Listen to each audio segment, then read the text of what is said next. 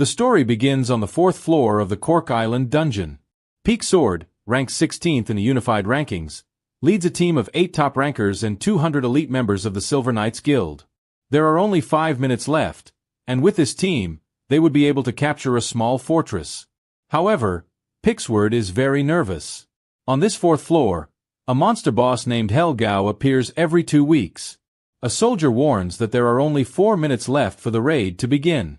The guild had spent a lot of time and money strengthening themselves, definitely much stronger than last time. But then, an intruder appeared on the scene.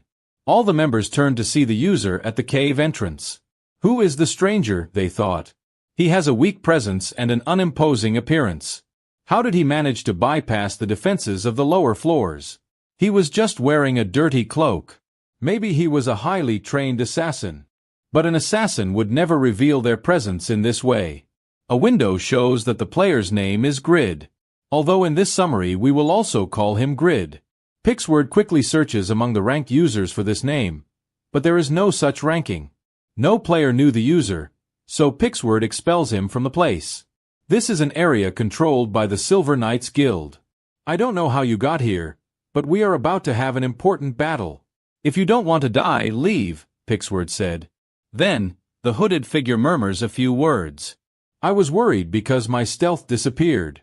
Maybe it's because of Helgao's presence. Then, I wouldn't need your cloak anymore, and proceeds to take it off, revealing an imposing armor. The group was completely stunned. The armor the player was wearing was impressive, perhaps of a unique grade, and even had a tail that seemed to have a life of its own. The members couldn't look away. Pixword grits his teeth and orders the player's expulsion, but then an explosion is heard behind him. He's here. The monster boss Helgao had appeared, towering over everyone with an intimidating presence. Windows show the monster's appearance. Helgao lets out a scream that instills fear, chaos, and weakening effects. Helgao's fire also reduced heat resistance by 50%. Then, the monster uses the Fire Pillar's ability, causing a massive explosion and wiping out a large part of the group.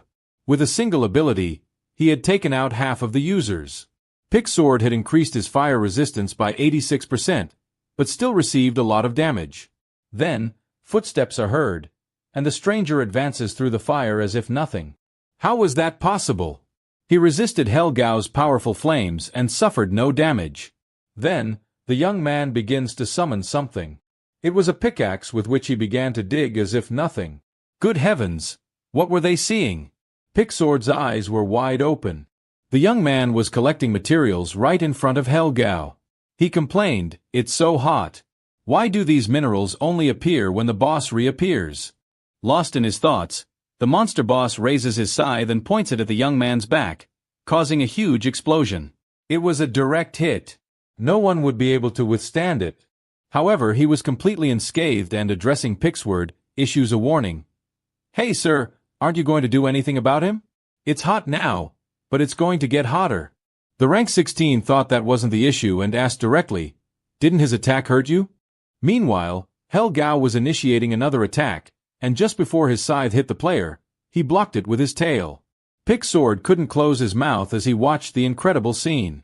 Grid explains that it was thanks to the item's effect, and as you must have already realized, the protagonist of this story is not Pixword, but the young man with the impressive armor, Shin Young-woo.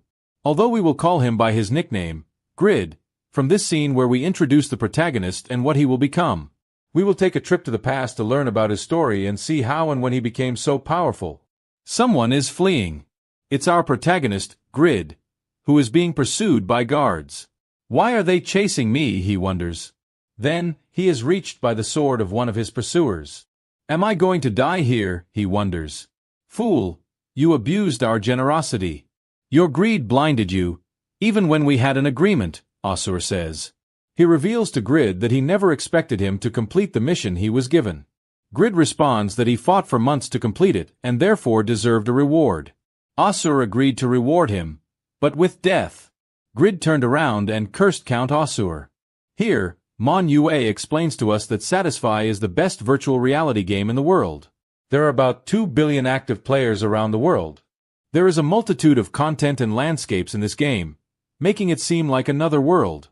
In Satisfy, there are countless unexplored places, and this was one of them, the cave of the extreme north, the deepest zone. A location with all kinds of equipment and items stacked, patiently waiting for someone to come and discover them, placing us at this location an hour before the chase scene. Grid, a level 73 warrior, celebrates finding an item to complete a Count Ossur's S-level mission. The protagonist was supposed to deliver the rare book of the legendary craftsman.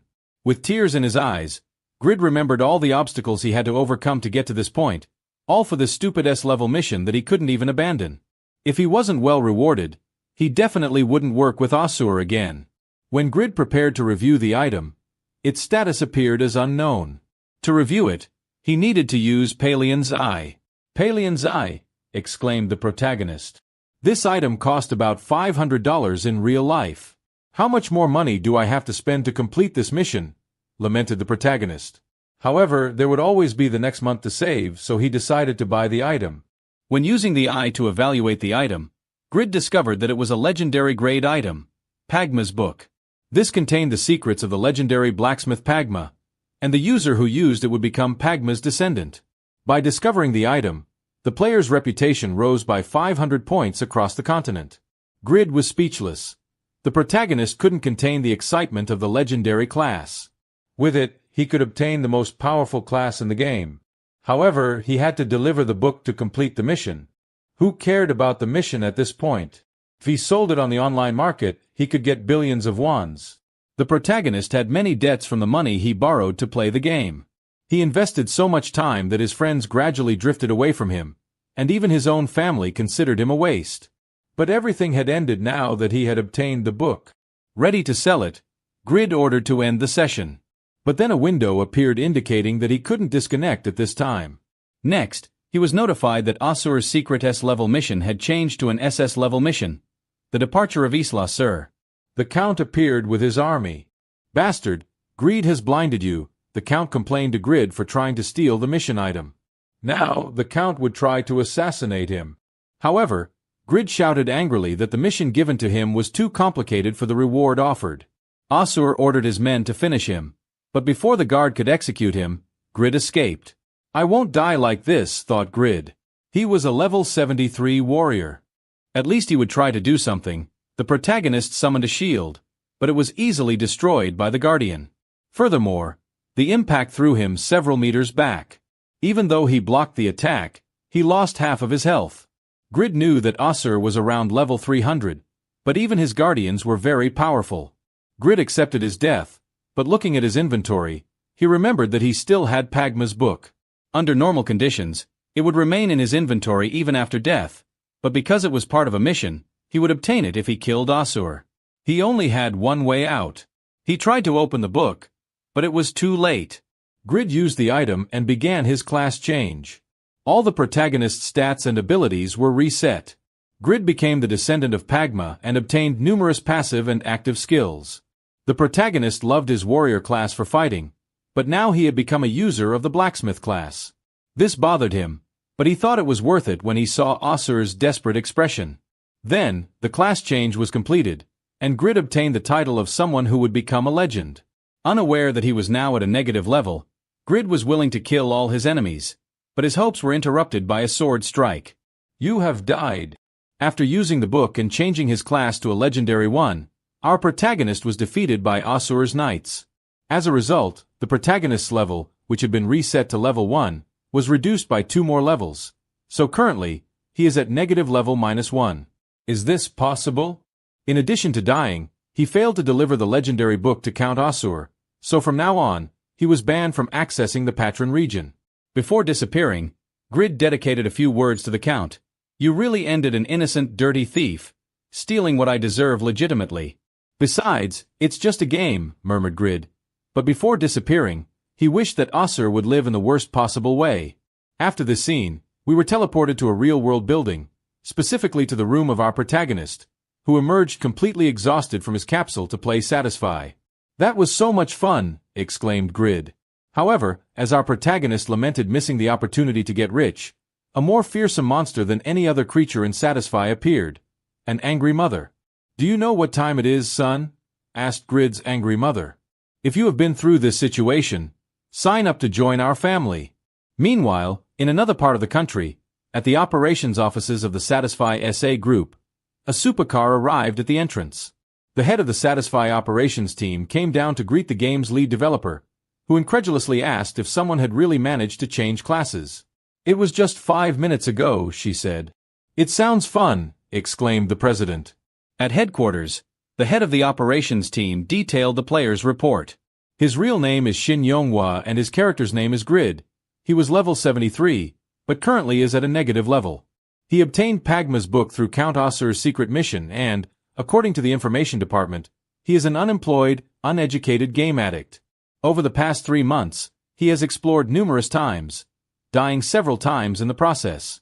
Although we were instructed to carefully examine the legendary class he just obtained, it seems that he obtained it legitimately through his obsession and determination in the game. The developer praised such persistence from the protagonist.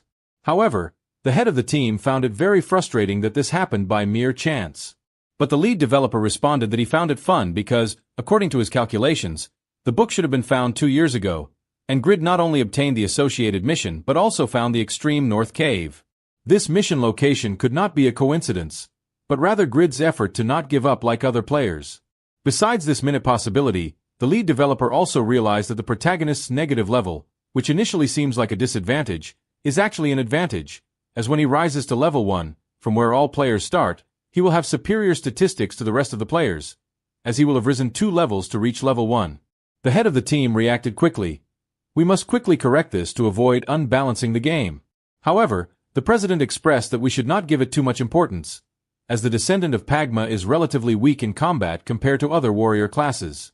However, after saying this, the president realized something.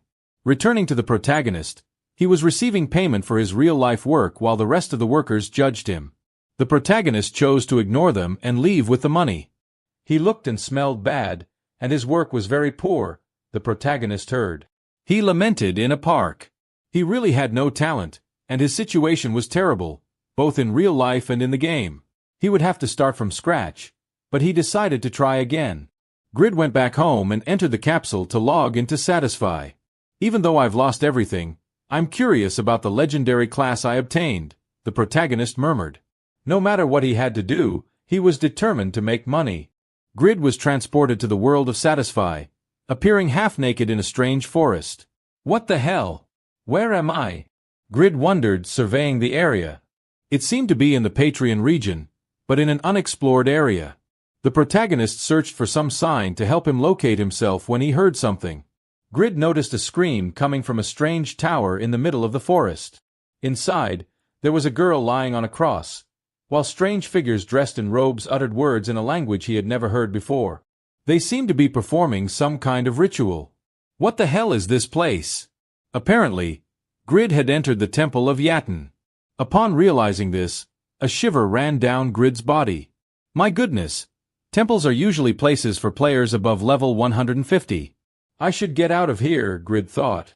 He opened his status window, which, in addition to showing his new class and title, indicated his current poor condition. However, upon reviewing the new abilities he had obtained, he came across a very interesting one. All items can be used, but other penalties will be applied outside the item restrictions. Grid had to test this, so he equipped his old armor and sword. It seemed that the ability worked, as Grid could use level 60 items, despite being at a negative level. The power to use higher-level equipment was accompanied by a significant increase in the protagonist's basic statistics, although restrictions for using higher-level equipment soon appeared to dampen his spirits. It didn't take long for the sword's attacks to be reduced by 30%, while the armor's defense decreased by 20%. Nevertheless, he still remained infinitely superior to the items he could use for his current level. It was at this moment that Grid realized how fantastic this new class he had unlocked was. However, a thought invaded his mind. If this dungeon is level 150, it means that everything around this area is at a similar level. A scream interrupted his thoughts. If this is the Temple of Yaten, these strangers must be followers of Yaten and seem to be in the middle of some ceremony. The level of these mages is much higher than what Grid currently possesses, so he is no match for them. However, it shouldn't be a problem if he leaves without being discovered. It was at this moment that someone touched Grid from behind. His first reaction was to strike with the sword. "Easy, kid. Are you trying to kill me?" whispered the unknown person. The stranger removed the hood and introduced himself as Doran, a secret guard under the orders of Count Stein. Apparently, he had come to rescue the girl lying on the altar, who was Count Stein's daughter named Irene and had been kidnapped by Yatin's followers during her vacation. "It's a complicated situation, but it's good to have someone on my side," said the guard Doran. Grid was about to reject the proposal immediately, but a new mission appeared: rescue the esteemed daughter of the Count. Reward: 3,000 gold and the opportunity to become the Count's son-in-law. If you fail, you will lose 2 levels. Damn it, another S-class mission, Grid thought. Doran thought that our protagonist must be a very powerful person because, in this situation where they were outnumbered by so many men, he remained steadfast, without a hint of fear. Grid found it strange and reviewed his passive abilities. Composure. The probability of falling under an abnormal condition is drastically reduced. Recovery speed is increased. Wow, Grid would have to take a look at the rest of the abilities later. It must be my lucky day. It really comforts me to have the support of a warrior like you, poor Doran thanked, unaware of Grid's situation. But if I don't go help no, the protagonist refuted. Faced with this response, Doran tried to insist once more, but the protagonist's answer remained negative. Doran was surprised by Grid's coldness and tried a little harder. The protagonist did not want to lose the 3,000 gold that the mission offered, equivalent to over 3.6 million Korean won, but, being logical, it was foolish to accept another S-class mission. Amid the heated discussion, Grid accidentally pushed a rock that fell on a follower of Yatin, killing him and triggering the mission to rescue Count Stein's daughter. Then, Doran joined him. Now they would have to face these dark mages if he didn't want to die. Doran offered to clear a path for the protagonist to rescue the young Irene, but there were many dark wizards. To make matters worse, due to the restrictions, Grid's current statistics were comparable to those of a level 34, so he had no chance against so many Yatin's followers. While lamenting his pitiful feeling, he was saved by Doran, who seemed to be very powerful, quickly dispatching a group of wizards with his daggers. This surprised Grid, and an idea crossed his mind. With him by my side, maybe I can survive. However, he immediately regretted that thought when overwhelmed by the number of enemies. Outnumbered, Doran reasoned that the best idea was to descend directly to the altar, so he pushed Grid. "I'm dead!" Grid shouted at the top of his lungs. But before hitting the ground, the guard used the levitate skill, surprising Grid. Although grateful to Doran for saving him, they were now right in front of the enemy. Yatin's followers began casting their spells, and facing a possible enemy counterattack, Doran dispatched the mages before they could finish their incantation. In response, some followers threw themselves against the intruders to buy time for the wizards. Meanwhile, the protagonist was no match in this battle, so all that was left was to cheer on the NPC. However, this had the opposite effect, distracting Doran, who was hit by an enemy spell. The only option left for Grid was to switch sides. "Actually, I've always wanted to become a servant of Yatin," murmured the protagonist. The black mages had prematurely sung victory, as the guard resisted the dark magic, surprising both Grid and the enemies. This time, however, it was Doran who attacked, but his attack was repelled by a shield. "Today is my lucky day," Grid was surprised to hear a female voice. Another player had appeared. "My S-class mission is to protect the ritual at all costs." I was afraid of how far they could go, but my opponent is an NPC named Doran, the girl said, excited. "I haven't felt this emotional in a long time." "I'm Yura. May I fight you?" she asked. It was Yura, known as the Blood Witch, the #1 player in Black Magic, and 5th in the unified rankings. She was a very famous Korean player, both in the game and in real life, often appearing on television. Why the hell is she here? Grid wondered. Yura launched an attack that our protagonists narrowly dodged and asked our protagonist, "Are you the one who accepted this S-class mission?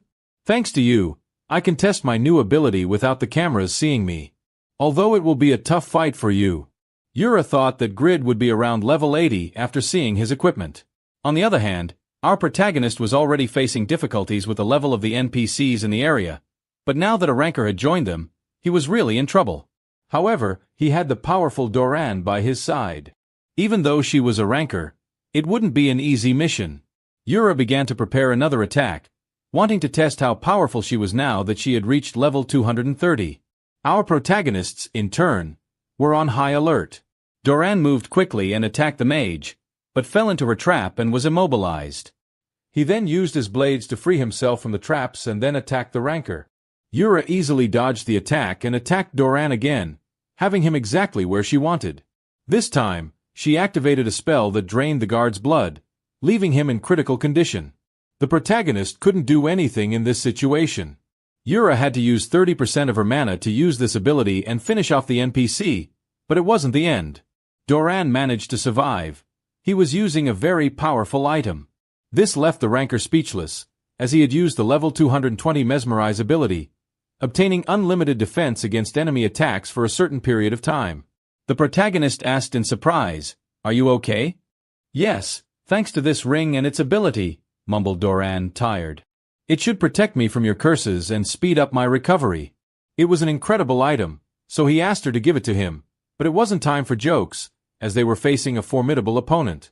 The guard attacked Yura again, who thought about preparing an attack to eliminate both of them once and for all.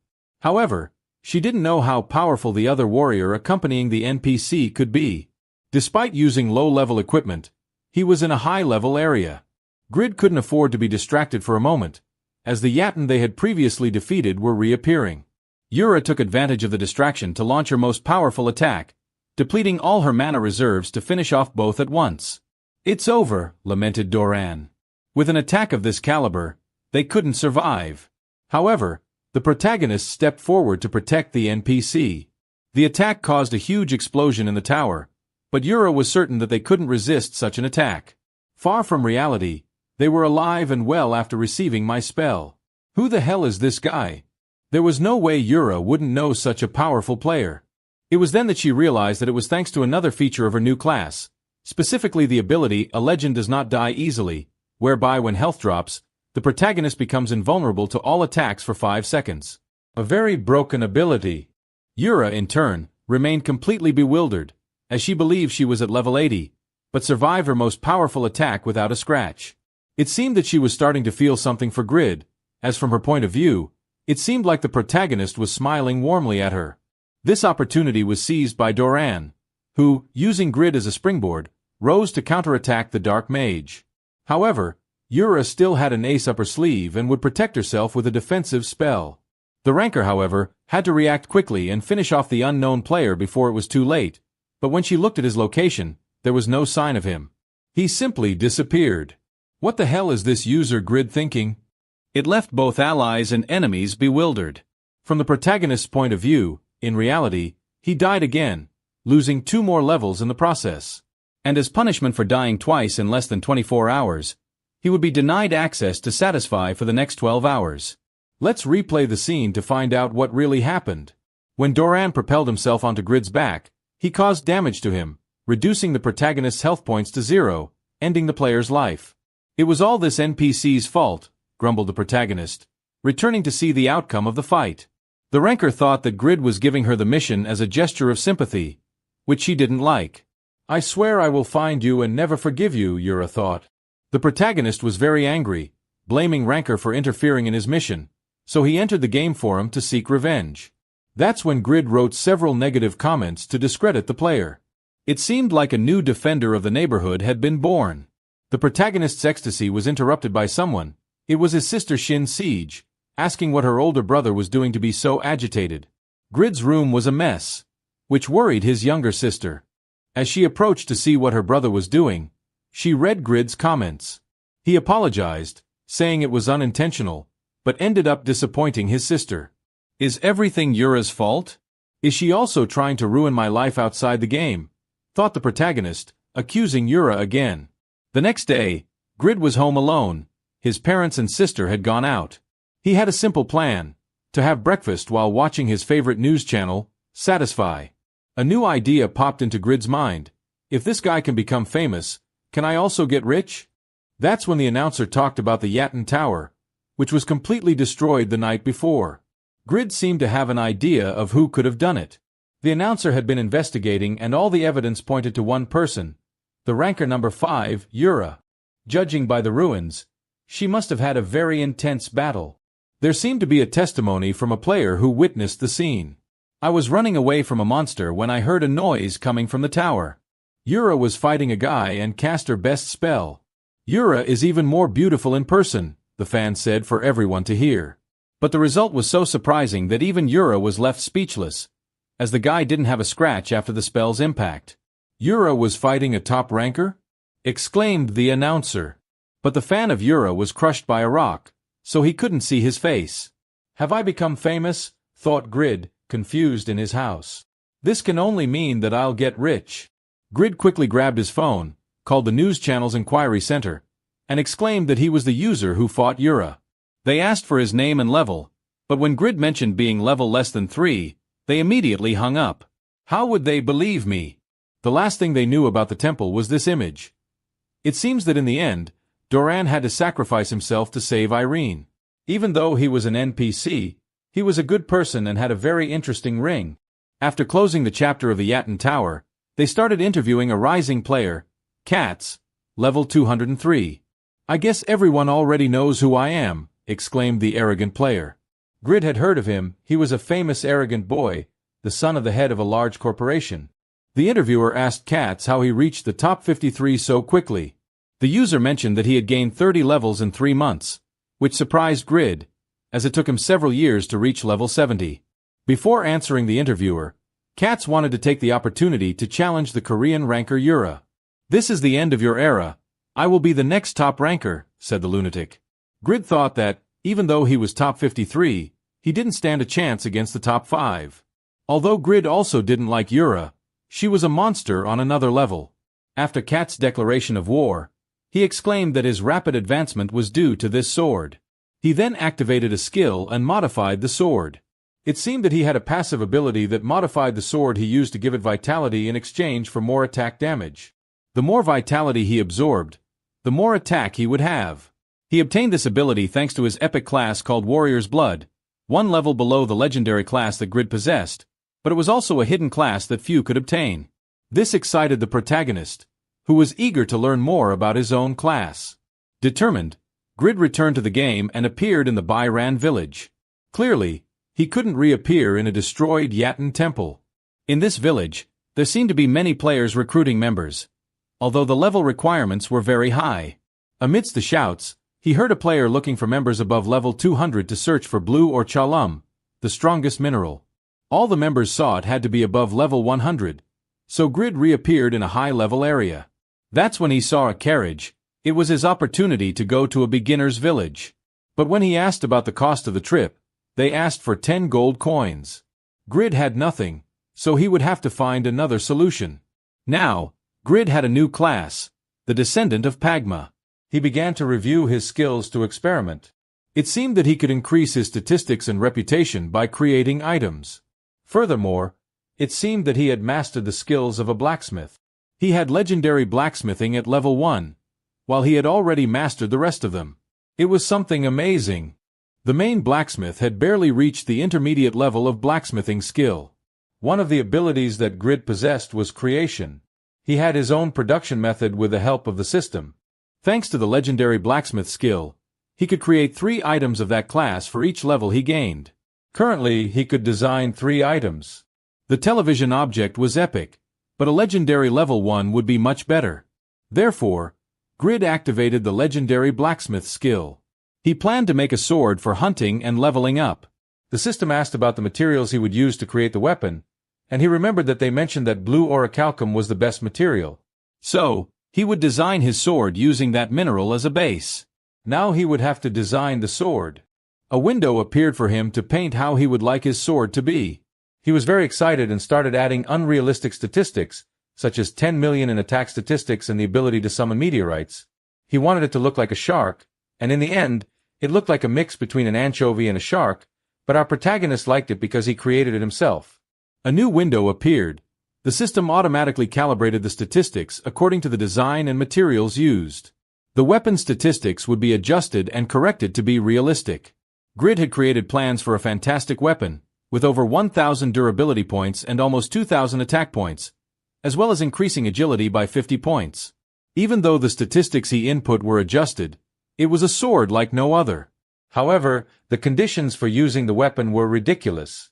It was necessary to be at level 300 or higher, have over 5,000 strength, and have advanced sword mastery at level 8 or higher. This was madness, as the top unified ranker had barely reached level 250 recently.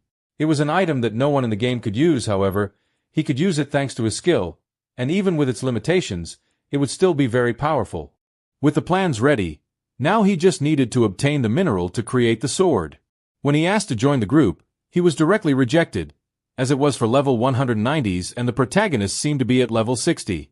Grid lied, saying he was level 100, and although he used lower-level equipment, his control was very good, so it didn't affect him much. From his appearance, they knew that the protagonist was probably lying, but before they could expel him from the place, another player arrived and said that his group would take care of the fight. Thus, Grid could take care of other things. It seemed to be the reign of the first place, the ranking of martial artists better known as Sacred Fists. The boy's level was 180, but in his class it was very difficult to level up, so it was an achievement. The protagonist thought he was lucky to be strong and handsome, but he was supporting him. So, he would swallow his words. "I could even take care of the cleaning," exclaimed excited Grid. The companion did not seem convinced, so they decided to test the protagonist's skills in a one-on-one fight against Regis. Grid was scared, so he quickly fled the scene, as he did not want to die again. Remember that in the previous chapter, Grid could not join the raid to obtain the mineral for his sword. Regis thought it would have been good to have him on the team and wondered why he left. Now the protagonist would have to resort to his initial plan of the carriage. But first, he would have to get some money. At that moment, he received a notification to name the object he had created a short time ago. He could not obtain the material, so he named it as a failure. Now that he knew he could create limited items, he would only design them when necessary and when he had the resources. This is the first video on the channel, the first of many, and for an excellent debut, bringing you a wonderful work, Overgeared. Leave a like so I know you liked it and bring the continuation of the anime here. If you don't want to miss the next releases, subscribe and leave a like. This is very important to us. In addition to the comments, which generate engagement for the channel, I await you in the next nerd recap. Trying to get some money, he went to a blacksmith's forge and tried to sell the plans for the object he had created. However, the blacksmith rejected him, thinking that he was belittling the work of the forge. Faced with the blacksmith's harsh words, the protagonist collapsed as he left the forge. Upon hearing his cries, the blacksmith came out and offered him work cutting wood to pay something to Grid. A new mission appeared for him, to cut 500 pieces of wood to obtain 10 experience and 20 bronze. Excited, he thanked the man and started working. It was a very simple mission, and it had been a long time since he had done one of that level. However, the game was very realistic, so failing to cut the wood was very likely. Maybe it will help to value the item with my new skills, thought Grid. Ancient Axe, Normal Classification, Durability 6, and Attack Power between 4 and 7. Understanding of the Ancient Axe is 100%. You have learned to use the old axe. Is it thanks to the passive skill? Thought the protagonist. He then realized that there was a spot on the wood indicating where to strike. Upon doing so, the piece split exactly in half, showcasing an incredible skill that Grid had achieved with just one strike. If one reaches the maximum understanding of a legendary object, they will become successful very quickly. But now he had to quickly finish the woodcutting mission. However, after 2 hours, Grid was completely exhausted, as the stamina of a level -3 was terrible, and he had only managed to cut 150 pieces of wood. Even though he was exhausted, he couldn't give up at this moment, as it was his last chance to leave the city. Grid picked up the axe again and struck once more, unlocking a new statistic, persistence. He couldn't easily tire, the equipment weight limit increased, the feeling of satiety increased, and it was a statistic that could be improved thanks to his effort. Grid had unlocked a legendary statistic and felt rejuvenated. Now he could finish the job. After 4 hours, Grid managed to finish cutting all the wood, and instead of 500 pieces, he had cut 1,000, all in 6 hours, surprising the blacksmith. Despite my appearance, I am also a blacksmith, Grid revealed to the Lord, which he thought would be a lie. Then, he offered him another mission. He would have to mine 80 iron minerals to believe in him, and as a reward, he would get 55 experience points and 50 affinity points with a blacksmith. It was his opportunity, as if Grid completed the mission, he would be able to level up to level 0. When he arrived at the mine, he was completely exhausted, as he had to walk for almost 4 more hours to get there. The miners thought that, due to his frail body, he would hinder more than help, so they sent the protagonist to a corner to try to imitate the professionals. But when they heard how he struck with the pickaxe, all the miners turned around. As with each blow the protagonist made, new iron ores appeared. The miners were amazed, as an incredible miner had been born. After a while, Grid managed to mine a total of 170 iron minerals. Grid celebrated with great enthusiasm for having achieved it, and all this was thanks to his persistence. After completing the mission, a notification appeared that Grid had leveled up to level 1. Now that he had finally leveled up to level 1, his punishment stats were restored to a normal state, in addition to adding the stats of a descendant of Pagma. But when Grid reviewed his stats, he was greatly shocked, as the normal stats of a level 1 totaled 22 points, but as a descendant of Pagma, he had a total of 165 points, combining all his stats. Additionally, he had 40 extra stat points that he could add to other attributes. This was because, upon leveling up, one obtains 10 stat points that can be allocated to improve their avatar, but as he started from level -3, he had to level up 4 times to reach level 1. "Astounding!" exclaimed our tired protagonist upon returning to the blacksmith smith. His perception of Grid completely changed after completing the missions assigned to him, increasing the affinity with the blacksmith by 60 points and the reputation in the village of Byran by 200. Upon returning to the village, the behavior of Lord Smith changed completely. The protagonist asked him to teach how to create an item that sells well. The blacksmith agreed and showed a Yafa arrow. At first glance, it looks like a normal arrow, but it has the Yafa mineral mixed with the arrow steel, giving it the effect of ignoring part of the opponent's defense, essential for missions against golems that drop the blue orichalca mineral. The protagonist proceeded to use his appraisal skill on the arrow, gaining an 89% understanding of the arrow, being able to use it skillfully. Apparently, he will have to disassemble it and understand the production method to fully comprehend it. Fortunately, the blacksmith smith will help understand the process after the blacksmith's explanation of metal casting to create the arrows. The protagonist starts working. Thanks to being a descendant of Pagma, he receives instructions on how to perform each process carefully. He is sensitive to temperature, being able to measure it accurately, and the temperature appears in a window. After finishing the casting process, he gains 80 experience points and increases his affinity with the blacksmith by 30 points, earning 3 Yaffle ingots as a reward. Blacksmith Smith is surprised by Grid's ability to perform the process perfectly on his first attempt. "It's as if Pagma is resurfacing," said the excited blacksmith. Grid, on the other hand, thought it was not his reincarnation, but rather his successor. With the mission completed, he also levels up, now being level 2. Smith continues to explain the process of creating the arrows. The next step is to create the tips, and in this part, he must be very careful, cleaning the impurities that may have formed to then join them with the shaft and feathers, creating a perfect balance. After learning the production method of the Yafa arrow with the blacksmith, thus increasing his understanding to 100%, it is Grid's turn. However, Smith forgot to teach him how to create the arrow shafts, but this will not be necessary, as the protagonist increased his understanding to 100%, adding a new item to his production list, which he hopes to fully complete someday. While the metal cools in the molds, the protagonist creates the arrow shafts and feathers. Smith is surprised that he managed to do this after only seeing the process once. Returning to the arrowheads, Grid would add a step to the production, making the Yafa arrows even more resilient, surprising the blacksmith, as it is not an easy process. In an instant, Grid managed to create better arrows than any other to sell them at a higher price. Given that a normal Yafa arrow usually costs 6 silver units, but the protagonist would have to stand out in order to sell at a higher price. With the improvement in arrowheads, it was time to assemble them with a shaft to finalize the arrow. In doing so, a skill of Pagma's descendant, the legendary blacksmith's breath, is activated, increasing the weapon statistics created by 5% when Grid is focused, and there is a chance that the created object will obtain special characteristics. Grid didn't know what was happening, but upon finishing, he had created a special Yafa arrow, which had the possibility of completely ignoring the opponent's statistics, in addition to having incredibly improved attack damage.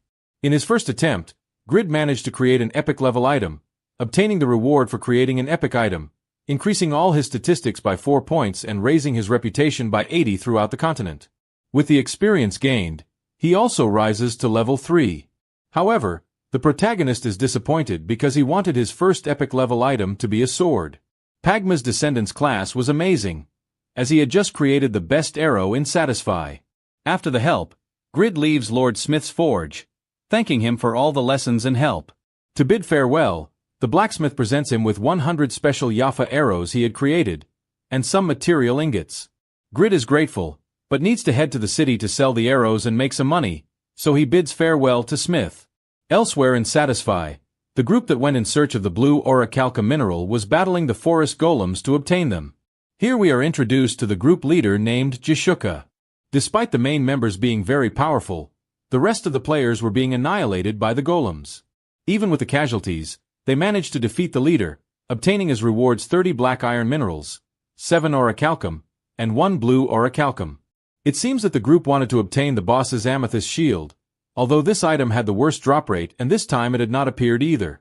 75 members of the group had been defeated during the mission. It was the 4th raid they had made, and with so many casualties, fewer and fewer players were showing up. The Sadaka group was formed only by high-level rankers, but the size was reduced, so they were not as well known. They needed the amethyst shield for another linked mission, but they had no luck with the drop of this item. In response, the leader ordered the group to focus on leveling up individually. They would have to level up 15 levels in the next 3 months if they didn't want to die. After the meeting, the leader went to buy more Yafa arrows, but when the seller showed her the arrows for sale, there were some more expensive than the rest. They were 3 times more expensive than the common Yafa arrows. When she saw the color of the arrows, she was surprised. They were purple arrows, which meant they were of epic level, capable of completely ignoring the enemy's armor. She had already spoken to numerous blacksmiths to make something similar, but no one had the level to do it. If they hadn't created them, there was a blacksmith who surpassed the best blacksmiths in Satisfy. She had to make an offer immediately for these arrows. Therefore, the leader Jishuka sent out an announcement to the guild. They had to find this blacksmith before other guilds did, as he was the best blacksmith on the entire continent, and all the guilds would cause chaos to recruit him. The news spread quickly and soon reached the ears of Panmir, the number 1 ranked blacksmith. The game had described Grid as a master craftsman, something not even the top-ranked person was called in the descriptions of Satisfy's history. Only 2 people had managed to create an epic item, and he was the first person to do so, putting all his effort into the forge. But who was this new blacksmith? Panmir wondered. The next day, the protagonist woke up early to go to the employment office. There were many people, and they were always ahead of the protagonist in tasks. He tried his luck the next day, but was exhausted. Before leaving, he was stopped by his father, who asked him to sit down so they could eat as a family. If he did that, his father would pay him what he earned in a day's work. The protagonist was very grateful for the family he had and asked his father to pay his debts, receiving a pot of rice on his head as a response. After that, Grid returned to Satisfy, having hardly rested at all, but he needed to play. When he opened the market to see at what price his arrows were sold, he was completely surprised. The winning bid bought his arrows for 72 silver coins per unit, which was 12 times more expensive than a normal arrow. Multiplying this by the 99 arrows he sold, it totaled 71 gold coins and 28 silver coins. A madness.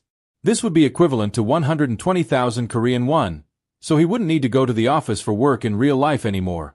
He rushed to claim his 71 gold coins, but there was a commission for selling epic items in the market, so he received 60 gold coins and 59 silver coins. A new idea came to Grid's mind. If he could make money selling items, he wouldn't need to leave the city.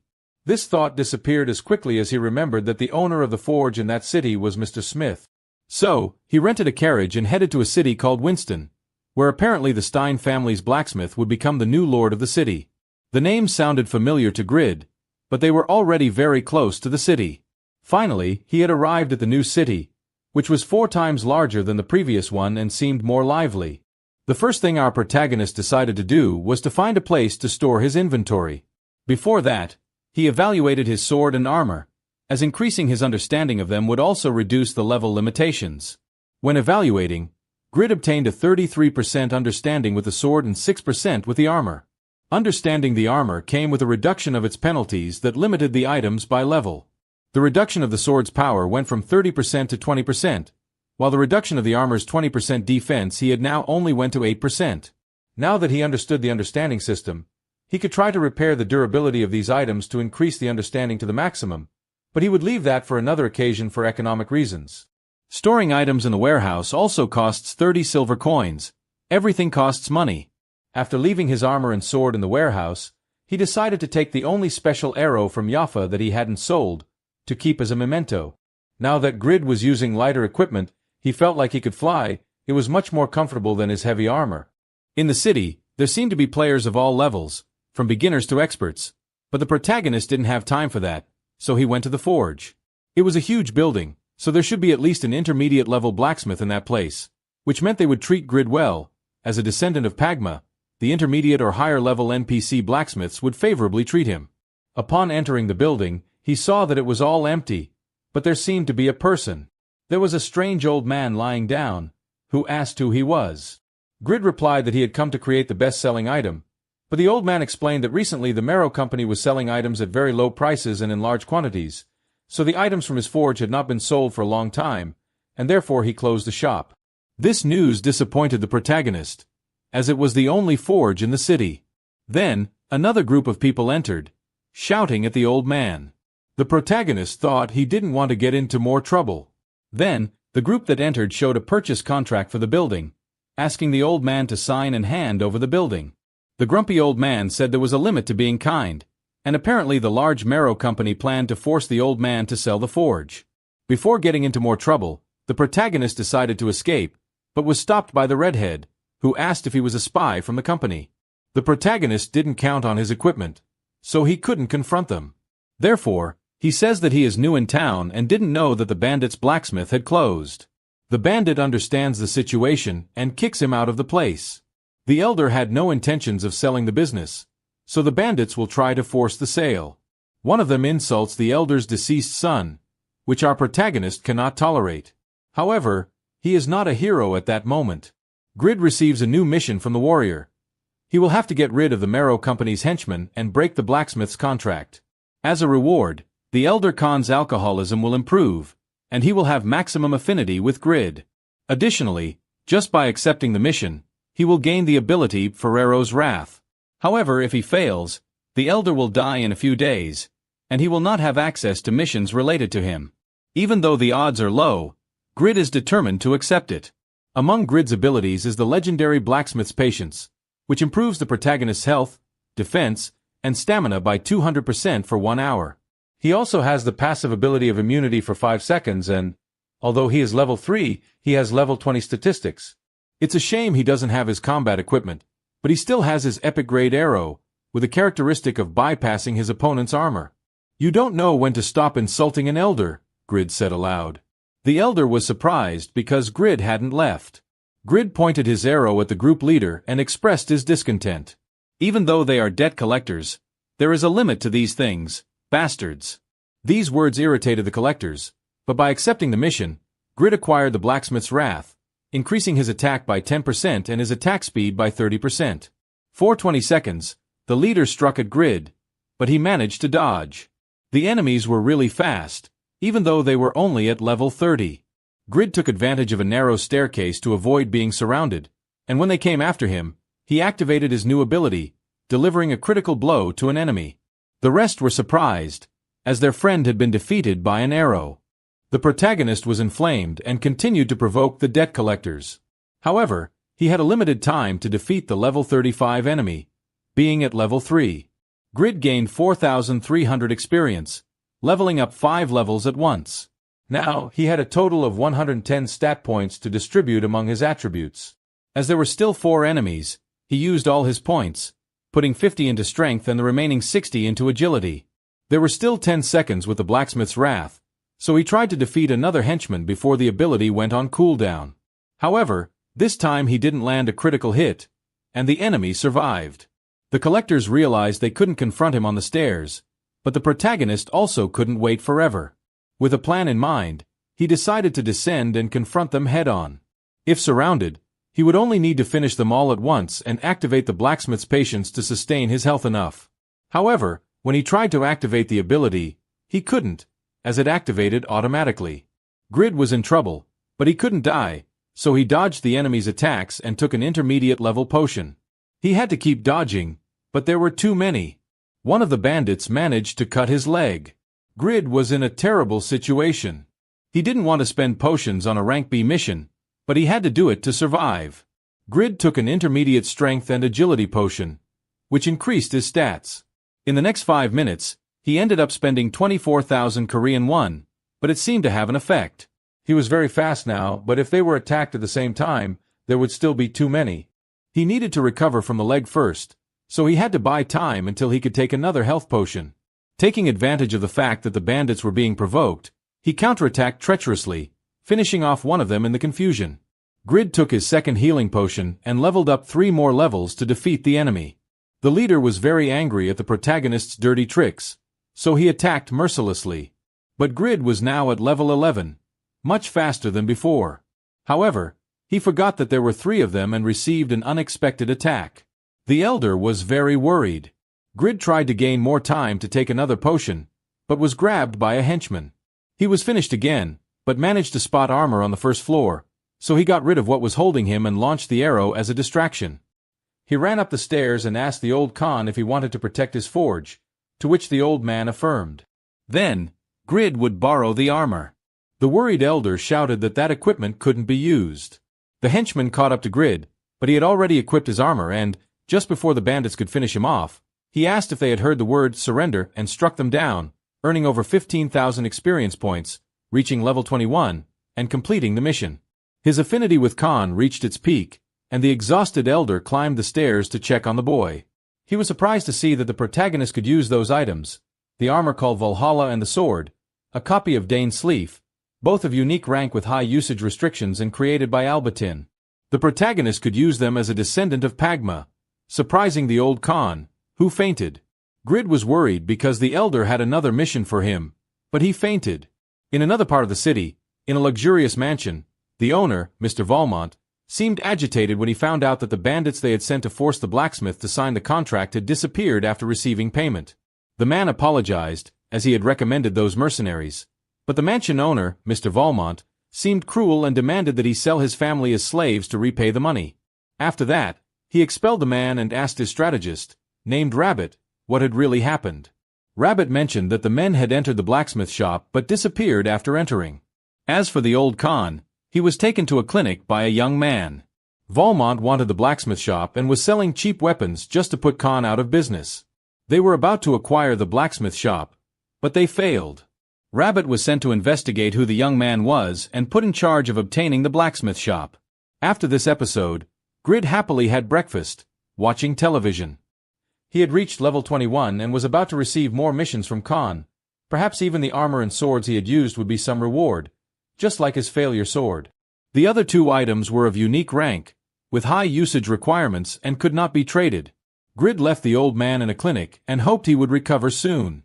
Later, Grid returned to Satisfy, reappearing in front of the clinic. Khan was happy to see him. The old man seemed to have recovered.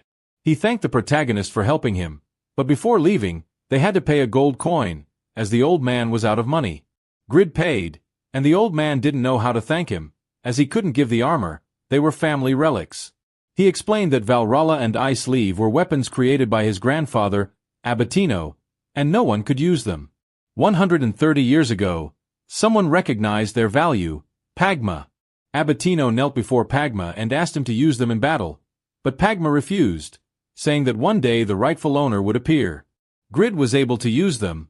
How did he do it? He asked Grid. Then it was his chance to obtain the items, so he took it and mentioned being a descendant of Pagma. The old Khan was moved to hear this. Another mission appeared for Grid, with which he could obtain the sword as a reward. Grid was very disappointed, but the old man needed proof. It was a great coincidence. Just like his descendants, they met. The old man took out alcohol to celebrate, but Grid took it from him, as Khan couldn't drink anymore. At that moment, Rabbit entered on behalf of the Marrow Company. Grid took the opportunity to store the bottles in the inventory and sell them. It seemed that this time they only wanted to talk. Khan couldn't pay a debt of 600 gold coins owed to the company, but he also didn't want to sell his building. They proposed a blacksmith competition, a Marrow Company blacksmith against the old Khan. It was clearly a trap, because they had certainly found a better blacksmith than his old one. But the old man accepted the duel on the condition that his successor would fight, as he was already old and wouldn't be able to compete. With this excuse, he ended up presenting the protagonist as his successor. Grid quickly rejected the idea, but was interrupted by another mission. If he won the duel, he would obtain 600 gold coins, equivalent to 720,000 Korean won. Grid quickly changed his mind, murmuring that he would crush them all. They reached an agreement and would soon provide more information and the location.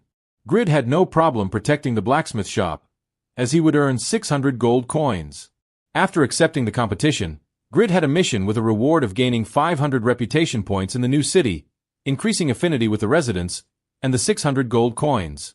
However, if he failed, the protagonist's reputation would plummet to the minimum, and Old Khan would be forced to hand over his blacksmith shop to the Marrow Company. In the protagonist's thoughts, he already visualized his victory. I am a legendary blacksmith capable of crafting epic items. This competition will be no problem, thought the excited Grid. His thoughts were interrupted by the Old Khan, who brought weapons to train the protagonist's forging skills. Grid asked the old man why he didn't report the extortion he suffered from the Marrow Company. Khan replied that the Lord was also part of the scheme, receiving bribes from the company. Grid proposed to directly contact Count Stein, as Winston was part of his territory. However, the old Khan also tried and failed, as the Lord always interfered. The only viable solution was to win the competition. So, Grid asked the old man to trust him, as he would not disappoint him. The emotional old man agreed, and the image of his deceased son came to mind, as the resemblance to Grid was inevitable. In fact, Grid was just forcing him to accept the mission, but the old Khan reminded him a lot of his grandfather, both in attitude and vocabulary. Therefore, he would strive to the utmost for the competition after playing all night. Grid emerges from his capsule. Playing Satisfy was different for Grid than for the blacksmith Smith, but even though he was so old, he retained extraordinary skills like those of an advanced blacksmith. Grid wanted to learn from him, but what am I thinking? He corrected himself. The drowsy adventurer Grid went to have breakfast with his parents, who were very happy to spend more time with their son lately. But Grid suddenly asks about his grandfather. His parents are shocked by their unfeeling son, who never cared about anyone, was starting to change for the better. The grandfather was fine. So, Grid proposes to visit them together soon. Meanwhile, at the Marrow Company, the owner throws food to Rabbit. Why do you do unnecessary things? Rabbit scolded, reprimanding the family strategist. The move Rabbit had made didn't make sense in Valmont's eyes. Rabbit explains the situation. The residents greatly respected the old Khan, so the Marrow Company had to create the impression that their skills were superior to Khan's. So, they gave him one last chance. This way, they will improve the company's image. A smile appeared on Valmont's face. This way, we can attract royal clients, and it wouldn't be so bad, exclaimed Valmont. But before that, he had to ensure that the rival couldn't win. Rabbit's investigations indicated that the boy representing Khan is an ordinary person with no reputation, so the company prepared a craftsman who would definitely win. Even if he was a nobody, the company had to send their best blacksmith. Meanwhile, at Khan's forge, a guest questioned Grid's appearance. Is it true that this boy took down Bale and his men? He looks more like a weak and innocent young man to me. Grid asked him to be more discreet if he was going to criticize him. Then, some concerned citizens entered the blacksmith shop. Old Khan, this announcement is all over the city, they exclaimed. Apparently, the Marrow Company had made the competition public and did it in a very friendly manner, because even if they won, the company was willing to let Khan continue working at the forge, so they tried to coexist with the residents of Winston. The citizens' view of the Marrow Company was starting to change, and they were willing to give Khan a chance, and the conditions were quite good in the eyes of the people. They seemed to respect the old Kansas. This thought is completely destroyed by Khan, who tears up the announcement, asking if they had forgotten that the company had monopolized the business, impoverishing the city of Winston. The citizens retract, as they had fallen for the Marrow Company's trick again. It seems that our protagonist had also been deceived by the company's intentions. At this moment, a stranger interrupts Grid's thoughts. According to what I heard, the Marrow Company bought and traded the residents' lands. Grid realizes something that the rest couldn't see. According to the mark on his head, this person was another user. The stranger continued with his speech. The company offered to buy the forge, but you decided to stay for your personal interest. The rest of the citizens immediately jumped to defend their blacksmith, but the player calmed them down. I'm not here to fight. The company's priority is obviously to make a profit, but they can create a symbiotic relationship. After all, the company cannot survive without the residents. This speech calmed the inhabitants, who discussed that if the company benefited, the city's situation would also improve. Grid was surprised. It completely changed the flow of the conversation. "Who is this boy?" Oldkin thought the young man was an interloper and asked for his name. The boy introduces himself as Yoroi. Ken agreed with Yoroi's speech. In the long run, it would be better to have a symbiotic relationship with the company. However, Winston was part of Stein County, which had a local statute called the People's Rights, which protected its inhabitants against external investors. After Khan's explanation, Yoroi realizes that the company ignored the will of Count Stein, monopolizing information and development. Therefore, the responsibility fell on the city lord. Khan was satisfied after making the young man understand the city's situation. After that, Yoroi volunteers to present to Count Stein the tricks of the Lord of Winston and the Marrow Company. Yoroi managed to capture the residents' expression with just his words. Grid wondered how he had managed to do that. He had not received a mission from the residents of Winston, but he himself forced the residents to give him the mission to deliver the message to the Count. Then, Grid stopped the player and asked directly, "I know you came from the Marrow Company. Why did you change sides?" Instead of answering, Yoroi showed the mission he obtained from the people of Winston. He had to escape from the Marrow Company and reveal the situation to Count Stein, but the surprising thing was the rewards. He would obtain the title of Apostle of Justice, maximizing his affinity and reputation in Winston, in addition to receiving a gift from Count Stein. The jealous protagonist asked him to teach him how he got such a good hidden mission. Yoroi has no problem speaking the truth, the freedom that exists in Satisfy. If you actively communicate with the NPCs, you can obtain related missions. It's a method that we, the old players, know very well, so it's normal that you don't know it, explained the adventurer. But the embarrassed Grid revealed that, despite being a very experienced player, he was totally unaware of this trick, which made Yoroi burst into laughter. "You are very funny. Let's be friends," he proposed amidst laughter, but Grid was very embarrassed, so he immediately disconnected to avoid further embarrassment. Yoroi hoped he wasn't angry.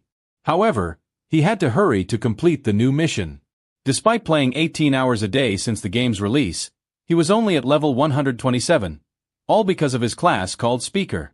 With this class, the only way to attack is with a skill called Malicious Tongue.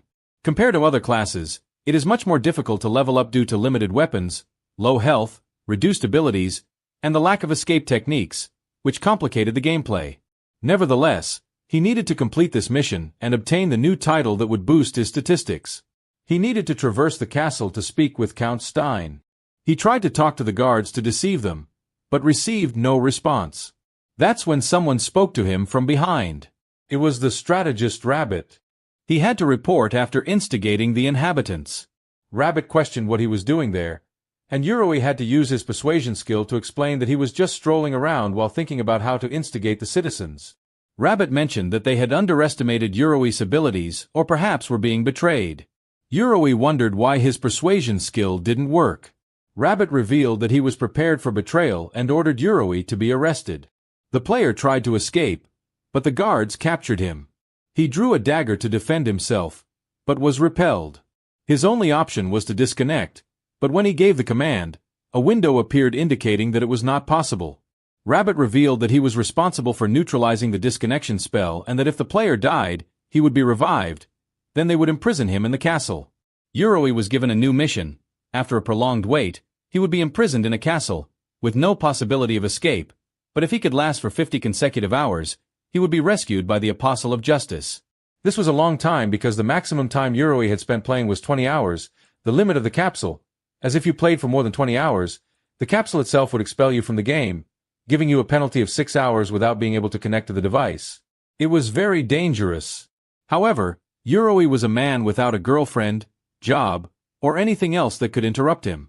If he put the capsule in trance mode, maybe he could resist the full mission time, he thought.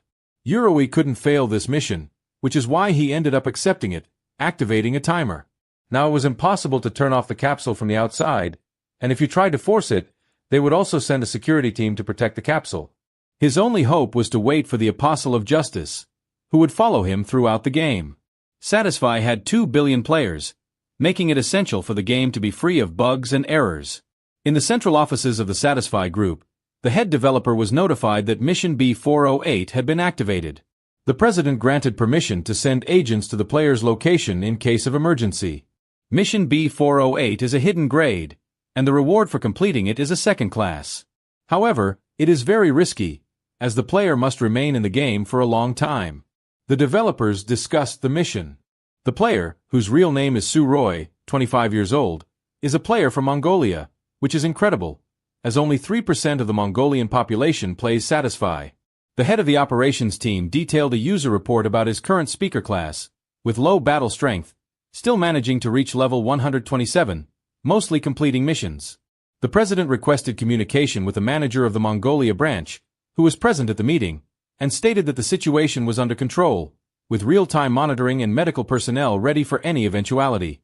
The Mongolia manager also communicated that the country's government was aware and willing to collaborate but suggested that the news be released to the media, as the first player with 2 classes would be Mongolian, which could boost the market in the country.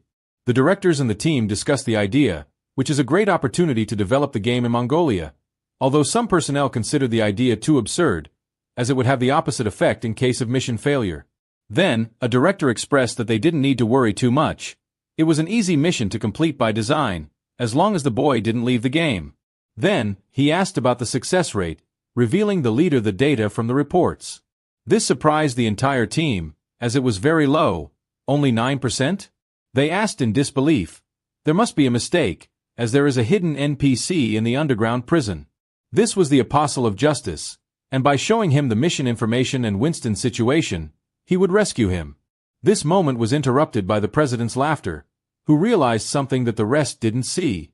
There was a variable in the way, as it was assumed that Roy should only share the information with the Apostle of Justice, but he revealed the information to another user. Who was the player? Meanwhile, our cheerful protagonist cried drunkenly at a street post. How could he have betrayed him like that? Oldkin gave him such a good mission to a stranger, even when I paid for the doctor. He vented. Then he arrived home at 1 in the morning, so he couldn't make noise. He should let us know if he's going to be out so late. Apparently, Grid's sister was waiting for him, worried because no one was in the capsule, but then she noticed the smell of alcohol emanating from her brother. Drunk Grid was happy that his sister was worried about him, but she told him to take a shower and go to bed, as it was clear that Grid was not in his best state. Returning to the Satisfy offices, a director expresses that it's not possible to complete this mission. The president soothes the disappointment of one of the directors, but even if he wasn't the Apostle of Justice, they still had the grid, a new variable in the game. This didn't cheer up the director, as the player in question was only level 21.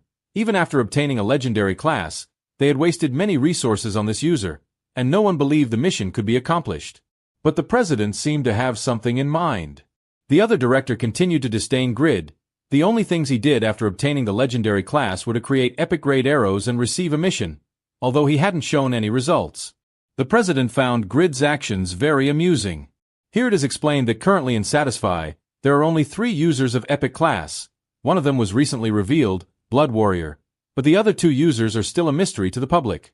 The first user to obtain the epic grade class had not yet been identified, while the second user revealed himself to maintain his 7th place in the rankings. For this reason, the Satisfy community has been debating what the other 2 epic grade classes are and, above all, who was the first player to achieve an epic class. Remember that they still don't know that the protagonist has achieved an even higher grade class, the legendary class. Meanwhile, in the Aquero dungeon, some players try to recruit another player. Join our group. If you join, we will give you all the loot. The girls in the group thought they were going too far and that the men were very stupid, as all the men were drooling over a girl since she arrived. The player introduced herself as Euphemy and exclaimed that she would join the guild with the strongest players, then asked them to show their powers. This proposal further excited the men, but they were interrupted by a monster's cry, an opportunity they would take to show their skills. "We will be the only ones to have Lady Euphemy," exclaimed a group. The users began to use their most powerful abilities in order to impress the player, finishing off the monsters. However, in Euphemy's eyes, they were very average abilities, a thought that was interrupted by an ability behind her. She heard a loud bang caused by someone's ability. "Who is this user?" asked the girl. It was a user with a very powerful ability, perfect for defeating Piero, thought the player. Then she activated her duplication ability, and windows appeared indicating that the level 3 Frenzy Vortex ability had been successfully duplicated. This ability generated a vortex for 5 seconds, causing a lot of damage per second. After duplicating it, she could use this ability once and keep it in her arsenal until she used it. Here her identity is revealed, Euphemina, level 90, also known as Duplicator. The user asked if she would join their group after such a display of power, but as she turned around, they realized that the player had disappeared. She was somewhere else. She had prepared for 63 days for this S-class mission.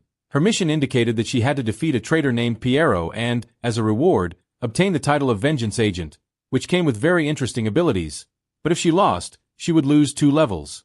Euphemina was ready to start the mission, so she opened the door, concerned about the powerful NPC she would have to fight. Inside was the strongest knight in the Empire, Piero. Piero noticed the intruder as the player prepared to complete the mission. Spears fell from the sky onto her. Euphemina used an ability called Tartan and summoned a kind of golem. It was the most powerful defensive ability, known only by the first place in the Guardian Knight's ranking. The player could use the duplication ability 3 times a day. After copying an ability, she stored it in her repertoire and could use it once. The player spent 2 months copying the abilities of the top-ranked players, so she currently had 50 high-level abilities in her list. Although she could only use them once, they were very powerful abilities. "It's more than enough to finish this," exclaimed the player. And here is when she reveals that she is the first user of an epic grade class. Euphemina used another ability on Piero, which generated a great impact. But it wasn't enough. Piero resisted. Then the player chained the spell she had recently copied, generating a huge explosion, but she was sure he was still alive, so she continued chaining powerful abilities, one after another, causing great damage to the dungeon. The girl wondered if she had managed to defeat him, but she hadn't received the mission completed notification yet, so the NPC was still alive after using so many high-level skills. She had consumed a lot of mana, so she used the levitation ability. Now she needed to keep her distance to recover her mana with potions, but her thoughts were interrupted by a quick counterattack from Piero. How was it possible that he was completely unscathed? Piero was about to finish her off, but Euphemina quickly responded with another ability, one that generated illusions in the opponent. Euphemina took the opportunity to descend and recover, as she had saved this ability for an emergency. She thought she was trapped in the illusion, so now she could recover her mana with potions to counterattack with more skills. But some windows warned the player of the danger due to excessive use of skills. Your physical abilities have decreased, you cannot use skills for a while, all your attributes have decreased by 50%. What an inconvenient moment, just when she was about to complete the mission. However, she couldn't give up. There was still some time until Piero could recover. But when she looked up at the sky, she was surprised. Piero had broken free from the illusion and was now looking at her. "He's a monster," thought Euphemina. He wasn't strong enough, so she gave up the mission, losing 2 levels in the process and disappointing Asmal's trust. She had wasted 2 months duplicating skills in vain. She was very angry, as she had been so close. Then, an NPC appeared. "Are you Miss Irina?" "I bring a message for you," said the NPC. "A message?" asked the player. "We would like you to take on a task," exclaimed the NPC. So, she received a mission. The player was not at all motivated after losing to Piero, but upon reading the mission, she changed her mind.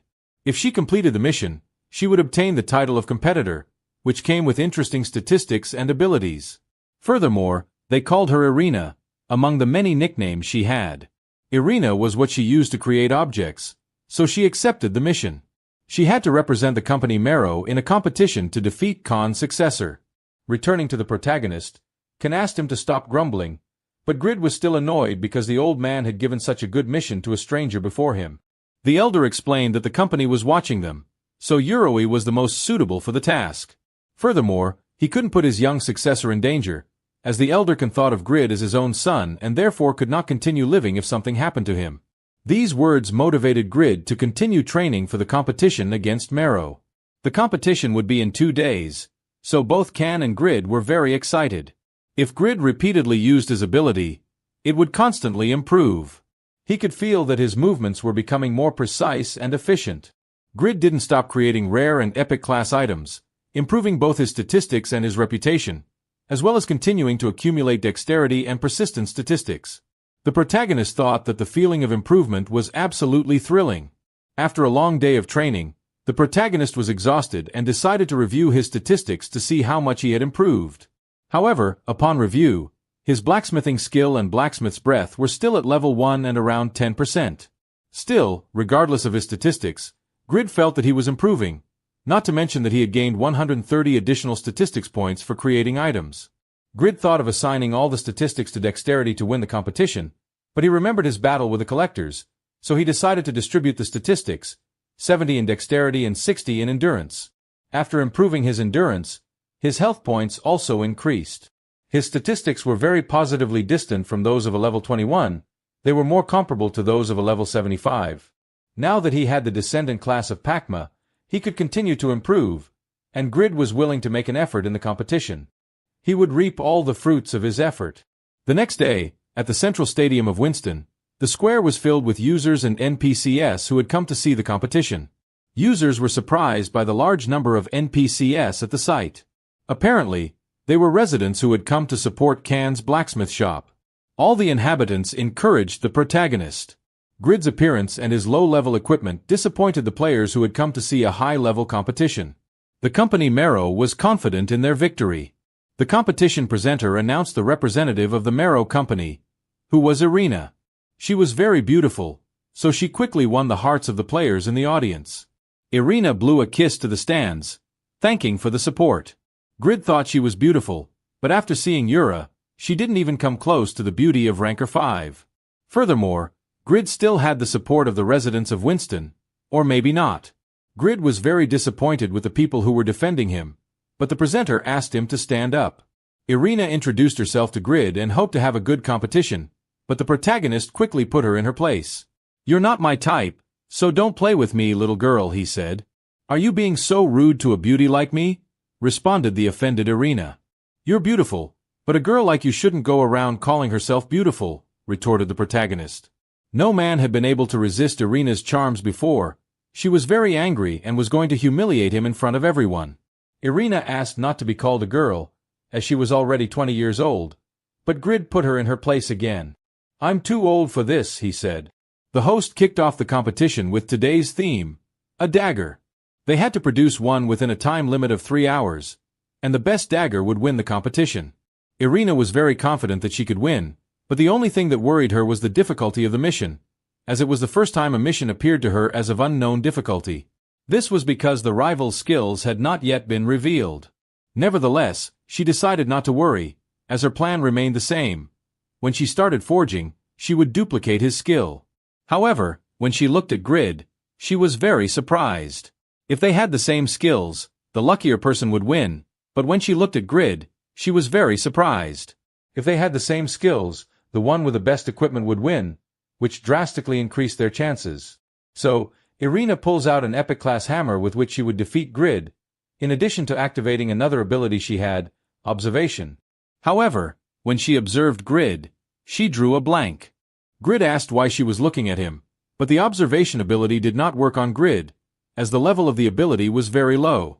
"This is impossible," exclaimed Irina, as she had the observation at level S and even managed to copy abilities from an advanced blacksmith when she was at level C. Was he a master blacksmith? "It can't be," she exclaimed. "In the world of blacksmiths, there are only intermediate blacksmiths, but there's no way my ability could fail." So, she thought there was only one explanation. Did he also have an epic class? But she dismissed that answer. That can't be. Agnes, Katz and I are the only epic class users. So, was he a unique class user? Irina wondered. She didn't know, but the only thing she was clear about now was that if things continued like this, she was going to lose. So, she quickly called Rabbit, asking for Grid's mentor to also participate in the competition. This proposal surprised Rabbit, but they had to do whatever it took to win. So, they explained the situation to the host, who quickly called Can to participate. Thus, Irina would face a 2-on-1 situation. Back to Grid, he thought he was being underestimated, but the Elderkin was grateful for the opportunity to participate alongside the blacksmith he respected to defend his forge. Grid also became emotional and started working alongside Kansas. This was seized by Irina, who focused on the Elderkin to copy his skills, satisfactorily obtaining advanced craftsmanship, the blacksmith at level 2, being able to use it once during the competition. Irina thought she would have a similar level to Grid's, so now she had to work on her dagger and leave the rest to luck.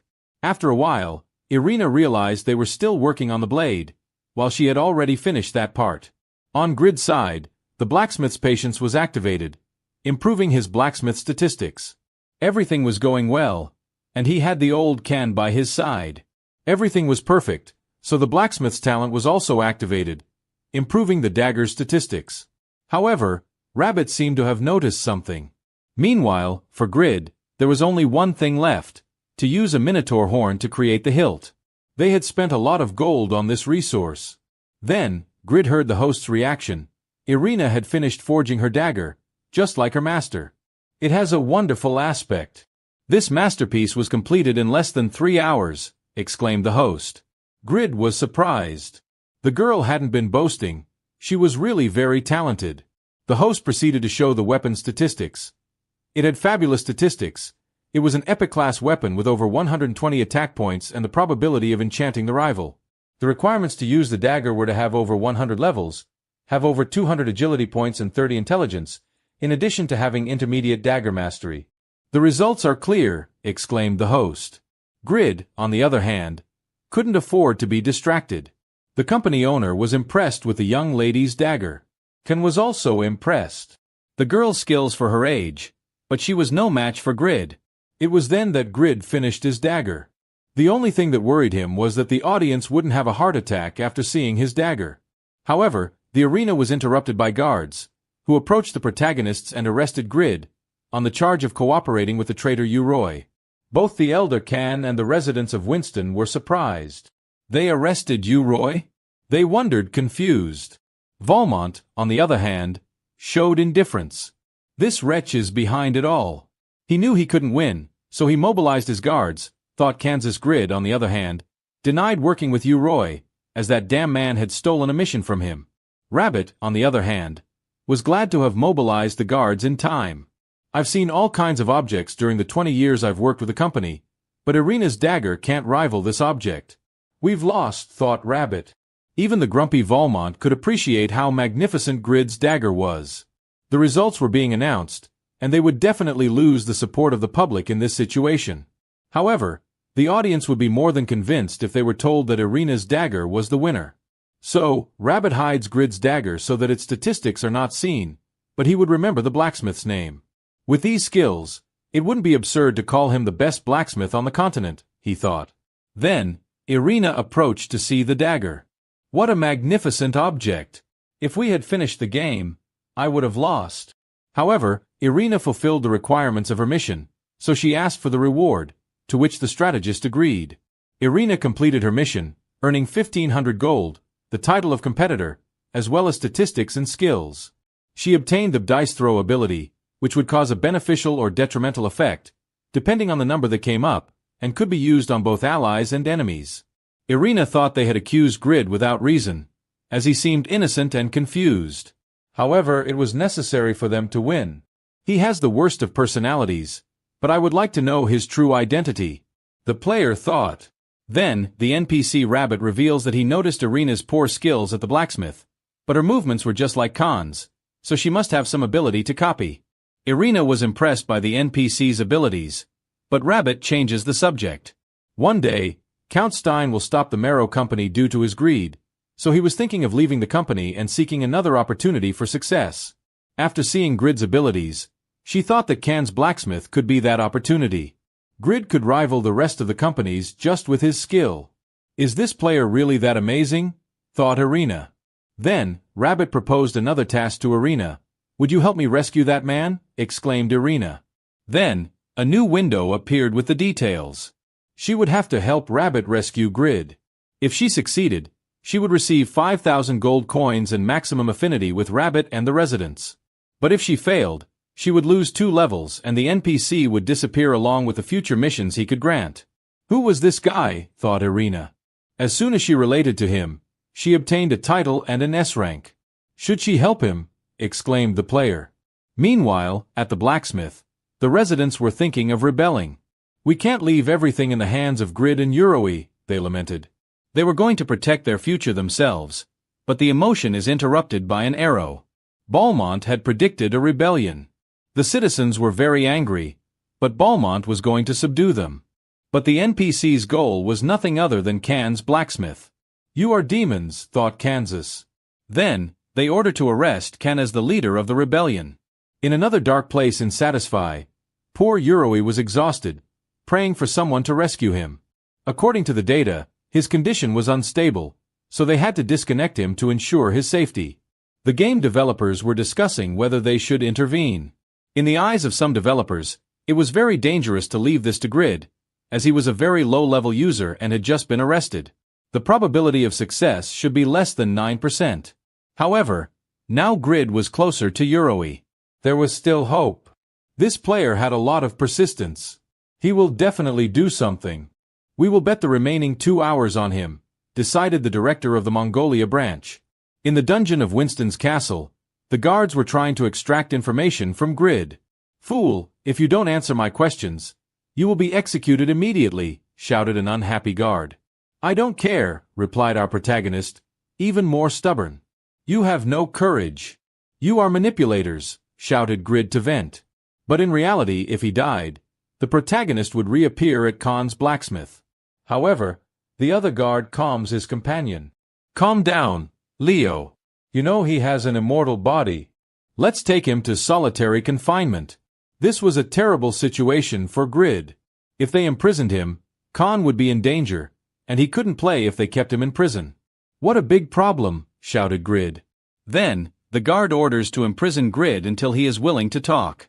Grid couldn't express his discontent, as he was already ready to talk. Grid is arrested. But then he receives an S-rank mission, Apostle of Justice. He had to rescue Yoroi in less than 7 hours. As a reward, he would obtain the title of Apostle of Justice, along with other benefits. Grid had seen this mission before. They were the same rewards that Yoroi showed him. Grid was imprisoned, but there was no option to refuse the mission. Why are they doing this to me? Cursed Grid. 3 hours had already passed, and Grid's situation was the same. Our protagonist wanted to strike the goddess of fortune, but this thought is interrupted by a familiar voice. Grid, where are you? It was Irina. What is this girl doing here? It doesn't matter now. She is my last hope, thought Grid. He didn't like her, but he only had 2 hours left, so the protagonist made some noise to get her attention. Irina noticed the sound, but was startled to see a bloody and gagged Grid. Irina was happy to find Grid and was willing to free him from the cell. But first, she would return his dagger. I return this to you. You put in a lot of effort, expressed Irina as she returned his dagger. Grid thanked her for the gesture. Maybe she's not such a bad girl, thought Grid. However, Irina had a request in return. She wanted Grid to make a magical orb capable of containing the greatest amount of power possible. Grid had never forged anything like it, but he would accept for now. However, the player had one more request. She wouldn't call her girl again, as her name was Euphemina. Irina was a nickname. Grid thought there were too many conditions, but he had no choice. Finally, Grid was free. But why would he help Irina? And how had she managed to get this far being a blacksmith? Then, the user reveals that she is not a blacksmith. She confesses that she has the hidden class duplicator, and that during the competition, she had copied Khan's abilities. Grid is surprised, as currently there are only 3 hidden classes in Satisfy. But why would Euphemia reveal this to him? Euphemina confesses that sooner or later they would have met, and she also knew that Grid also had a hidden class of at least a unique grade. This surprised the protagonist. Could he have fallen for him? He asked the protagonist directly. Stop talking nonsense, the player replied, because even though she didn't know Grid's class, they now had to fight seriously as they had brought the entire army. Irina had already finished off 100 of them, but she needed Grid's help to finish off the rest. Grid couldn't help in combat as he only had his dagger, but upon seeing the weapon statistics, he had a pleasant surprise. Apparently, the weapon was of unique grade, with high attack damage, the possibility of instantly finishing off the enemy, and the abilities of explosive wind and swift movements. Additionally, the dagger granted agility to the wielder. It was an incredible weapon, but the usage requirements were absurd. The player would need to be above level 180, have nearly 500 points in agility statistics, and master advanced level dagger skills. Grid hadn't been able to see the weapon statistics as he was arrested before doing so. Then, 2 windows appeared, one being a weapon created by Grid, with a 100% understanding, So the only penalty that applied to the weapon for not meeting the requirements was a 20% reduction in damage and half the effects. Grid was disappointed to receive penalties, even as the creator. But Irina was truly surprised. How could he use this dagger? Are you part of an assassin's guild? She asked, bewildered. Because, as a general rule in Satisfy, no user can use an item if they do not meet the requirements, even if they are the creator. Grid was an exception, thanks to his descendant class of Pagma. Irina was surprised that the protagonist had as much mastery of weapons as advanced blacksmithing. He must have seen the dagger's statistics, she thought, but they were interrupted by a horde of knights who attacked the protagonist mercilessly. In response, Grid used the explosive wind ability of the dagger, finishing off an entire group of guards. Euphemina applauded, surprised by Grid's abilities, but the protagonist shouted not to just stand there. The player revealed that she only needed to rescue him, and that her abilities had a small cost. Grid couldn't waste time, as another group was coming after them, and there was just over an hour left to complete his rescue mission. Then, Grid revealed to Euphemina that they needed to rescue someone else, but the player told Grid that she had already rescued Can, who was coming here. Was he also captured? Grid wondered. It was a relief to hear that, but I need to save a guy named Euroi, the protagonist revealed. Irina wondered who he was, but Grid also didn't know, as he had only seen him once. Euphemy didn't want to continue getting involved, but Grid was forced to take on this mission, so he called the girl annoying. This irritated Euphemy. I already told you not to call me girl, the player shouted, while launching a powerful ability that grazed our protagonist. Irina had massacred a complete group of guards, causing the soldiers to retreat. This speed without chanting was comparable to Yura, thought Grid. I'll let it go this time, but I really would love it if you didn't call me girl, a grumpy Euphemina said in a challenging tone. Grid could only apologize for his mistake. How far should we go? Isn't B3 the lowest floor? Grid asked, bewildered. But the player replied that there was a lower B4 floor, so they only had to follow her, as there was just over an hour left to complete their mission. Irina revealed that someone she trusted had told her about the existence of the B4 floor. The guards were following them closely, so Grid quickened his pace, although the player seemed to have seen something. It was a flower in such a dark place. Grid asked her not to pick it up, as it was a trap. Fortunately for our protagonists, the traps were visible. However, they couldn't resist picking it up. Grid tried to maintain composure, but was attacked by another trap. Irina's excuse was hunger, but Grid wasn't convinced, as she picked up another flower. They were activating all the dungeon traps. How many times do I have to tell you there are traps? Grid said, his patience exhausted. Irina didn't want to do side missions, as she only needed to rescue Grid. At that moment, they were caught up by the guards, and then Grid took a shortcut to get there first, asking Euphemina to take care of the guards in some way. Finish them off, as I have to keep working. If you use fire in such a confined space, we'll all end up burned, the player replied. Grid thought Irina had an incredible ability. Thanks to her, he didn't need to watch his back. Euphemina, in turn, continued to finish off the guards, but they didn't end. She still had 11 abilities left over from Piero's mission. She didn't want to waste them on simple guards, as there were still the 5 Knights of Winston remaining, and she couldn't identify them among so many guards. However, she needed to buy time, so she would have to use some abilities, as she needed Grid to make an orb. Euroi, on the other hand, was at his limit, so he spent his last strength to let out a shout. Grid recognized Euroi's voice and ran to where it came from. Then, he came across a guard who introduced himself as Leo, a Knight of Winston. He had found out about their escape and knew that Grid would try to rescue Euroi. Grid was worried, as the knights were around level 180. The knight targeted Grid and attacked him head-on. Grid, in turn, activated the blacksmith's wrath and the swift movement ability of the dagger at the same time, gaining an increase in agility. The knight begins with an attack. The protagonist narrowly manages to dodge, remaining very fast, thought Grid as he repelled the sword strike. Without the dagger, that attack would have finished him. The knight's pride was wounded. How could a simple blacksmith block his attack? Therefore, he makes use of his skilled fatal fire sword. This attack directly hits Grid, causing a total of 17,300 damage. Nevertheless, Grid manages to survive with his skill. A legend doesn't die so easily. He needed to recover as soon as possible with a potion to not die as stupidly as last time. Then the knight's attack ceased. He needed to finish off the guard, but the guard was destroyed by Irina's area fire attacks. Before dying, the dying guard asks Grid how he didn't lose. Something that Grid mentions about not losing due to the vast difference in strength and abilities between them. Grid obtains the title of Knight Slayer, in addition to obtaining the dungeon key and leveling up significantly. Currently, Grid has reached level 45. The protagonist manages to find Uroy's cell. Grid planned to attack him for stealing a mission, but Uroy was already on his last legs. Uroy was very surprised that his savior was Grid. So, he completes his mission, obtaining the secondary class of Companion of the Apostle of Justice.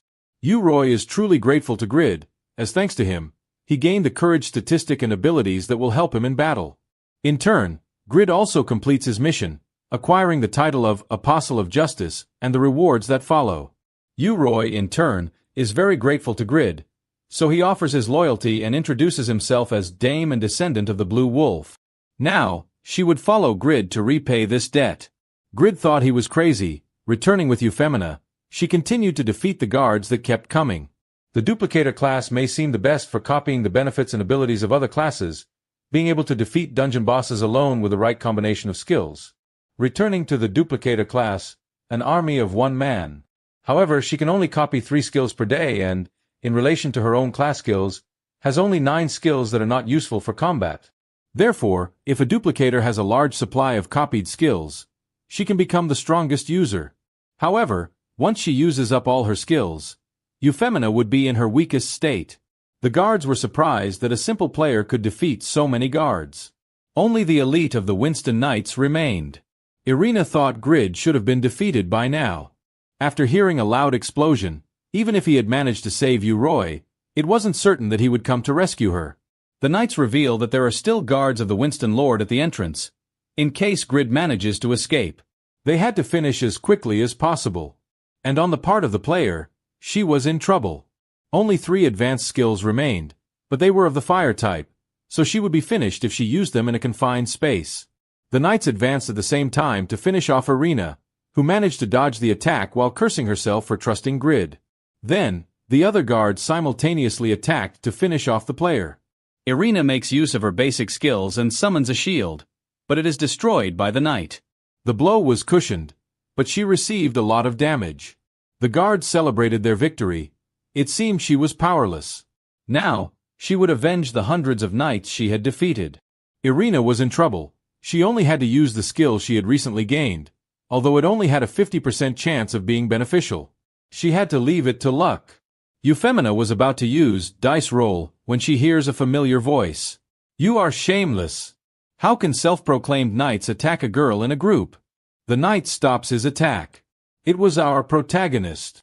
"Grid, you should have come earlier," Euphemina said, relieved. The knights were astonished. If he was there, it could only mean that the knight Leo was defeated.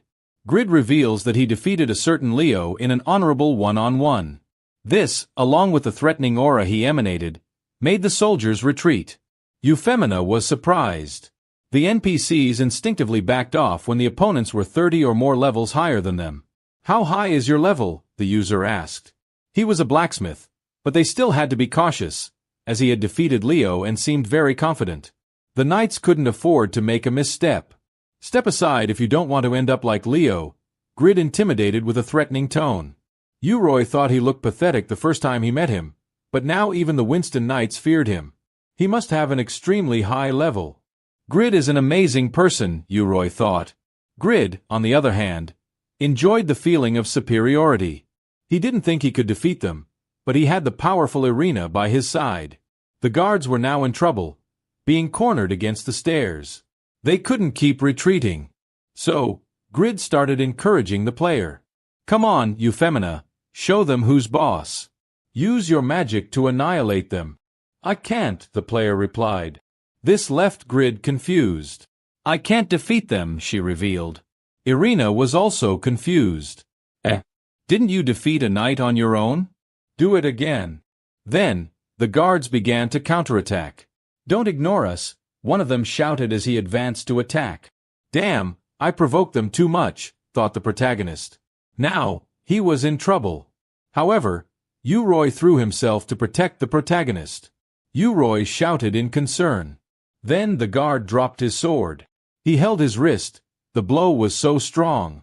Grid was confused. How did he resist? I'm fine, the adventurer replied. Thanks to the strong-willed skill he gained, Uroy could resist an attack for the next 10 seconds. Irina asked in disbelief how he blocked a knight's sword with just his body, but Grid didn't know either. I have no idea. I don't know him very well, but it's not the time for questions. You two should escape. Now, exclaimed Uroy. I will hold them off.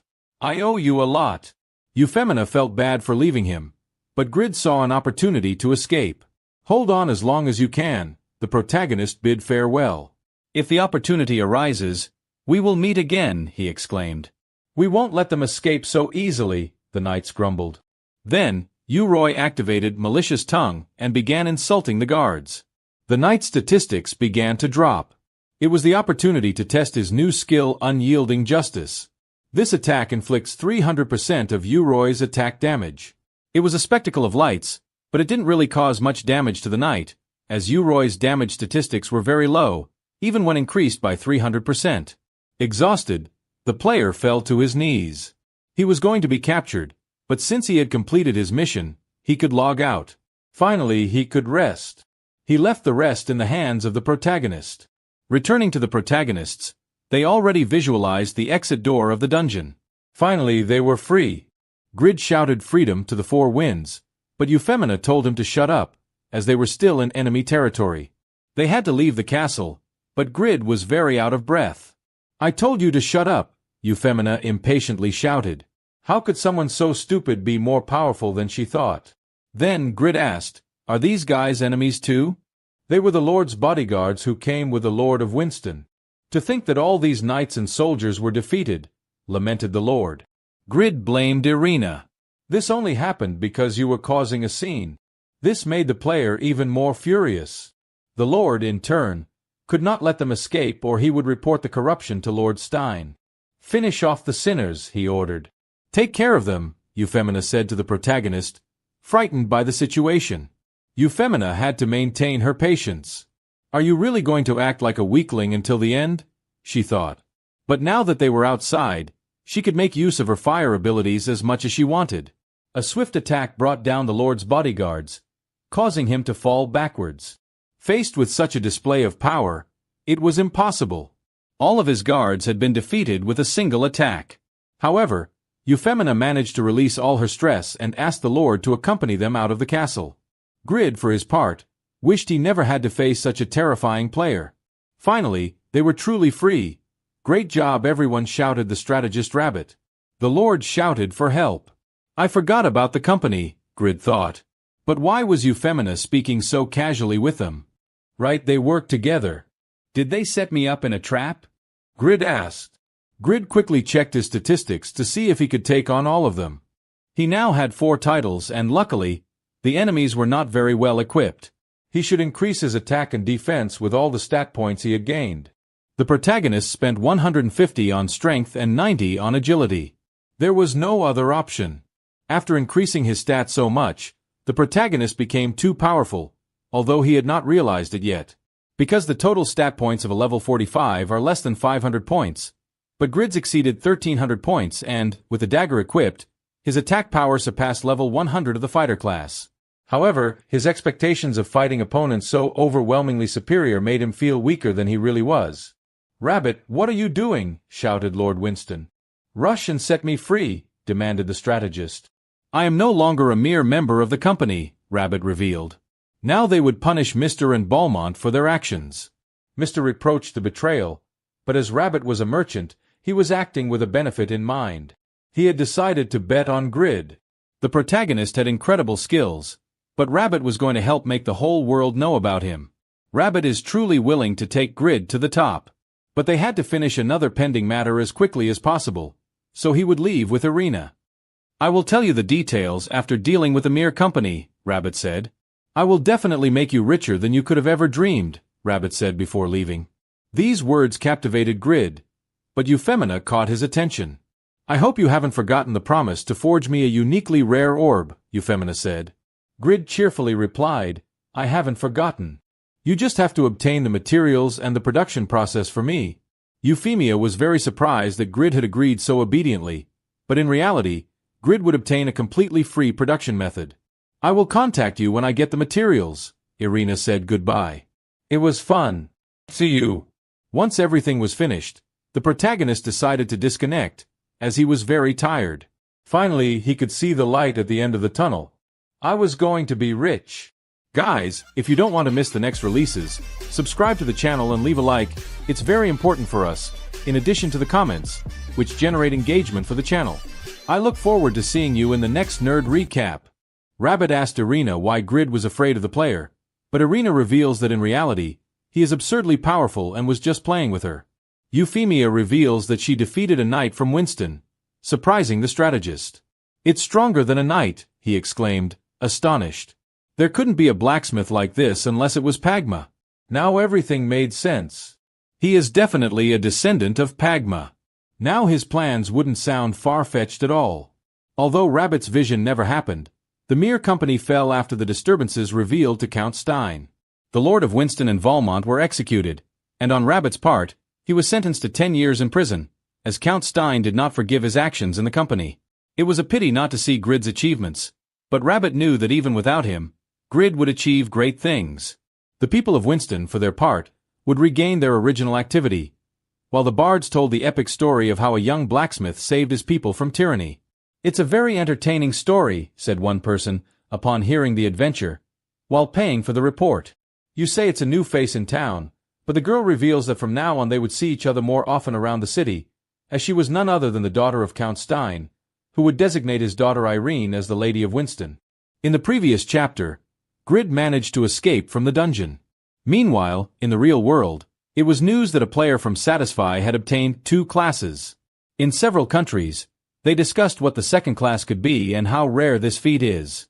Japan, for its part, was calm, as they already had a player of epic class and were confident of getting another with 2 classes. In this country, they looked down on Korea, as they only had Ayura at the top. In Korea, they described the characteristics of having 2 classes, being able to use more weapons and opting for more stats and skills. Additionally, upon leveling up, one would obtain double the stat points. Grid was tired of hearing about the new player with 2 classes. "It's so broken," he thought. Who could the bastard be? The protagonist was jealous. At dusk, Grid reveals to his parents that he will not return to work. His father questions whether he is going to be unemployed forever. His sister, in turn, was once again disappointed. The mother reveals that Grid was deceived into joining a multi-level marketing company and had to pay a debt. But Grid responds that it is different this time. Then, the protagonist reveals that he is a great blacksmith in the game and that people will buy his weapons for a lot of real money. The father responds with a disappointed look. They were very disappointed that their son was a gaming addict. The father asks him to stop being foolish, grow up once and for all, and look for a job. Grid is very sad because his family does not trust him. Later, Grid was tired of his new job. The problem had always been money, so he was going to accept Rabbit's proposal. With the support of Rabbit and Khan, he could achieve results to show his parents. Grid returns to Khan's forge. The elder is happy to see him. Grid is also glad that the forge is reopening, but asks about Rabbit. Then, Elderkin hands a letter from Rabbit to the protagonist. In the letter, Rabbit explains that he was not forgiven for getting involved with the company. Still, he trusted that Grid could achieve great feats with his skills. He would be watching from afar, praying for his success. Apparently, the Count could not forgive all his actions and sentenced him to 10 years in prison.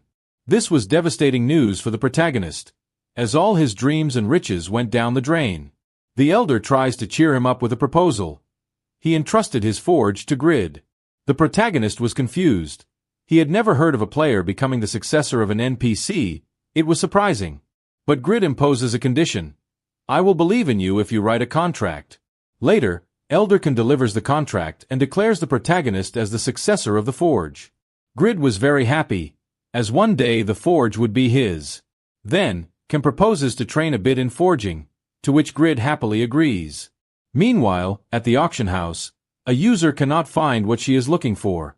She searches anxiously, asking how it is possible that Yafa's special arrows are not there. Normally, a blacksmith would create thousands of these arrows to sell, but this one sold only 99 and disappeared. Could he have already been recruited by a pack? Sadaka wondered. The rest of the users, surprised by the beauty of the pack captain Sadaka, Jishuka, the player, realizes they are talking about her and turns to intimidate them. She clarifies that she is the same Jishuka from previous chapters, although the menu has changed the character's design. Jishuka opens the clan chat and informs that if they do not find the blacksmith in less than a month, they will undergo hellish training. The only one excited about the training was Regis. There was not much information about the mysterious blacksmith, but they needed to locate him to strengthen the clan. Then, another member enters the game.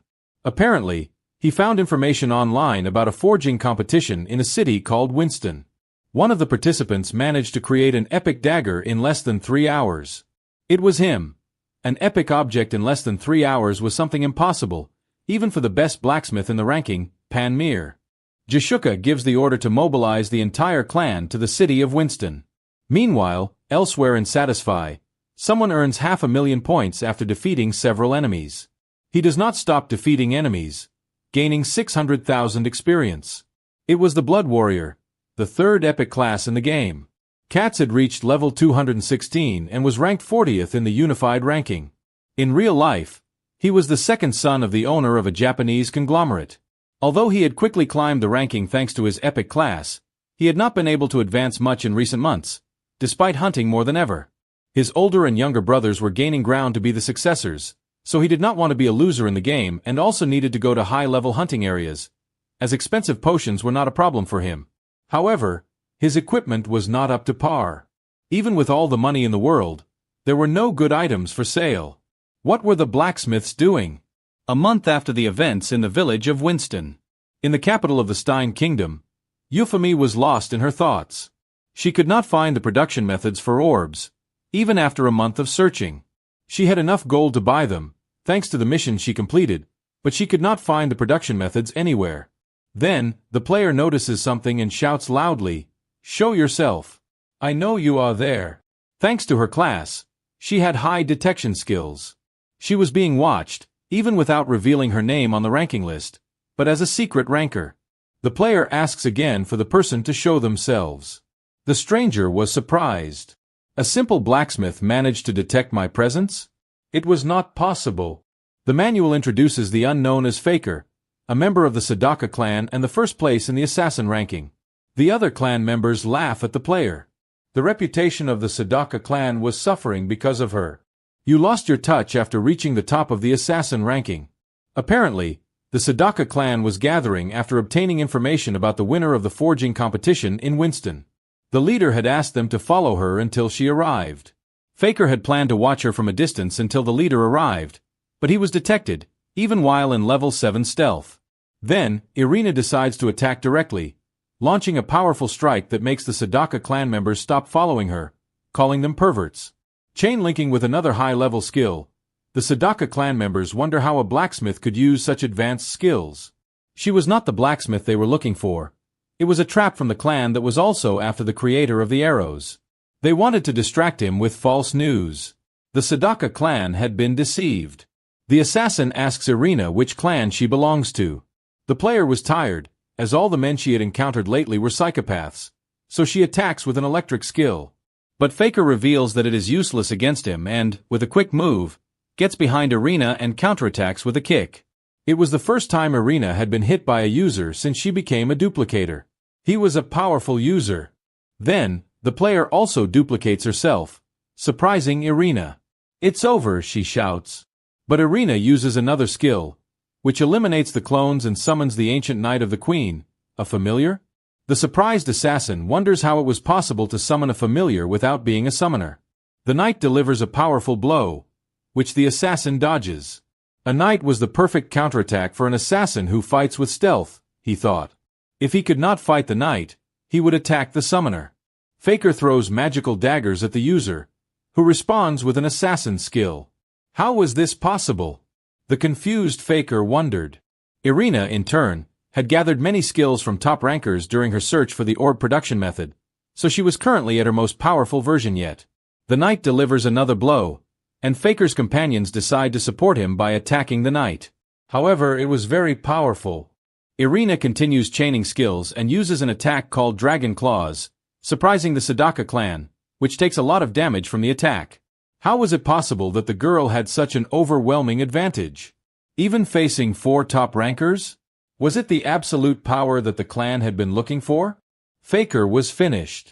The explosion destroys everything at the site. Later, the leader and the other clan members arrive at the location.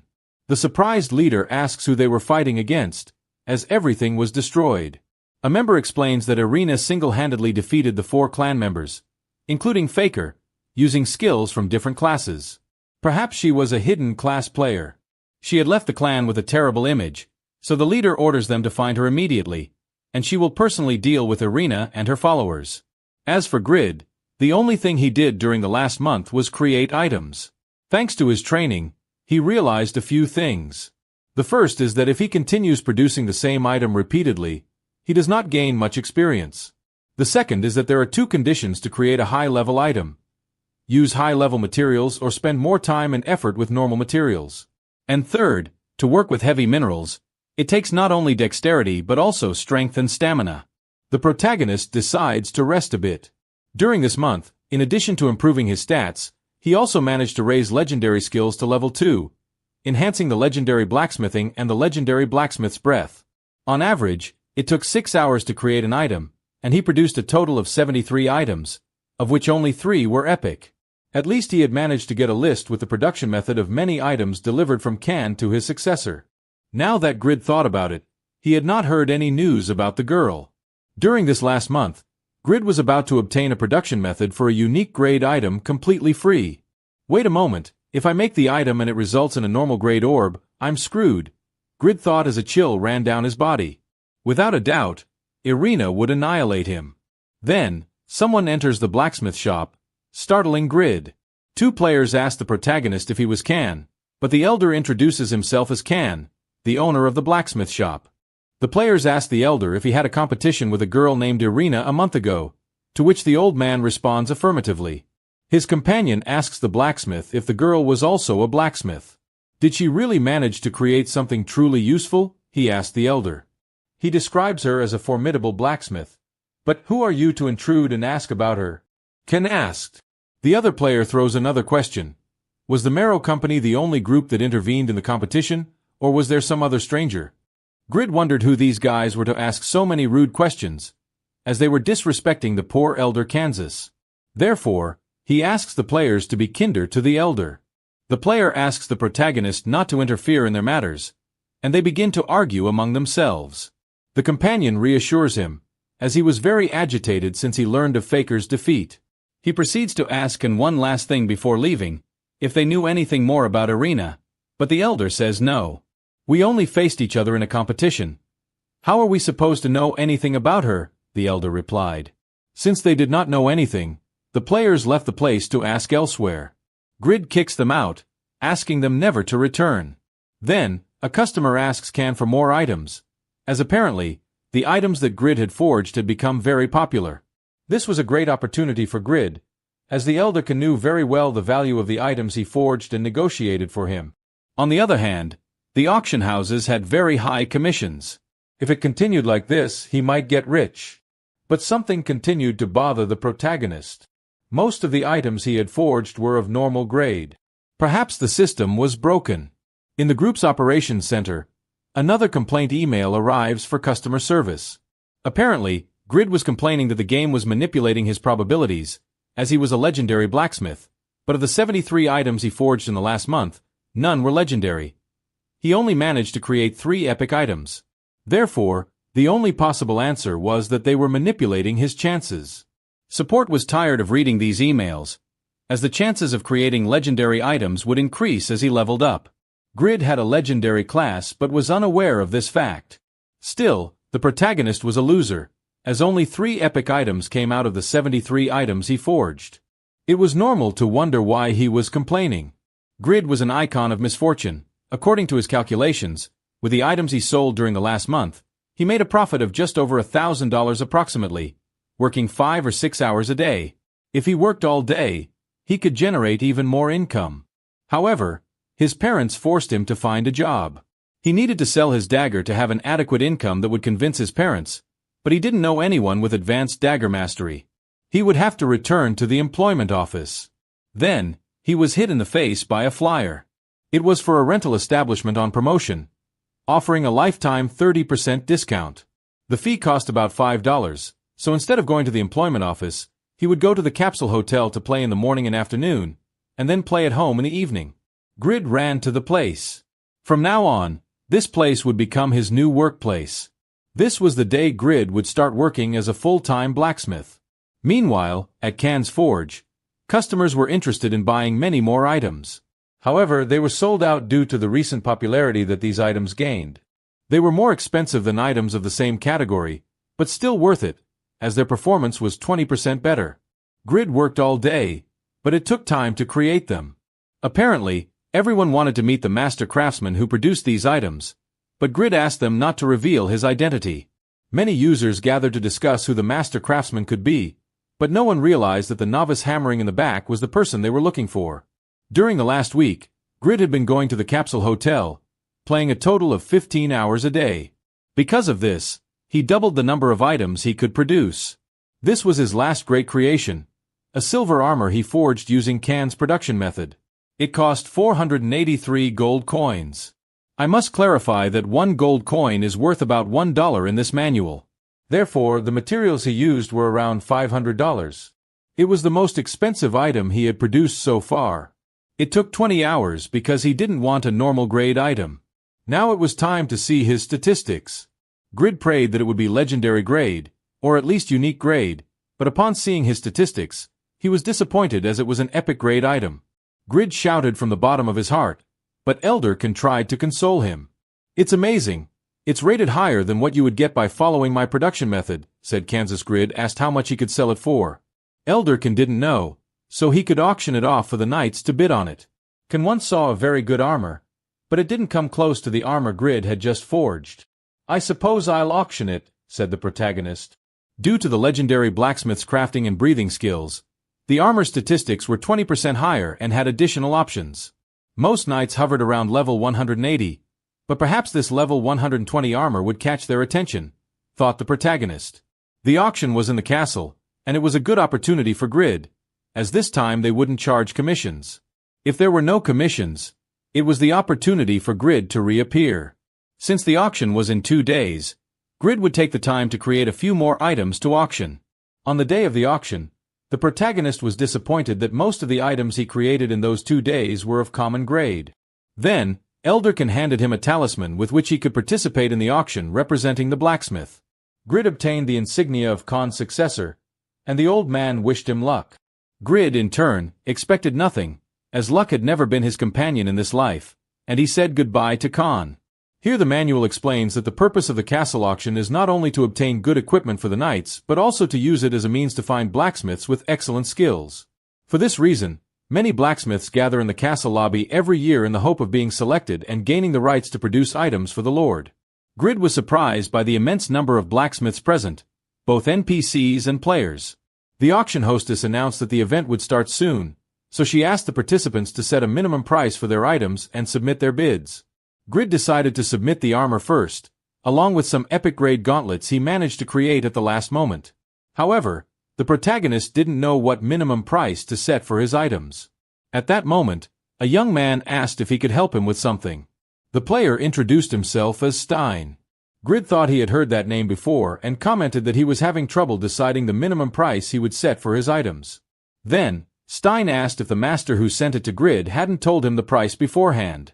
Then, the player showed a mission, apparently having come to represent the blacksmith Radvan.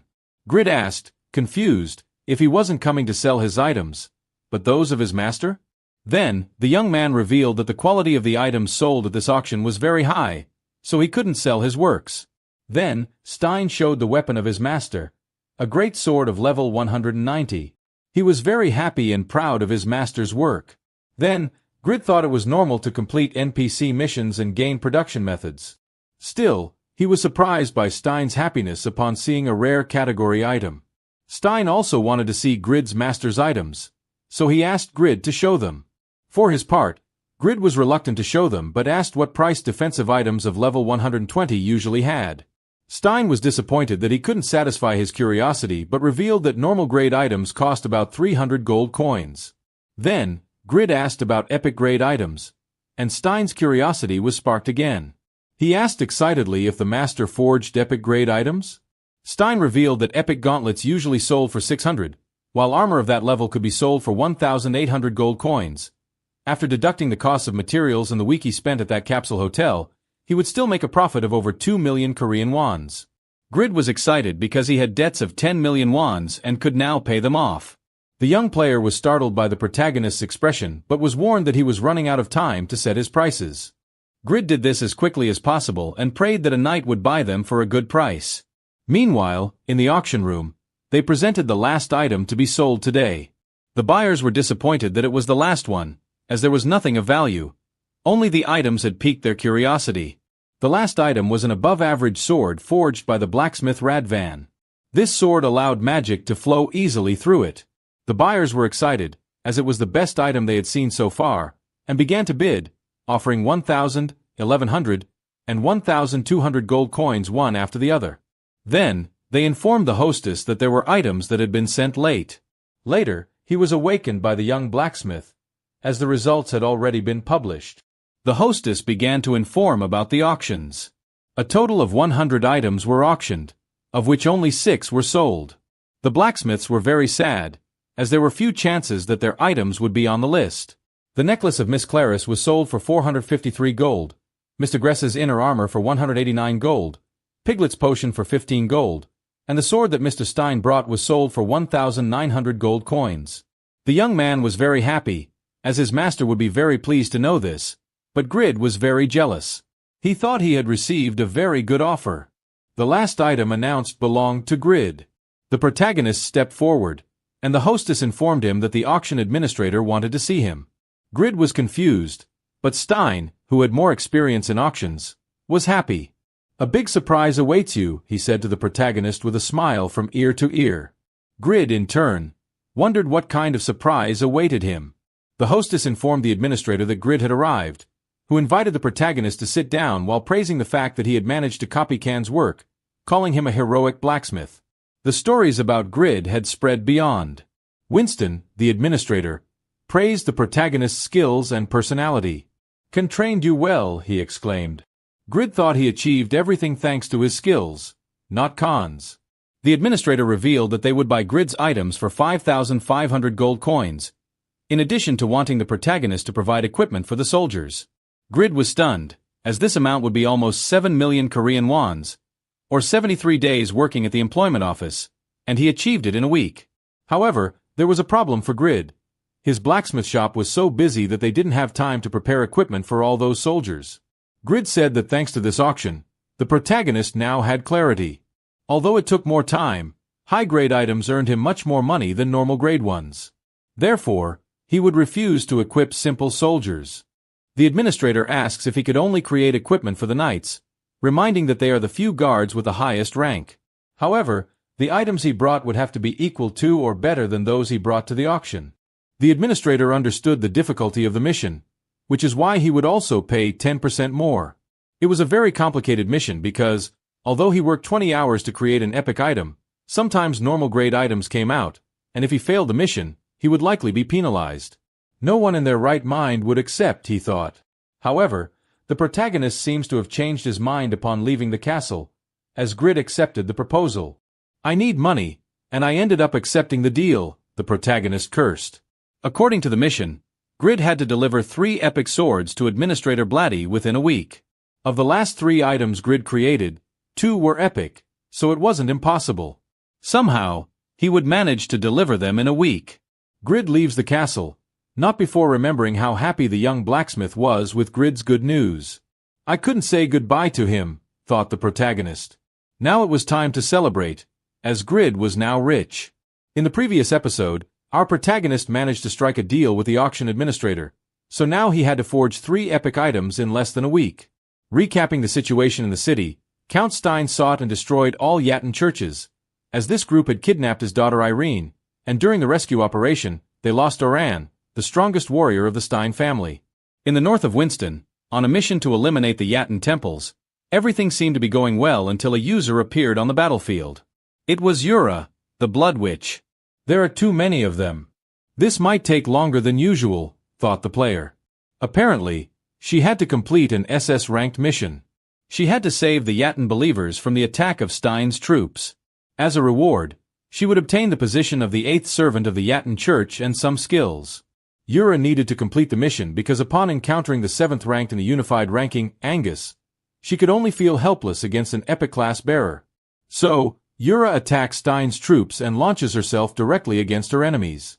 She needed to get stronger to become the number 1 ranked. In the castle of Winston, they are counting the casualties. There were 412 victims, and 5 knights were seriously injured. The count's daughter was furious. The number of enemies was only 150. How could 1,000 soldiers and 8 knights have been defeated by their hands? The informant reveals that the reports highlight a very skilled opponent among the enemy ranks, probably one of the 7 main servants of the Yaten Church. Irene picks up the ring that hangs melancholically, remembering Doran. She definitely needed to avenge him, so she orders the subjugation group to be reorganized to strengthen it, returning to the protagonist. We see that his last creation is a normal grade sword. Elder Khan was surprised. Among the normal category swords, it should be one of the best. This comment further irritated Grid, as the weapon remained normal category. With the money Grid had, he could only buy materials to forge 7 swords and had just ruined one. He needed to forge 3 epic swords. Therefore, now he needed to forge 1 epic sword for every 2 swords he forged. Elderkin reassures Grid, saying that if he sold this sword, he could get 800 gold coins. But Grid responds that the material cost 950 coins. Then, Grid gets excited again. You are spending all your energy and more than 20 hours to create just one object.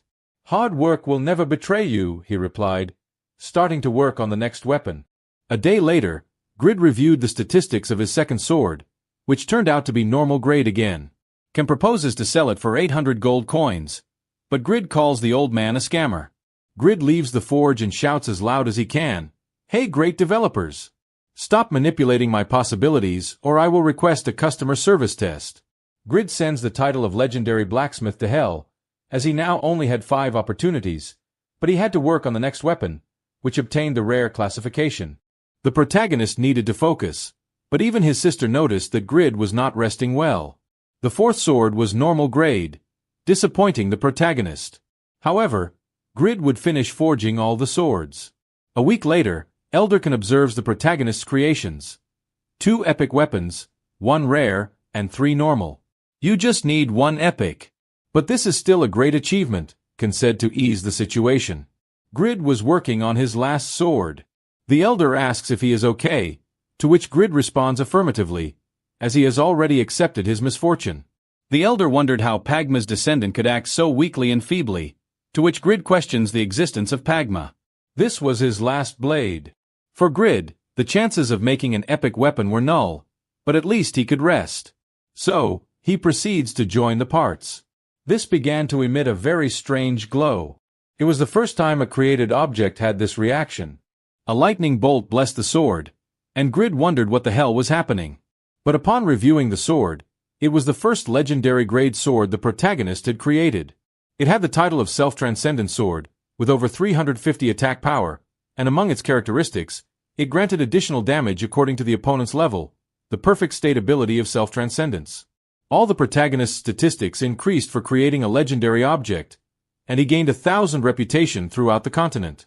Additionally, he earned the title of creator of only legendary objects. The situation took a 180-degree turn for our unfortunate protagonist. It was the first time he created a legendary weapon, but when he turned to see Elder Khan, he started foaming at the mouth and fainted. "Don't die, old man," shouted Grid. In the castle of Winston, they inform Lady Irene that the second subjugation group was defeated. According to the data they had collected, it must have been the fault of one of the 7 main servants of Yaten. Therefore, the subjugation of the enemies depended exclusively on being able to defeat such an adversary. Thus, they would wait for reinforcements before making any move. Although it would take longer, Irene was willing to avenge her old friend Doran. Then she notices something out the window. What is that guy doing? It seems to be our protagonist, who is looting sources to find coins. A gold coin. It's the first time I've found money, exclaimed Grid. Then, the auction administrator enters Lady Winston's room. Lady Irene, are you present? Just in time, administrator. There is a strange user in the garden. The administrator spared the explanations. I see you have already realized. You must meet with that man as soon as possible. Lady Irene is called Grid. Irene seems to recognize this name. Grid? She asked, confused. In the sitting room, Mrs. Winston receives the protagonist. The administrator explains that Grid was tasked with creating swords for the Knights of Winston after the auction. Moreover, he was also the hero who saved the people from the tyranny of the Marrow Company. Irene is delighted. The blacksmith of the rumors had planned to meet with you, but many circumstances took my time. Grid, for his part, was only thinking of one thing. Just give me my reward.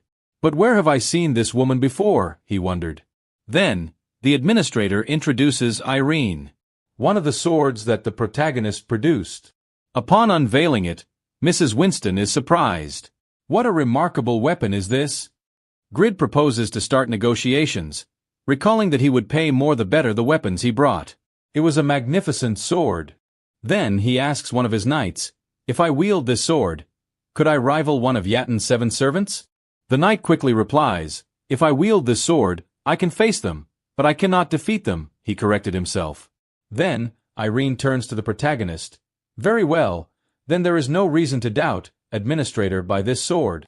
And pointing to Grid, she allows him to choose the price and proposes that they meet more often.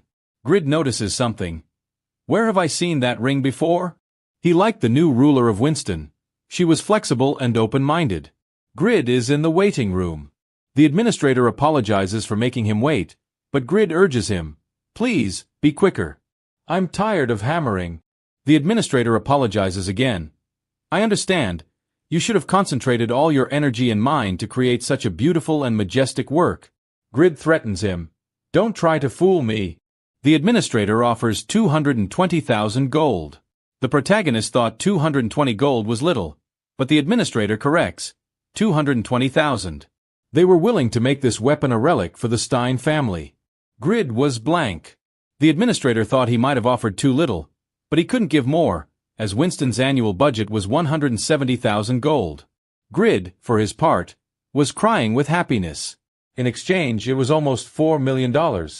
More than 250 million Korean wons would remain after paying his debt. If he sold it online to other players, they would even pay much more, but there weren't many players who met the requirements to use it, so he needed to sell it now.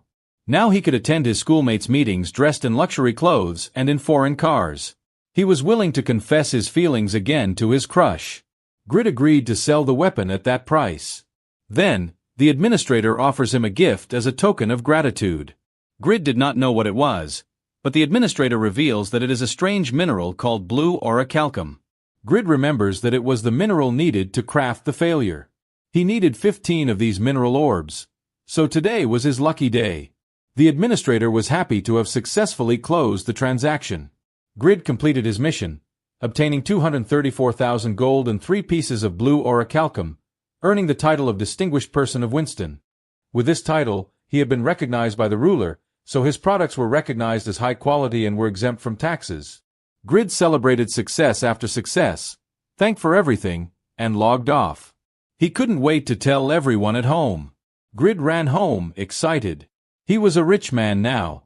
However, Grid could have gotten much more for such an extraordinary weapon, as several users could achieve advanced mastery of the sword, being able to use it, and considering the stock of legendary weapons in the market, he could have sold it for billions of Korean wons without a problem. However, this event was the beginning of a new life for Grid. He arrived home as quickly as possible, with good news for his family, but felt an atmosphere of discouragement at home. Grid asked if something was wrong, as everyone seemed sadder than usual. Then, his sister revealed that the guarantee for the loan his father signed was 800 million Korean wons. Later, the father asked Grid not to worry. If they sold the house and used the saved money, they could pay 400 million Korean wons. The father did not know how else he could apologize to correct his mistake. Grid was very worried about his father. They apologized to their daughter, as they would now have to use the money they had saved for her university and wedding. Wait a moment, had they saved nothing for Grid? Were all the savings for his sister? Grid asked worriedly. Am I not part of this family? Then, the sister explained that she did not need to go to university and would help pay off the debt with a part-time job. The parents asked their daughter not to go that far. They were very proud of her. Grid, for his part, saw that it was unfair to his sister. She had always had the best grades and was about to waste all her effort. Then Grid raised his voice. Well, I will earn money so that you can continue studying. The parents did not understand what had happened to their son. Then, the father would also look for another job the next day. The mother also proposed to work in a restaurant, so the whole family would strive to pay off the debt. It seemed they did not take Grid seriously, so he revealed that he made 200 million in a game. The parents were stunned by these numbers. Grid was willing to save his family. It was the first time he felt a responsibility to fulfill. Meanwhile, in Satisfy, the governor of Winston hands Grid's legendary sword to the knight Ser Phoenix so that he can punish Yatin's servants. The knight agrees to defend the glory of the Stein family. Irene orders them to bring back the head of one of Yatin's 7 main servants. Although the enemy was made up of only 150 soldiers, they could not let their guard down, as they had a main servant in their ranks. Therefore, they would go all out. 12 knights and 100 soldiers had to emerge victorious at all costs. Ser Phoenix led the allied troops as the strongest knight in northern Winston. From the perspective of Yatin's followers, they were nothing more than other sacrifices for their god. They would support Yura as best they could. Yura knew that in this church, and especially the 7 servants, they were rotten to the core with evil. She regretted accepting the mission, but unless she obtained a hidden class like Katz or Angus, she couldn't do anything else. Yura charged directly at the enemies. The knight was surprised by her decision. Finally, one of the 7 servants appeared. They were supposed to end this here. Yura didn't like being associated with the wicked followers of Yatin, but her actions couldn't be less dishonorable. Then, the player began to cast a spell. The sky started to darken. Yura had the mission to protect the followers of Yatin and launched an attack that should take out a quarter of the enemy soldiers. However, the Phoenix Knight charged directly into the enemy front. Yura was very surprised. Impossible. The enemy leader was able to block my black storm? The witch went on the defensive and activated a diamond barrier. The intimidating knight did not back down and activated the perfect state of self-transcendence of the sword, destroying the defense with a single blow. Yura didn't know how to react, as her defense could withstand monster bosses without issue. It didn't make sense. Then, Yura used the Inferno skill, which instilled a state of fear in the opponent, but it seemed useless against the knight, as the only one affected was the horse. Yura was worried. How did it have no effect on him? Here the manual reveals to us that the perfect state of self-transcendence increased all statistics by 200% for 2 minutes and the user became resistant to negative effects.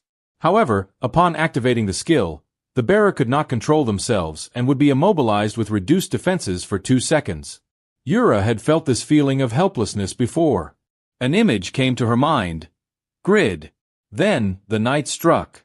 The player had only one way out. A few days ago, Yura obtained 100,000 faith points and heard Yatin's voice. If she prayed, Yura would gain a new power. She needed power, a power to deal with those who were not affected by black magic. And then, Yura unleashed a great power, returning to the protagonist. The parents were very surprised that their son was not lying.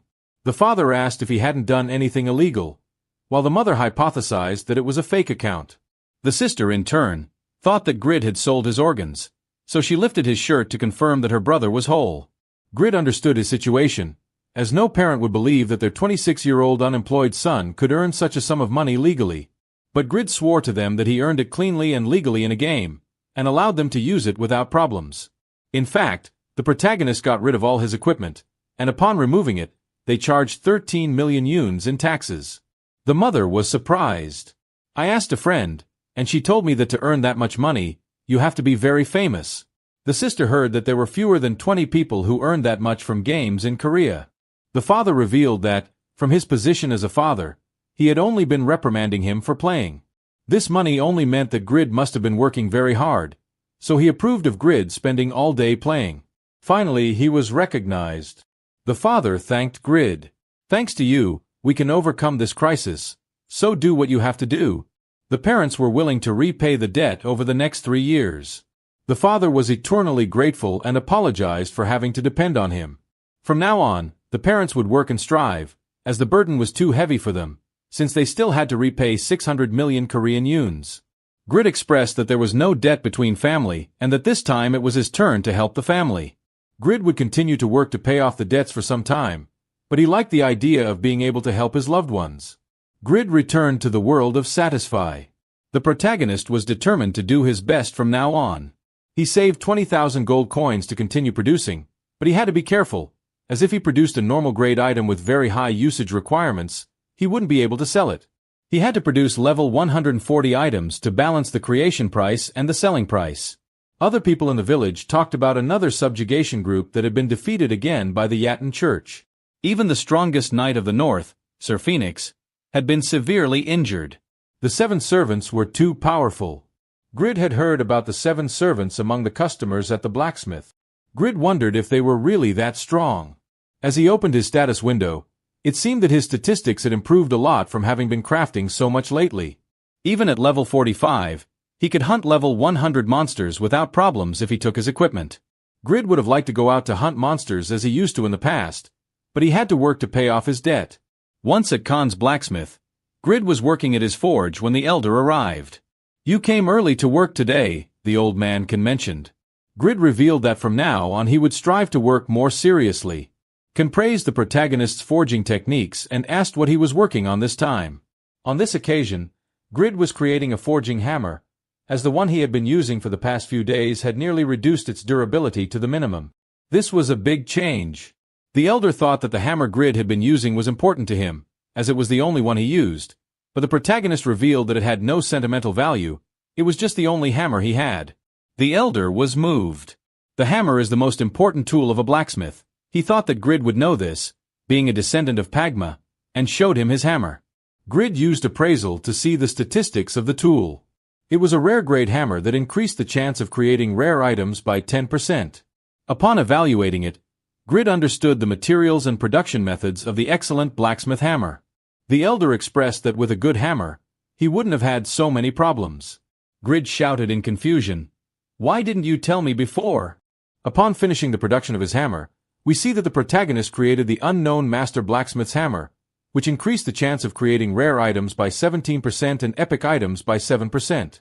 The only requirement to use it was to be a descendant of Pagma. Grid created a hammer that only he could use. The elder thought that Grid would never cease to amaze him. The elder had a request for Grid, but the protagonist seemed to still be angry. The old man revealed that today was the anniversary of his son's death and asked Grid if he would like to accompany him to visit the grave. This request caught Grid by surprise. In a beautiful setting, Grid and the elder arrived at the cemetery. It was uncomfortable for the protagonist. Elder Khan was one of the few people who accepted him as he was, so he would listen to his request. This is the cemetery of Elder Khan's ancestors, and they were in front of the tombstone of his son, Oliver. The elder described him as a great blacksmith. If he had been alive, he could have reached the same heights as his ancestor, Sir Bettino, but an illness did not allow it. 10 years had passed, but the elder still missed him every day. He thought he would like to dedicate his life to his son. Then, the elder asked his son if he could recognize the protagonist. "He is the descendant of Pagma, the blacksmith of whom you always asked me to tell you stories. Are you surprised?" he asked his son. He said he was grateful to work with him and that he was also the savior of the blacksmith. He mentioned that he also quit drinking. Then, the elder began to talk to himself. This surprised the protagonist, and the elder turned around. "My son says he is very jealous of me. Thank God I brought you with me today." This brought out the more sentimental side of the protagonist, and he took a step forward. "Sir Oliver, your father is a dear friend of mine, so I will return to your beloved blacksmith, the best of all." Therefore, he asked him to continue watching over him from heaven. The elder could not help but shed a few tears. At that moment, the bond between Khan and the protagonist strengthened, and the tombstones began to glow. The souls of KH's ancestors were moved by the affection shown towards the elder. Grid called the elder to see, but he had fallen asleep. The souls presented themselves. "Nice to meet you. descendant of Pagma and friend of our descendant. They were the ancestors of Khan and wanted to reward Grid for his sincerity. A reward? Asked the protagonist. 130 years ago, I witnessed the admirable beauty that pierced the heavens. What the hell is the ancestor talking about? He continued. I was so fascinated that I could not hide my emotion. Therefore, to properly record it, I drew the scene from my memories on the northern cliff of the Kezan Gorge. There you will find Pagma's swordsmanship. Then, Pagma's descendant mission updated. Grid had to head to the gorge to learn Pagma's swordsmanship, and as rewards, he would obtain the Sword of Ensleeve. Now he remembered. It was a mission that appeared to him upon meeting the Elder. The ancestor told the protagonist that the drawing would help him learn Pagma's swordsmanship. They hoped that Grid would surpass even Pagma and finally left Grid in the care of his father. The protagonist accepted so that the ancestors could rest in peace. Later, when the Elder woke up from his nap, he asked the protagonist when he had fallen asleep. Grid replied that old people shouldn't fall asleep anywhere. From now on, he asked him to be more careful. The Elder asked the protagonist why he was standing there like that, to which Grid asked him not to mind. At the entrance of Khan's blacksmith, we see Uroi. He wonders what he should do. Will he be happy to see me? Maybe he'll ask why I came to see him so late. It had been 40 days since Uroi completed the mission of waiting for 30 hours online. The boy spent a week in the hospital to recover and took another week to decide whether or not to reveal his name as the first user of 2 classes. Therefore, he returned to play Satisfy only 3 days ago and was finally visiting Khan's blacksmith to serve the one he promised to follow, who was coming out the door. The adventurer was moved to see the protagonist and knelt to introduce himself. Uroi? Asked Grid. The boy was excited and thrilled to be remembered, but Grid grabbed him firmly. At that moment, Grid was irritated with the boy, as he thought they lost the forging competition because of him. Uroi, not fully understanding the situation, apologized and continued to call him my lord.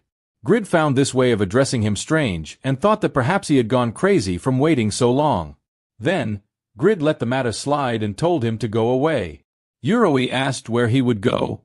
The boy revealed that he would follow Grid because he swore to do so. Moreover, his titles of Apostle of Justice and Companion of the Apostle of Justice should be together. Grid thought that the boy was definitely crazy. Uroi proposed to join Grid's guild, but he wasn't in any, so Uroi suggested that he create one. Stop bothering me and go your way, said Grid. The protagonist was very busy creating items for his class mission. Guys, if you don't want to miss the next releases, subscribe to the channel and leave a like. It's very important for us, in addition to the comments, which generate engagement for the channel. I look forward to seeing you in the next Nerd Recap. In another place in Satisfy, the protagonist arrives at a forest and we see that Uroi is following him without Grid noticing. It is wrong to disobey my lord, but I swore I would follow him. Then we see that a storm begins. Uroi closely follows Grid and sees that the protagonist is unfortunate. The rain prevented him from cooking his food, and a bird stole his meal. Without a doubt, he needed to be protected. While Grid faced challenges instead of collecting materials for his items, the world of Satisfy was shaken by the subjugation of the Yatan Church. At the end of the great battle, the power of God Yatan was witnessed, giving rise to the 8th servant. Ura surpassed the limits of a dark mage and approached the limits of power. The influence of the Yatan Church was increasing across the continent, and the minimum level of believers rose from 160 to 170. If it continued to grow at this pace, the believers could create a country on their own. To stop this, dozens of nations united to subjugate the bishop and the first servant of Yatan. Teos ordered to eliminate the heretics, but Count Stein was willing to end the church. It was a battle between the Alliance and the Yatan Church, the beginning of a great episode that would greatly affect the future of the continent. It was news all over the world, and experts analyzed that the cause was the 8th servant, who was not an NPC, but a player. The bloody witch Ura had to be taken seriously. Everyone was agitated by this unprecedented war. Then a mission appeared: subjugate 25 members of the Yatan Church. This mission had been appearing very recently, but Grid did not care. He was the only player in Satisfy who did not know the situation. He wanted to complete the mission of Khan's ancestors. Grid had forged rare and epic items with the objects he collected over the last 10 days, but the Kezan Queenan was still very difficult for him with that level of equipment. The Queenan was considered one of the worst areas in the north, formed by uneven terrain and even hidden caves with monsters of at least level 160. It was one of the 5 forbidden areas of Winston. In the past, Grid had died more than 10 times trying to complete Osur's mission. Yuroi had been following the protagonist for the last few days. He wanted to help, but he was afraid of irritating Grid again. For his part, Grid thought it was not impossible. Now he was much stronger than before, but the difference with the monsters in that area was still vast. He should challenge them once he reached level 150, but that would take a long time, and he would take a long time to obtain the mission reward. Then, an idea crossed Grid's mind, and he suddenly stood up. Yuroi asked what happened, and Grid opened his panel after being killed by the monsters of the Queenian more than 10 times. He knew their weaknesses well and memorized the Queenian like the palm of his hand. Then he opened the legendary creation window of the blacksmith, with which he fracasseau. There was an unknown message asking everyone watching the video to like it and those who were not subscribed to subscribe. Putting the jokes aside and continuing with the story, as he had increased his level as a legendary blacksmith, he could now create 3 more items, and in total, 5 out of 6 creations remained. Grid had to create an item that countered the Kezan. He had no time to level up, as he needed to earn money to pay off debts. The only option was to create an item that matched the characteristics of the Kezan Queenian. He did not need to worry about stamina. The real problem was the level 160 monsters hiding in the caves and jumping on passing adventurers. At the very least, he needed a legendary weapon. Grid did not know how to make another masterpiece like that again. He needed to think of a way. Then he remembered the ground ants, which went around obstacles instead of crossing them. He would not need to fight them if he had something like an invisibility cloak. The elder asked about materials for stealth items, and Grid mentioned the scales of the silver dragon, a type of dragon that lived stealthily. Its scales had a protective coloration that hid them from human eyes, but they were hard to find and very powerful. How could he obtain these resources? The elder revealed that a human could not fuse their scales. Grid was surprised, and the elder explained that among the most famous stealth equipment was Kruger's invisibility cloak, the legendary tailor from 200 years ago. Grid did not know this type. There were other materials he could use for stealth items, such as sylphy scales, which were scales from small fairies. They also had a protective coloration. Dragon scales were classified as minerals due to their resistance, but fairy scales were thin yet very resistant, so they were classified as fabric. This was a specialty of a tailor, not a blacksmith. Grid was at the counter, and the system asked what item he wanted to create. He replied that he wanted to create a cloak. The system asked for the material, and Grid answered, sylphy scales. Sometimes, blacksmiths used leather to create items, and if he could not create a fabric item, the system would notify him beforehand. Then the system asked him to draw the design, which meant he could forge a cloak with those scales. Grid began to draw. He needed a cloak with a hood, but he did not want it to look like a priest's robe, so he added more details. He thought it looked better than he imagined. I will become very popular wearing this, or not. Because I will be invisible, he said. The system asked him to add the characteristics of the cloak, but he could not exaggerate like he did with the failure. So he stated that it could perfectly hide the appearance when equipped. If he completed it, it would reduce 1 item from what he could create with the system, and Grid agreed. The correction process began, and the final design surprised the protagonist. It was of unique classification, increased his movement speed by 30%, and activated stealth when equipped, but deactivated when attacking an enemy. There were no restrictions for its use, and to create it, he needed 20 sylphy scales. Grid thought it was amazing. Besides stealth, it included movement speed and wind resistance, and it did not require many resources to create. It was a total success. Then he gave it a simple name, Hooded Cloak. In the afternoon, he asked the elder, who laughed a lot. Hunting sylphii, he laughed. That is only possible for elementalists, said the elder. Grid was furious that he had not said so before and spent another creation space. Then revealed that he could obtain the scales only by hunting the Frostlight orcs. They have a sixth sense that can detect and hunt sylphi, and they like to hoard the scales as treasure.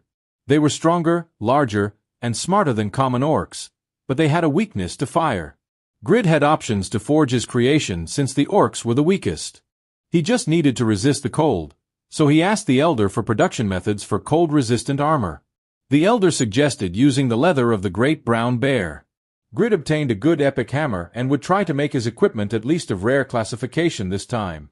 He would start immediately. The next day, we see a warm armor made of great brown bear skin, resistant to cold, of normal classification. The elder was distracted while Grid cursed the operators of Satisfy. He had spent 20 hours in high-quality materials, even using his new hammer. He could only continue creating, trying to ensure this did not happen again. The elder enjoyed watching Grid work, so finally, the day of the hunt arrived. These orcs are powerful, be careful, Khan warned. It was a relief that he had finished his equipment. Grid wore a normal classification hood and cloak, rare classification gloves, and epic boots. In the end, it was not so bad. He only had some reductions in the characteristics of the items for not meeting the requirements, but since he created them, they were small restrictions. Since he wore a set of the Great Brown Bear, his defense increased by 60 points, while cold resistance rose another 60%. Therefore, the protagonist had 120% cold resistance. Although the restrictions reduced the effects by 50%, in the end, he had 60% total cold resistance. Grid was grateful for having shown the production methods of a set. The elder revealed that he created them as individual items, but since Grid used the perfect proportions, he designed a set. Perhaps it was because he was a descendant of Pagma. Since it was a set, it should sell for a good price. The weapon Grid would use would be the ideal dagger. In Grid's eyes, those orcs stood no chance. The protagonist said goodbye to the elder, and it was the first time he went out to hunt with the correct equipment. But what Grid did not know was that the drop rate of Sylphy scales was less than 1%. In the frozen fields of the north, our protagonist barely felt the cold, thanks to his brown bear set. Most players would freeze in minutes, but since he had 60% cold resistance, Grid was perfectly fine. He was ready to start the hunt. Finally, he found a camp of Frostlight orcs and needed their scales. Grid thought that since they were low-level monsters, they would be so stupid that they wouldn't even know how to shoot arrows. In Grid's eyes, it was an easy hunt. The protagonist positioned himself in front of the guard, and the orcs wondered who he was in their language. Grid mocked them, saying they were uncivilized beasts and to prepare themselves. He drew his dagger and ordered them to hand over all the Sylphy scales, but an arrow flew past him. An orc shot an arrow with precision. The elder mentioned that they were strong and intelligent. Grid activated quick movements and dodged the arrows coming his way. How could they have such accuracy? Especially with the wind being so strong? Then the attack stopped momentarily, Grid thinking that maybe they had run out of arrows advanced. But an orc raised his axe, ready to finish the fight. Grid managed to avoid the blow, but they were much larger up close. He used the wind gust skill, which hit with 60% of Grid's attack power. It was a direct hit, and the attack sent the orcs flying. Even the armored NPCs were no match. The orc counterattacked with a swing of its axe, but Grid managed to withstand it. How did he endure such a strong attack without sturdy armor? The skin of these orcs seemed like an easy target. Grid would need to use skill combinations to fight against them. So, he hit it with a kick to gain distance, activated the blacksmith's fury, and struck again with a wind gust.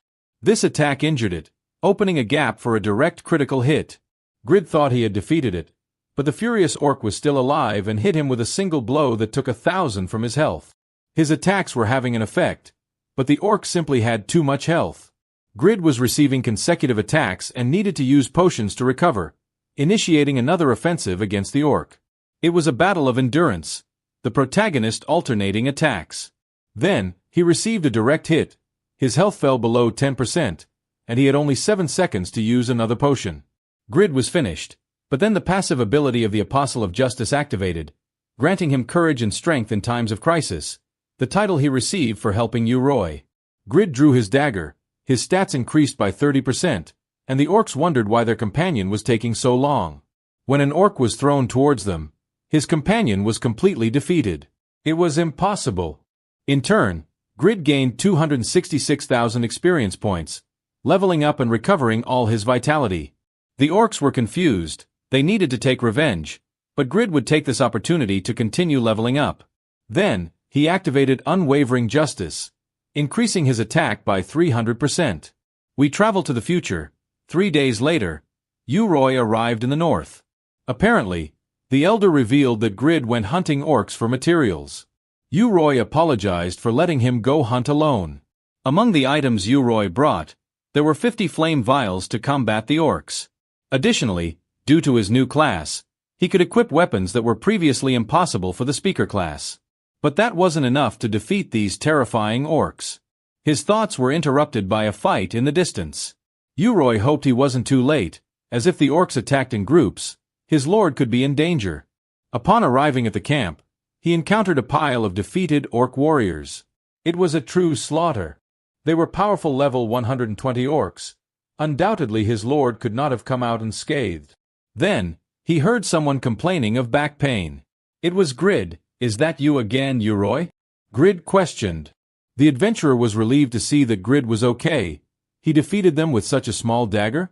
That was the strength of his lord. Grid asked what he was doing, but Uroy knelt and apologized for leaving him alone. Grid opened his status window. He was currently level 83, which meant he had leveled up 38 times in 3 days. In such a short time, he reached the level he had when he was a warrior. His class was ridiculously strong. Anyway, why did that stranger keep following him? Grid asked why he looked so happy, to which Uroy replied that he was glad because Grid was unharmed. Moreover, he could see his impressive appearance. Grid said it didn't make sense to look impressive without actually being so. Among the rewards he obtained for hunting more than 80 orcs in the last 3 days, he only managed to get 3 Sylphy scales. Uroy was worried that Grid was furious. Grid was annoyed for not getting what he wanted. Besides, that stranger had been following him lately. Uroy explained that the protagonist saved him from prison and thanks to him completed a mission that lasted 50 hours. It was impossible for a mission to last that long, but Uroy revealed that it was true, as the reward was a second class. This surprised Grid. Uroy asked to obtain the second class, and the player nodded.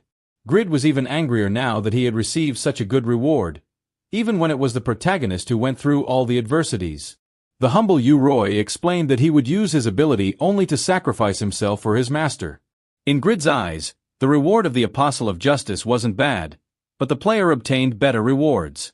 Then, Grid ordered him to serve him until death, but Uroy corrected that it was what he had been trying to do for the last few days. Uroy asked where the protagonist would go now, as he had finished off all the orcs at the guard entrance. Grid explained that he needed 20 Sylphy scales, and since there weren't enough there, he would go to the lookout they had inside the cave.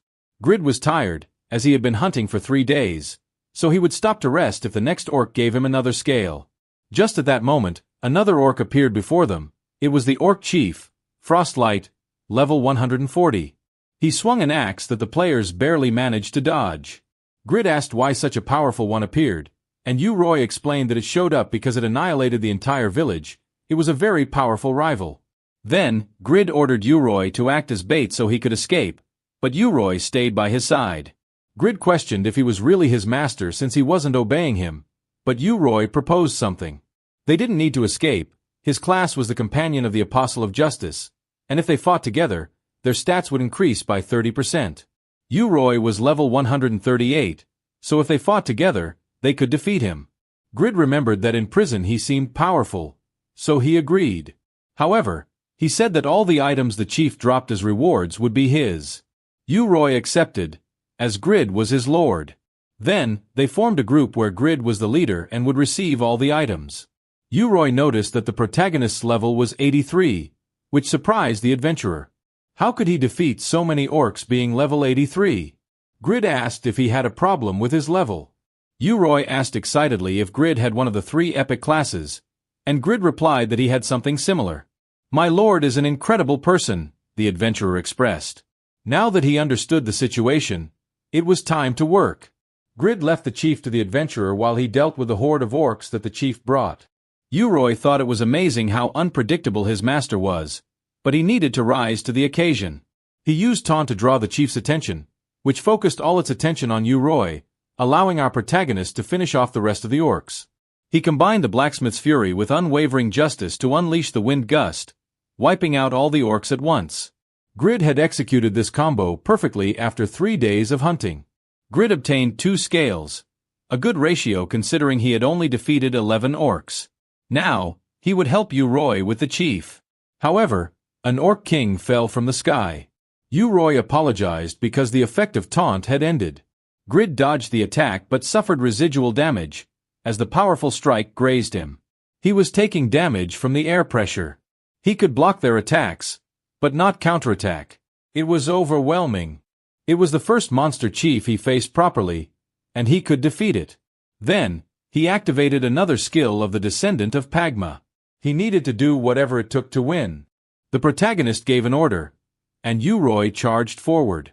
The player launched himself with unwavering justice, striking the orc from behind.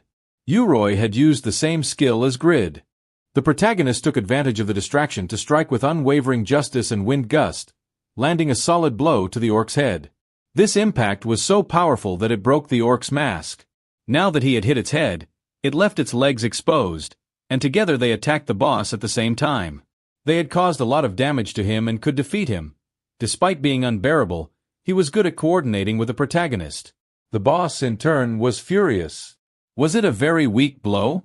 Was his skin thicker than they thought? They had to protect themselves from the strike. The orc shouted as he swung his axe. It was very fast. Grid was surprised because the orc could speak. Die, insects, he pronounced while striking the humans. They had suffered a lot of damage, and the protagonist was below 20% health. Uroi, in turn, had fainted, and his life had dropped below 10%. Normally, if your health drops below 40% at once, you faint for 3 seconds. Although the protagonist was immune to debuffs, thanks to being a descendant of Pagma, Uroi was now completely unprotected. The boss swung his axe. But when the snow cleared to reveal the result, we see that Uroi managed to wake up, stopping his sleep all at once. He shouted, Grid, as it seemed the protagonist had stepped in to protect the adventurer. As the leader of the raid, he could not let his companion die. Uroi shouted, completely worried. Let's remember that our protagonists were facing the Orc King, and during an offensive from the monster boss, Uroi was in very bad shape and seriously injured. But just before the orc finished off the adventurer, Grid jumped to the rescue, defending his companion. After taking the impact from the Orc King, the worried Uroi asked the protagonist why he sacrificed himself for him. Grid asked that instead of talking to him, he should go have fun with the Orc King, while the protagonist would take a couple of potions, revealing that he could survive the Orc King's attack thanks to his skill that a legend does not die easily. The orc raised his axe with the intention of launching another strike, while Uroi kept lamenting not having protected Grid. The protagonist warned of the strike, but Uroi asked him to take his potions. It's okay, you have to kill him so I can take them, replied the furious protagonist. However, Uroi seemed to have something in mind and swore to protect Grid's back. The orc struck with his axe, and the protagonist murmured that although he tried to block that attack, he would end up reduced to ashes. Then the orc showed a look of surprise, as the adventurer managed to withstand the blow. Upon appearing, Uroi used his skilled strong will, through which he would resist an attack for 10 seconds. Grid hurried to take a potion, recalling that he had used a similar defensive skill in prison. Uroi put his hand into his inventory. I don't have to worry about failing since my rival is too big. Then he threw a fire bomb at the orc, which exploded all over its face. To Grid, it seemed like a great idea, as fire was a weakness of orcs. Uroi, in turn, continued chaining more fire bombs that exploded consecutively on the orc. The monster boss suffered a lot of damage from these attacks, so while Uroi took a potion, our protagonists launched themselves into the attack, going on the offensive. The players struck the orc's body. It seemed to be working, and at this rate, they would complete the raid. It seemed that the blows were having an effect, but he remained a formidable rival. If they did not hit him with a good finishing blow, they would be the ones to lose the raid. Grid realized that after receiving the firebombs, the enemy did not move, so he decided to end the fight with a strike. However, Uroi warned him to stop, as it was a trick. Then, the Orc King took advantage of the confusion to kick the protagonist. Grid was worried again, and while subduing Grid, the orc pulled a red sphere from his inventory. What is this sphere? The orc shouted as he used the sphere and seemed to enter a kind of berserker mode. This was bad. Uroi had to do something. The orc increased the pressure of his stomp and, raising his axe, was ready to finish the fight, but he felt a presence behind him. Uroi seemed to have activated another skill, and with it, he intended to destroy the monster. To stop a possible attack, the orc turned to attack Uroi. Grid, in turn, did not understand the situation. By using this skill, Uroi's health was reduced to a minimum. This surprised the protagonist, and Roy mentioned the name of the skill, Justice Sacrifice, while delivering a blow that hit the orc squarely. The boss was thrown back by the force of the impact, and Grid thought it must be a finishing blow. The orc screamed in pain, while the counterpart was exhausted from using the skill. However, the orc was not finished and, bracing himself, got back up. Roy assumed it would not be enough, so he asked Grid to finish the battle, as this time it would be different. Grid did not understand the situation, but Roy mentioned the entrance. But this time, it seemed to be his end. Grid saw how his companion received the final blow, and his health dropped to 0. He left the rest to Grid. A notification warned the protagonist that a member of his group had died. Then, the orc noticed a presence behind him again. When he turned around, he saw the protagonist was different. And the entrance, I don't know what he was talking about, but I know he did something for me. As Grid tightened his dagger, he activated the blacksmith's wrath and quick movements. The orc turned to attack Grid. The protagonist had to aim for a vital point, and with wind gust, he struck the beast's abdomen, which was thrown back by the impact. It seemed to have taken much more damage than before. Did the damage he received increase? Grid thought that the skill Roy used reduced the boss's defense, but while he was lost in his thoughts, he received a blow from the monster boss. The furious orc was throwing blows in all directions, despite his health being at a minimum. Grid needed to hit him with a very powerful blow to finish him off, but he was already losing all his health. However, at that exact moment, a skill from the Apostle of Justice activated, which increased all his stats by 30% in times of crisis. Additionally, Grid recovered the cooldown of Unwavering Justice and struck the orc with all his might. This blow destroyed the enemy's axe and dealt a lot of damage to him. The orc fell to his knees and collapsed before Grid. 2 windows appeared indicating that he had defeated the snow orc boss. A feeling flooded Grid's entire body, which he shouted in happiness, as it was Grid's first successful raid. The next day, in Khan's blacksmith shop, our protagonist reviewed the rewards he obtained after defeating the boss. "We barely managed to get the 20 sylphid scales," exclaimed Grid. The protagonist obtained the helmet of the snow orc boss, of unique rank. Among its features, it reduced the chance of receiving critical hits by 20%, had the possibility of intimidating the rival, and if equipped with the rest of the snow boss set, could command the snow orcs. He also obtained the red lightning summoning sphere, which increased the power of a weapon in exchange for reducing its health by 10%. Grid only managed to get 7 sylphid scales, in addition to 2 blessed runes for weapon enhancement and 3 blessed runes for armor enhancement. He also obtained orc leather, but compared to the rest of the rewards, it was not worth it, so he discarded it. He also obtained blessed enhancement runes. These were better than normal enhancement runes, so they cost 12 times more than ordinary runes, about 1200 gold. These were the runes that high-level users used to enhance their weapons. Perhaps he would sell them to get some money. The protagonist thought that without Roy's help, he would not have managed to get so many things. He felt bad for keeping everything. However, he could not do more for him. Elder Khan, for his part, realized that the protagonist was very happy with the things he obtained after his hunt. "He got his second class, thanks to me, so all of this is mine." The elder did not know what his disciple was saying. Khan had never seen items like those the protagonist obtained. But Grid kept insisting that they were only his. Khan asked why he threw away the orc leather, to which the protagonist replied that it was useless. While picking it up, Old Khan realized it was very good quality leather. If he used this leather for the inside of an armor, it could completely absorb the impact of blows, the elder explained. Then, Grid demanded that he return it, but changed his mind. "I'll give it to you, so use it to make armor for me." Meanwhile, the protagonist would go to the market. The elder thought that the only one benefiting was Grid, but he would like to be able to work with such quality materials. Later, at the market, Grid bought 10 ordinary enhancement runes for 1,000 gold. He thought it was expensive. However, there was no other way if Grid wanted to go to the canyon, as the sylphid scales were not the only problem.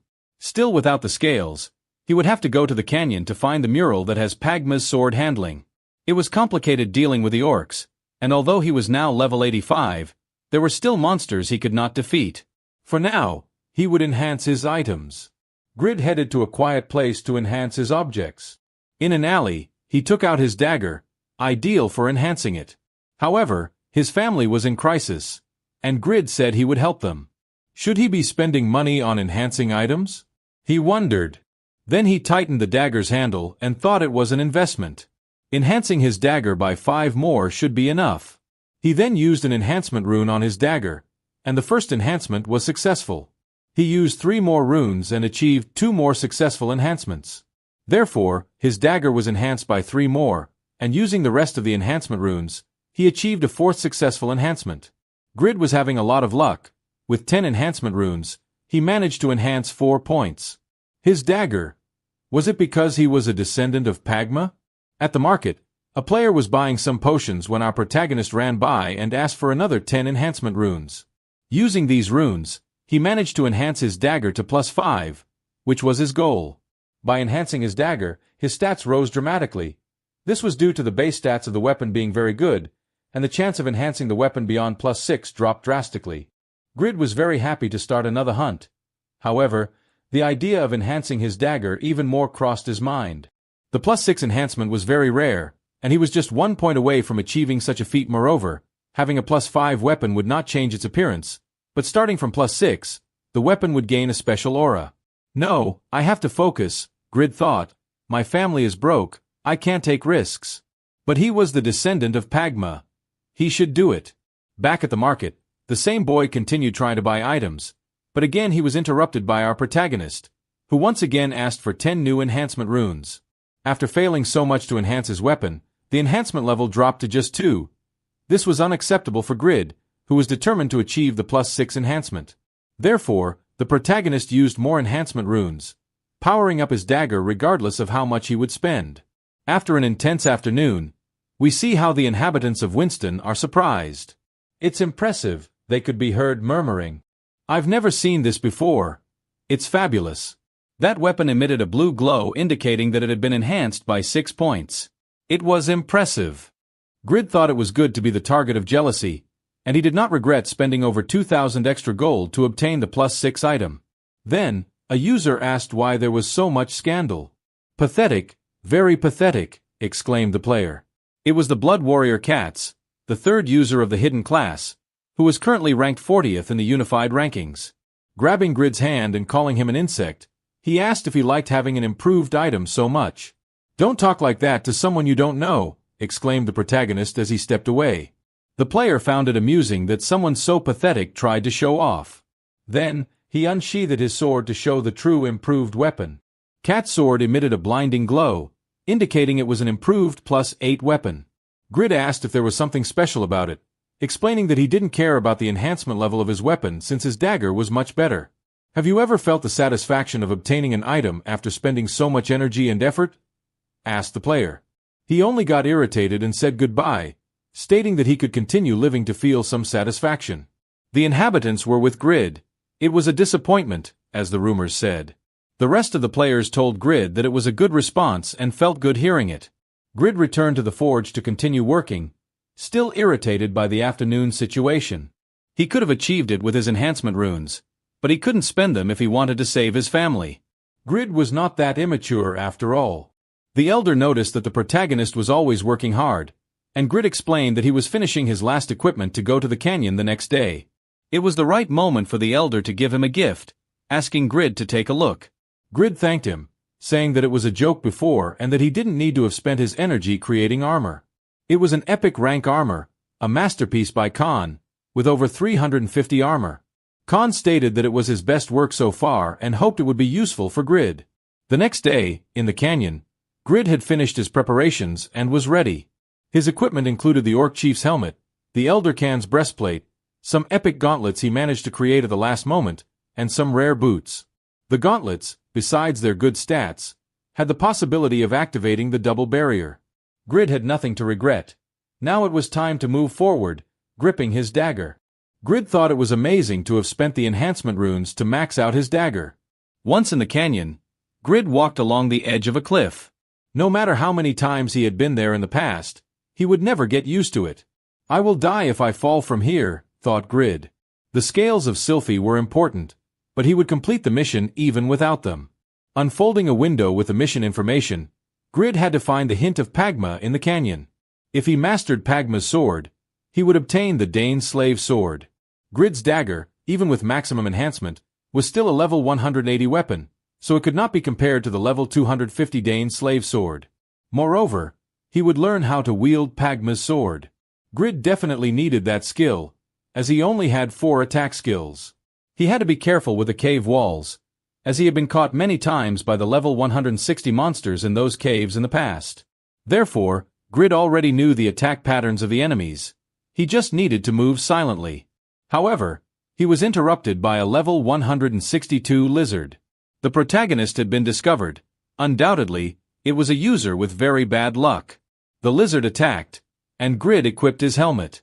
The monster's offensive was its tongue, sharp as a sword, which Grid managed to dodge easily. That tongue sword has killed me countless times. It remains equally dangerous, he thought. The lizard continued attacking, this time with its tail. The protagonist kept dodging the blows, but now it was not the same as before. Charging an attack with the dagger, Grid struck the monster with the blacksmith's wrath and the wind gust. The lizard was disintegrated with a single blow. Grid did not expect to deal so much damage, as the defense of those lizards should be superior to that of the snow orcs. Undoubtedly, the enhancements on the dagger were having an effect. The protagonist managed to defeat the canyon monsters with unwavering justice, taking down another monster and gaining over 300,000 experience points. Grid was surprised by his strength, as he had taken down level 160 lizards while being level 85. However, he could not celebrate for long, as he was interrupted by a horde of level 185 lizard men. "I didn't expect such a pleasant reception," exclaimed the intimidated protagonist. The 3 monsters launched their attacks simultaneously, and Grid prepared his attack, ready to make a slaughter. But the lizard stepped forward to protect itself with its shield, surprising the protagonist. However, he could not stand still, as the other 2 lizards were ready to finish off the intruder, hitting Grid with 2,500 damage points. They would be a tougher nut to crack, as they not only had high defense stats but also had defensive equipment. If it weren't for the Elder's armor, Grid would have been eliminated. The lizard men continued their attack, and Grid could not rely solely on his armor. He began by halting their movements with unwavering justice, striking the shield lizard and knocking it down onto its companions. Grid followed up with a wind gust, which made the lizards retreat. Grid found an opening and activated quick movements, launching himself at his adversaries. The lizards were surprised by the great speed with which Grid approached. The human activated the blacksmith's wrath and made a cut that finished off the lizards. The 3 monsters were eliminated by the blow, and as a reward, Grid obtained almost 1,000,000 experience points. He was definitely not the same Grid who had come to the canyon in the past. However, to defeat the monsters, Grid spent almost all his life and all his mana. Potions were no longer a problem for him, and if he took down 2 more lizards, he would level up, as long as he did not encounter the canyon spider. He would have no problems, as it was the strongest predator in the area. Sure enough, Grid came face to face with a level 188 canyon spider. Undoubtedly, Grid was unfortunate. The spider attacked the protagonist, who dodged the attacks and asked the monster to retreat. The passive of a legend who does not fear easily activated, and Grid mentally prepared himself. Still, it was a common monster. Grid attacked the spider's abdomen with a wind gust but only dealt 300 damage. Undoubtedly, its defense was superior to that of the orc chief. The spider attacked the protagonist again with multiple strikes. Grid had to use the quick movement skill to avoid the attacks. Going on the offensive, Grid used the blacksmith's wrath to enhance the wind gust and struck the monster's face, causing only 344 damage. Grid was in a terrible situation. How good is its defense, he wondered. His combo was not working, so he tried to escape from the spider. At this rate, he would fail his mission. Grid could barely dodge the spider's attacks with his quick movements, and even his wind gust was proving useless. He should use his unwavering justice to increase his attack by 300%, but he needed to make physical contact to use it. It was useless if he couldn't get close. Then, Grid had an idea. He just needed to combine the wind gust with his unwavering justice. Grid landed and bet everything on the freedom that Satisfy offered to create an event. The protagonist attacked with the wind gust and, before launching it, also struck with the unwavering justice, adding it to the attack. The spider thought about resisting the attack but was split in half, causing a massive explosion. The spider was severely injured. It seemed to have worked. Then, a window appeared indicating that the skill fusion was successful, and the Justice Gust skill was generated. This attack hits the opponent with 320% of the user's attack within a maximum radius of 6 meters. Additionally, the protagonist's intelligence increased by 10 points for creating a skill. However, the spider was still alive but fell on its back and could not move. Grid seized the opportunity and attacked the beast. Then, the effect of the gauntlets activated and doubled the damage of Grid's attack. Filled with conviction, the protagonist struck the monster, causing another explosion in the area. He did it! Grid defeated the canyon spider and gained almost 400,000 experience points, leveling up to level 86. Grid celebrated his feat. Meanwhile, someone witnessed what happened. He killed a canyon spider alone. "I haven't seen that in years," murmured the stranger. In the stranger's eyes, the player seemed to grow stronger in critical situations, and each time he defeated a monster, his skill grew, so his potential was beyond imagination. The stranger mentioned Asmal and a revenge. Here we are introduced to the stranger Piero, the strongest knight of the Saharan Empire and former captain of the Red Knights. He exclaims that he has finally found someone who will avenge him. Elsewhere in the canyon, inside one of the caves, we see 3 players trapped. "What was that sound?" asks one of them. "Surely it was hunting prey to store like us," replies one of them. Choi Chan-sung, level 87, thief. The chubby one regrets coming to Winston, as he did not want to be spider food. Sim Kiwon, fire mage, level 87. The last, Lee Yunho, a level 88 warrior, responds that they all agreed to come due to their companion's aggressiveness. Sim Kiwon apologizes, saying he was just joking. The thief, in turn, tries to calm them down. Then, the warrior exclaims that his new companions are not as fun as Shin Yong-gu. The mage asks who Shin Yong-bu is. "Don't you remember him?" he exclaimed. "He used to give us money and let us hit him without running away," the chubby one recalled. "School was fun," he replied. The only one who did nothing was Choi Chan-san. Then, the chubby one reveals that he found out Shin played Satisfy. The thief exclaimed that he was a level 70 weakling. The thief asks that instead of talking, they try to escape, as his dagger did nothing against the spider web. The chubby one's fire also seemed useless. The thief expresses his discontent, saying that even using all his strength, he couldn't do anything. At this rate, they would starve, he concluded. Then, the players notice something. "Is it just me, or is there someone there?" The stranger began to speak.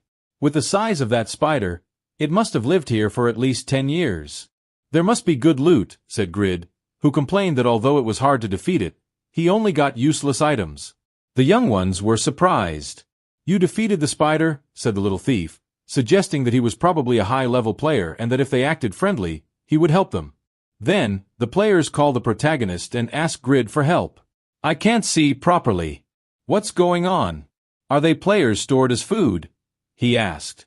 Then, he approached to see, but Grid ran away as soon as he recognized them. The protagonist was fleeing the scene. "What is that idiot doing here?" The protagonist still remembered how they bothered him at the student party. They were jerks who bullied the protagonist at school. He definitely didn't want to go back to those days. However, now it was different. The protagonist had become a very powerful person in Satisfy. Back to Grid's former companions, the chubby one suggested disconnecting, but the thief explained that if he did that in the game, it would count as a death. So, they decided to wait a little longer in case the other player returned. Just at that moment, Grid came back. "Hey, want some help?" said the protagonist in an intimidating tone. The thief was happy he had returned, but undoubtedly the player's mask was very sinister. Grid thought the mask hid his identity, so it was the perfect opportunity for revenge. "Take a thread from the spider. Is the web causing problems?" he asked. Then, he drew his dagger and cut the web. The players were surprised. That shine meant he was wielding a high-level enhanced weapon. The little thief thought that flattering the player would help them, so he started to flatter Grid. These bastards are acting submissive because they are in trouble.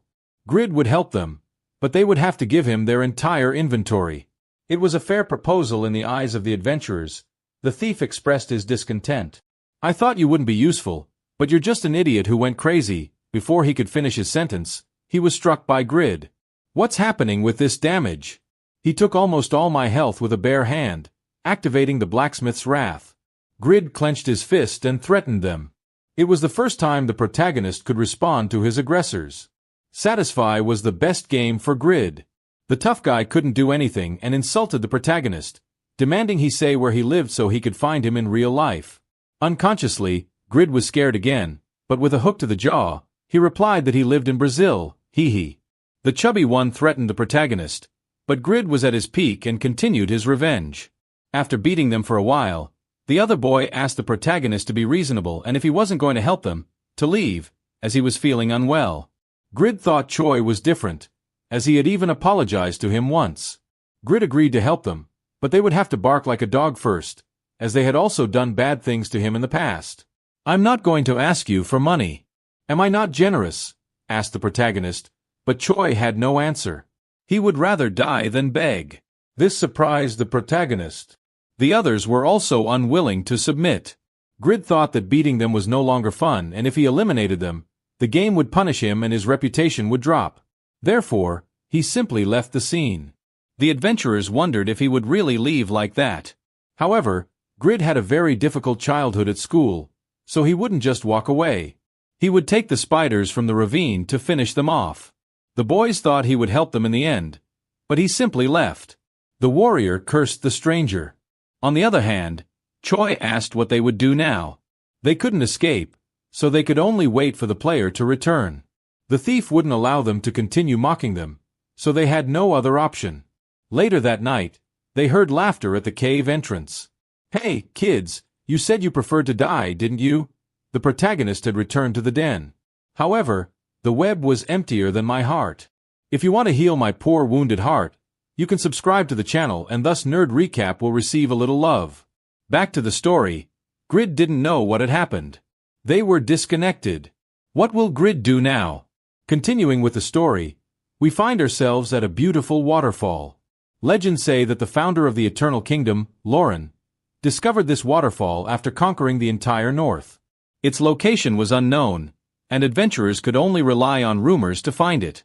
Our protagonist, Grid, was right in front of it.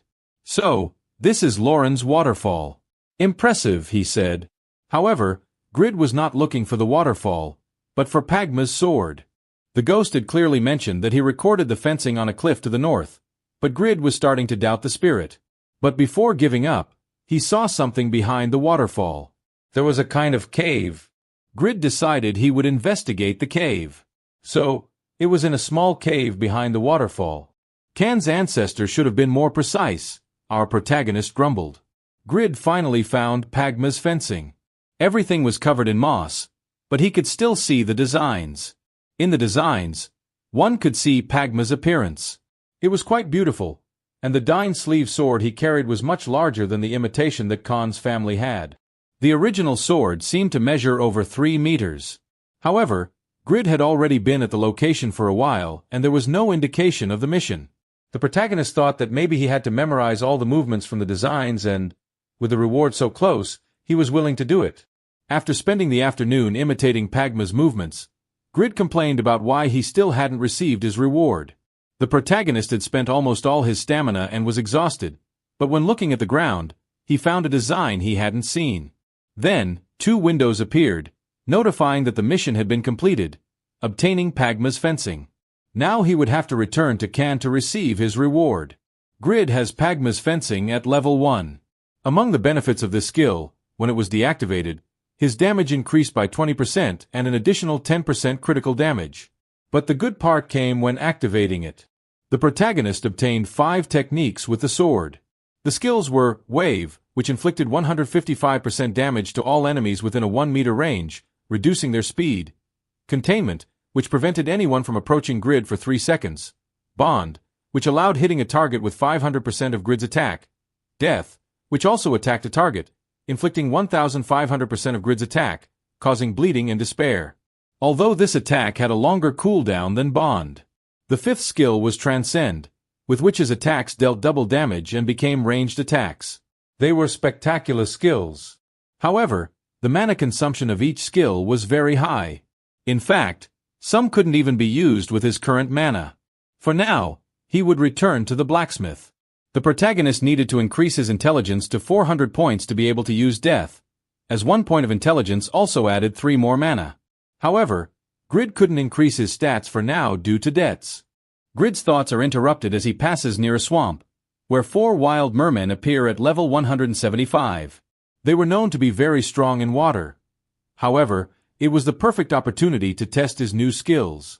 Grid activates Pagma's swordsmanship and raises his dagger, his body automatically moving to perform the complicated maneuvers.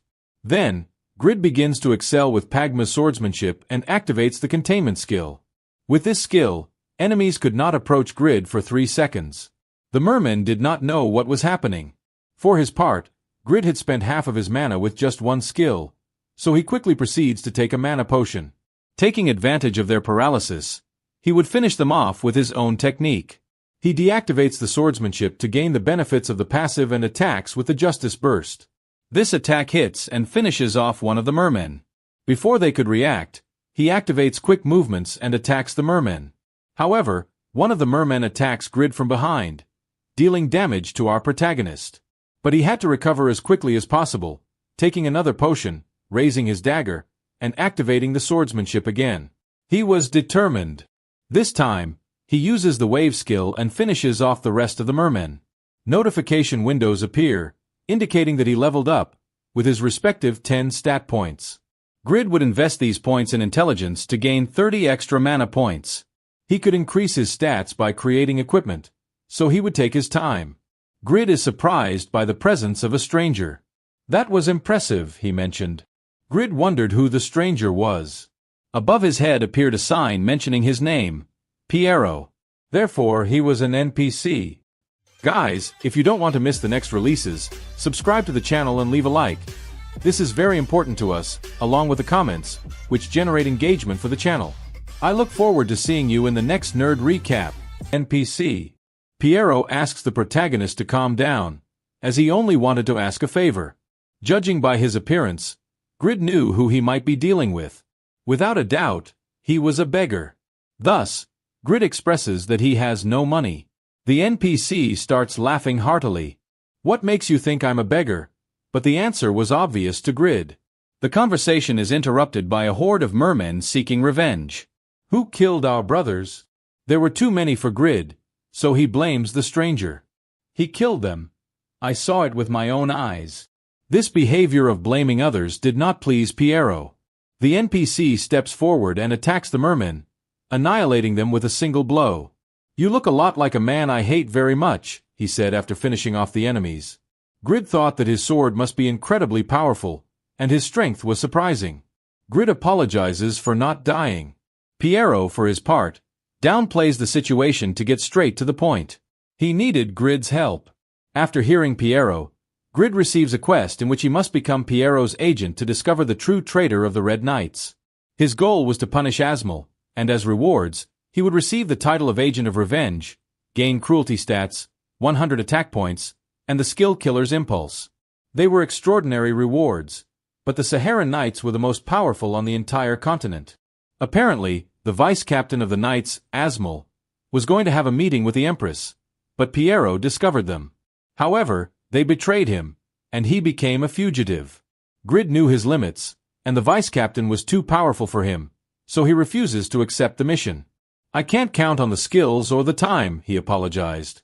Piero thought that Grid was lying, so he asked if he wanted more rewards. Grid replies that he actually wasn't that strong. I saw you watching before, so I'll add my sword as a reward. It was a great unique sword, and it had the skill Hatred. Piero thinks that Grid is just making excuses because he saw him defeat the spider and the mermen. I increased the reward. So do you accept? He demanded, tapping Grid with the sword. If you don't accept, I'll kill you.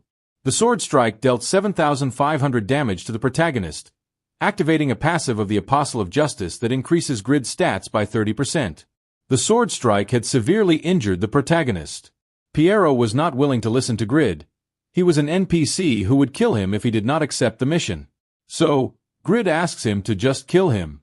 I prefer to lose a little experience than lose several levels for failing the mission. Besides, I will respawn immediately in Winston, said the protagonist, thinking of saving the trip back. Piero looked at him with disdain. People like you don't know how precious life is, asking him to step aside. As for Piero, it was also not fun to go around killing people. However, He asks Grid that if he changes his mind, to talk to him, as he had faith in the protagonist. Back at the blacksmith, they hear a celebratory shout. Finally, it's mine, I got Dine's sleeve. It was a rank-unique sword that increased damage as more enemies were present, and it had a skill called Golden Flesh. Not even the high rankers of Satisfy had such fantastic weapons as this sword, and if Grid improved it, it would be very eye-catching. Elder Can, for his part, thanked Grid for showing Pagma's swordsmanship, as he did not expect to see it with his own eyes. Then, Grid asks about the requirements to obtain the Valralla armor, but the Elder replies that he should first recover from his journey.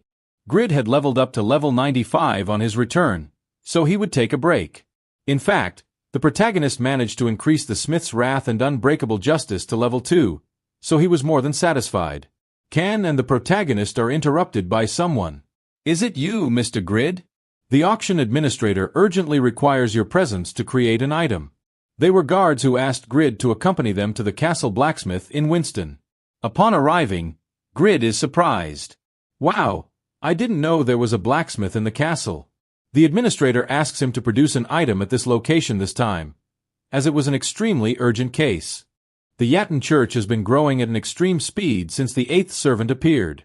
They have been advancing towards Winston, destroying everything in their path, explained the administrator.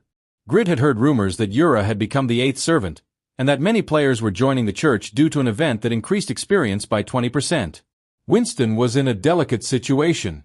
The administrator hands Grid a production method, explaining that to stop their advance, they needed this item. Upon opening the scroll, it was the production method for a shield between rare and legendary, also appearing 2 windows with information about a new quest. Grid had to create and deliver the divine shield to stop the Yatton Church's invasion. The reward depended on the level of the item delivered, and if he failed the mission, the item would be destroyed along with possible future quests.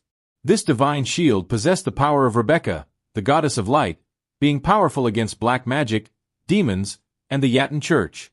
It was a perfect opportunity to obtain the production method for a level 190 item. There's no reason to refuse, said Grid. Then, the administrator comments that he even managed to get a priest to infuse divine power into the shield.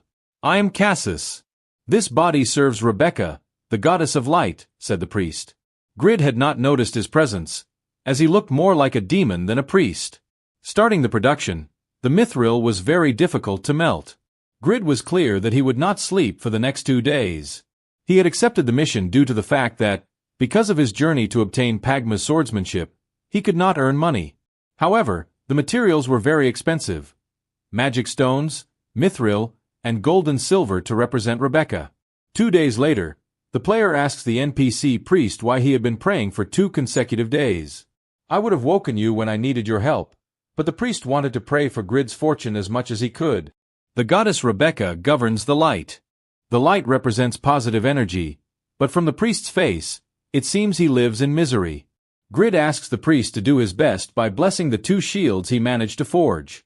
The materials had cost 17,000 gold, and he spent everything he had, only managing to forge 2.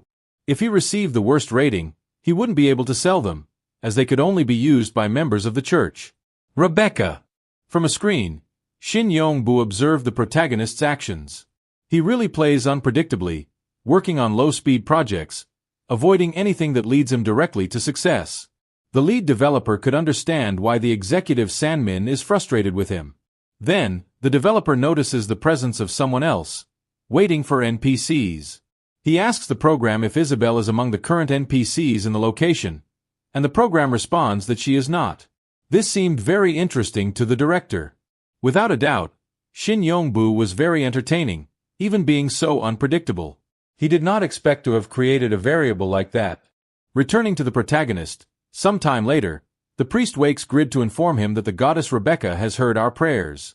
This moved the protagonist. Rare class divine shield. Grid curses the priest. Why do you give me hope if it is not true? The priest explains that he did not respond to this shield, but to this one, showing him a legendary class shield. Grid is surprised to celebrate having managed to forge another legendary item, while the windows notify that all his statistics increased by 25 points and he gained reputation for achieving this. The priest thinks that the administrator will be delighted when he finds out, so he goes to inform him. Grid was very happy. Get ready to lose your money, he thought, holding the shield. The administrator expresses that it is a great job and says he will send the money later, so Grid can go back for now. Grid did not know what to say, so the administrator continues, saying that our financial situation is not good due to the war, so Grid should go back for now.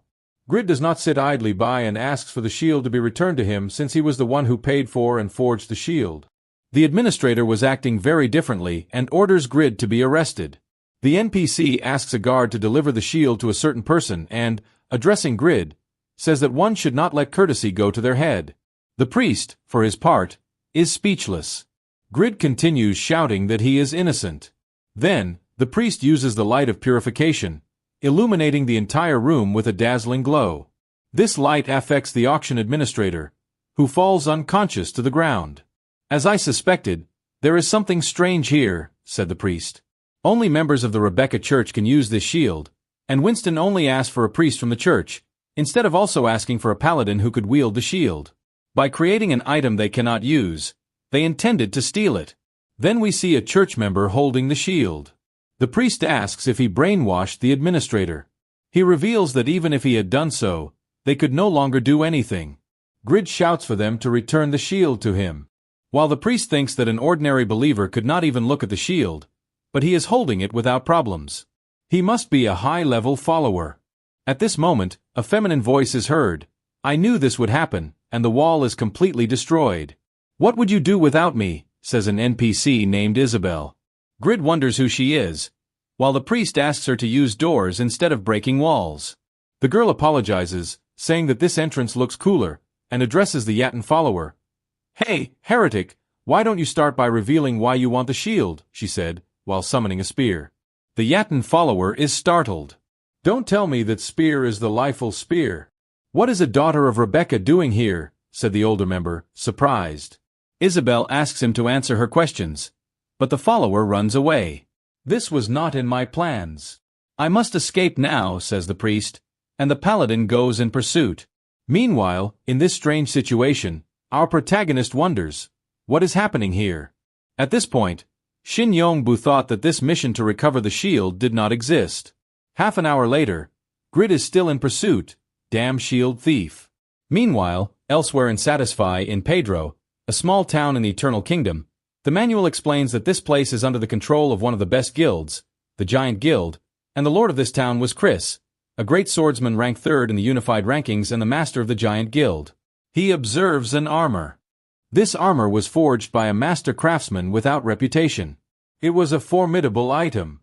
I failed to invite the blacksmiths Panmir and Stein, the 1st and 2nd rank blacksmiths, but I would undoubtedly get this blacksmith for my group. So he stands up and gives the order to find the blacksmith in Winston and recruit him. The entire guild was frantic to find the rumored blacksmith. Meanwhile, in Winston, we see another mission from another guild, to find and recruit the unknown master blacksmith and eliminate Euphemina. They discovered that the blacksmith arena was Euphemina, but they were completely unaware of the whereabouts of the unknown blacksmith. They had to find him to avoid problems with Rishuka.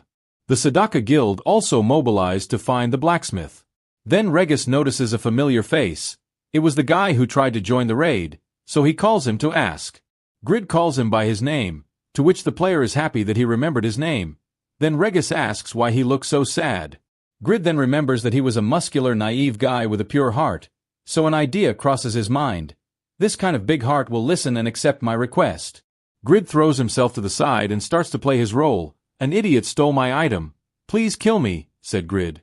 Regis tries to calm the protagonist. My God, what a terrible bastard. But don't ask to die just for that. I will help you, so don't give up.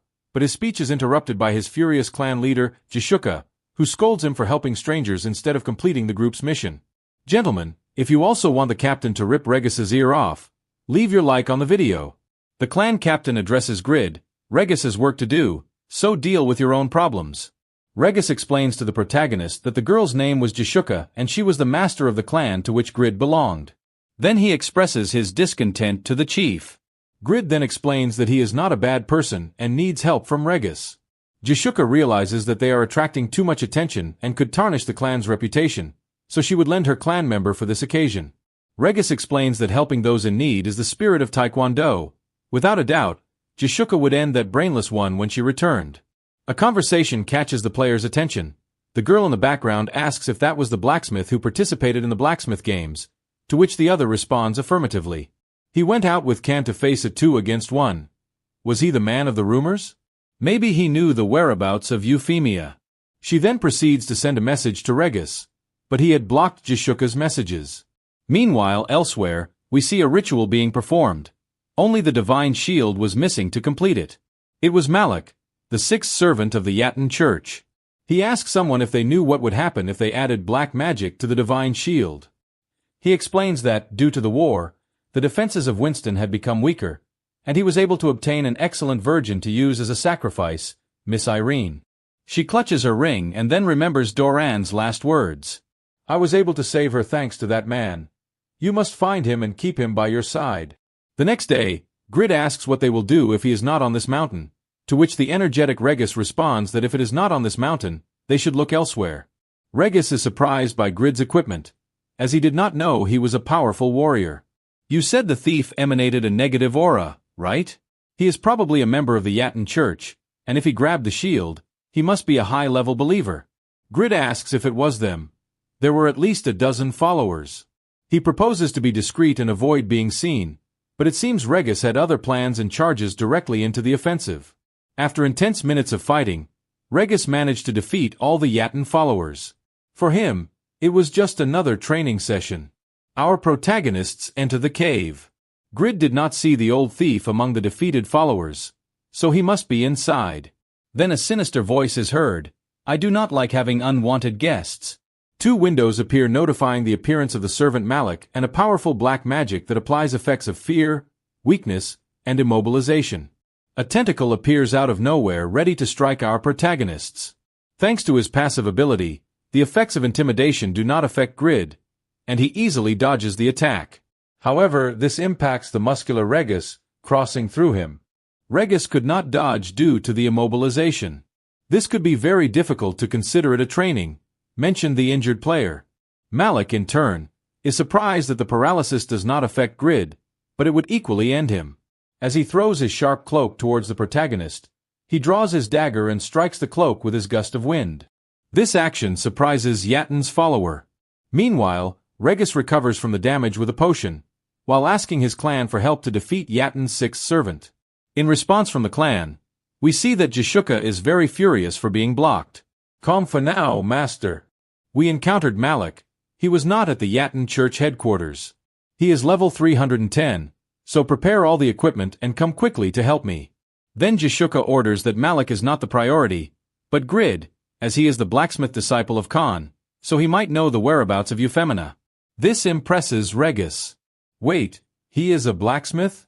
Meanwhile, Grid activates quick movements to approach his enemy, then opens his inventory to draw the weapon. Currently, he should use it with 2 hands due to his low strength, but Grid liked the imposing nature of the weapon, which already had an enhancement of +5. Activating Pagma's fencing, he uses the binding skill, with which he inflicts 500% damage to the rival. Upon striking Malik, it causes a great explosion. Regis thought that his clan must be mistaken. Someone so strong could not be a blacksmith. Malik starts to laugh while covering himself with his cloak. It is an impressive sword, but it is useless if it does not reach my body. What was this cloak? How much damage could it mitigate? However, Grid could not get distracted, as the wizard goes on the offensive. Malik's attack hits Grid, knocking off his helmet. Grid could not stand still, so he uses Pagma's fencing and the containment skill again to keep his distance from the enemy.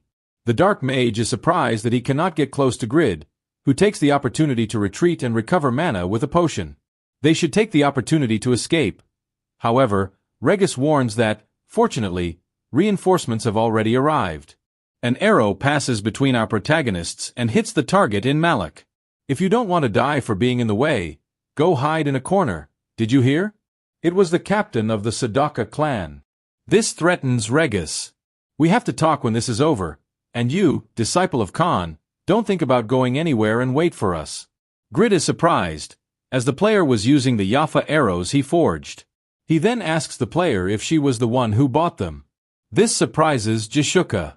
They had the blacksmith they were looking for right in front of their eyes. Malik interrupts the conversation. Although his efforts were greater, they would still be useless. Jishuka tells Grid again not to go anywhere and to wait for them, and turning to Malik, she says that he was just the prey of the Sadaka clan. Here it is explained to us that the sixth servant of the Yatan church was the priest who oversaw all the church's rituals. He was well known for sacrificing virgins. The clan captain starts the fight again. Malik had planned to sacrifice Jishuka as well, but a member jumps in defense of the master and protects her with his shield from the enemy attack. It was Tobin, the first ranked among the paladins. From the rear, Jishuka fires her arrows. The servant's attack was very powerful, reducing the shield's durability by 20 points. Undoubtedly, a level 310 enemy was not something common. The captain's arrows impact Malik, but have no effect thanks to his cloak. However, Regis makes use of his great speed to position himself behind the enemy, charges an attack, and his speed surprises the Dark Servant, who takes the full impact. This attack makes him recoil forcefully, causing him damage for the first time in the fight. The captain warns not to move thoughtlessly, as he must be more careful with dangerous enemies, while encouraging the group. Our enemy is the weakest of Yatan's 8 servants. We are all of higher level. We can win. Regis, in turn, senses someone's presence, but before he could act, he is hit again. The player had been severely injured. Malik was going to stop playing, as he was very bored. The wizard unleashes his magical power in the area, intimidating the clan members and causing effects of fear, weakness, and immobilization. With the objectives trapped, he uses his magic to attack and deals a lot of damage to the players. After the impact, many of the members fell unconscious, while the captain was also affected, losing 53% of her health with a single blow and becoming dazed. Malik was truly powerful.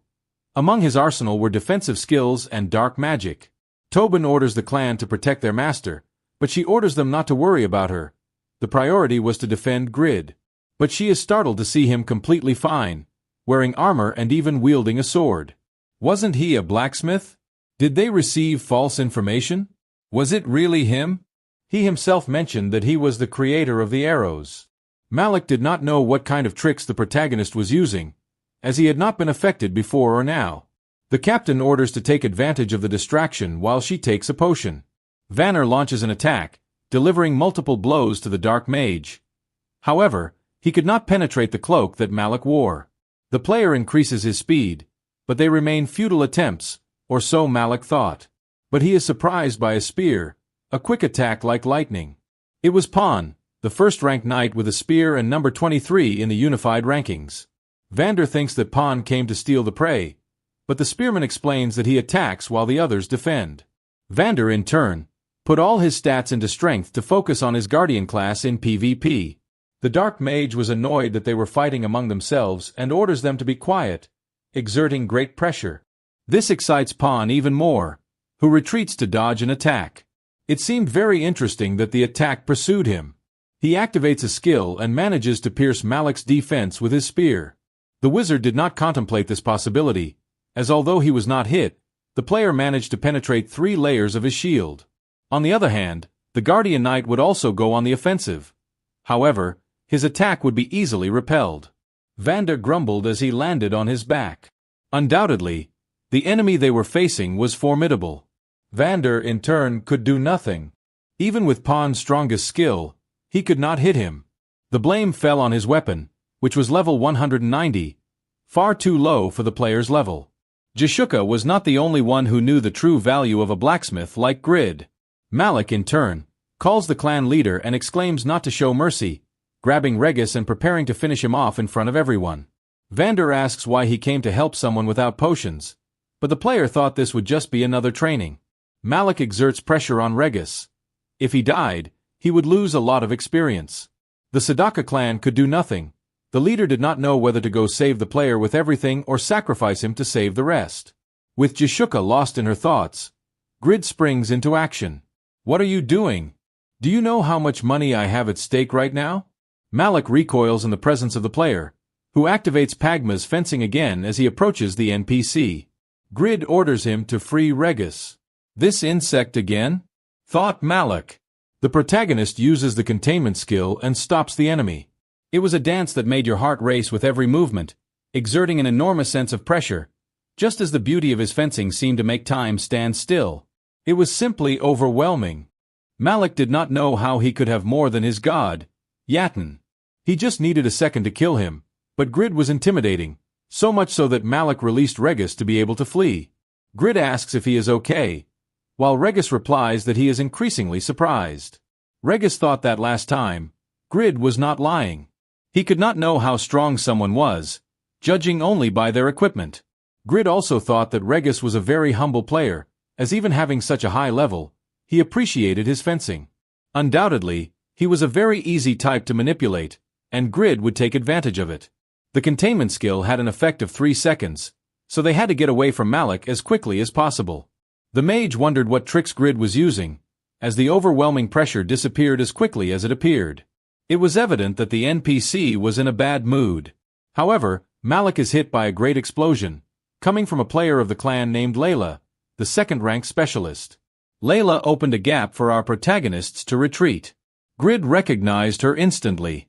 Apparently, she was a famous singer from the LTS group. Grid runs towards her, proclaiming to be a big fan, but she warns about an enemy counterattack. Another allied attack saves our protagonists, and Jashuka shouts for them to get away from the enemy as quickly as possible. With 3 arrows in his chest, Malik had no intention of letting Grid escape, launching 3 arrows at his back.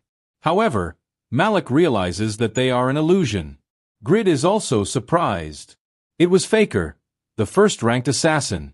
Before Grid could thank him, the player disappears again and, with his shadow clones, initiates an offensive against Malik. However, his attacks are deflected by the servant's cloak. The cloak was very damaged, but it easily blocked the attacks of his best men. However, Jashuka's arrows managed to hit him, so he must have a blind spot. He asks Regis if he had noticed, and that is why he was attacking him, but Regis did not know what he was talking about. Even Faker's quick blades were stopped, and after protecting himself with the cloak, his attack would come next.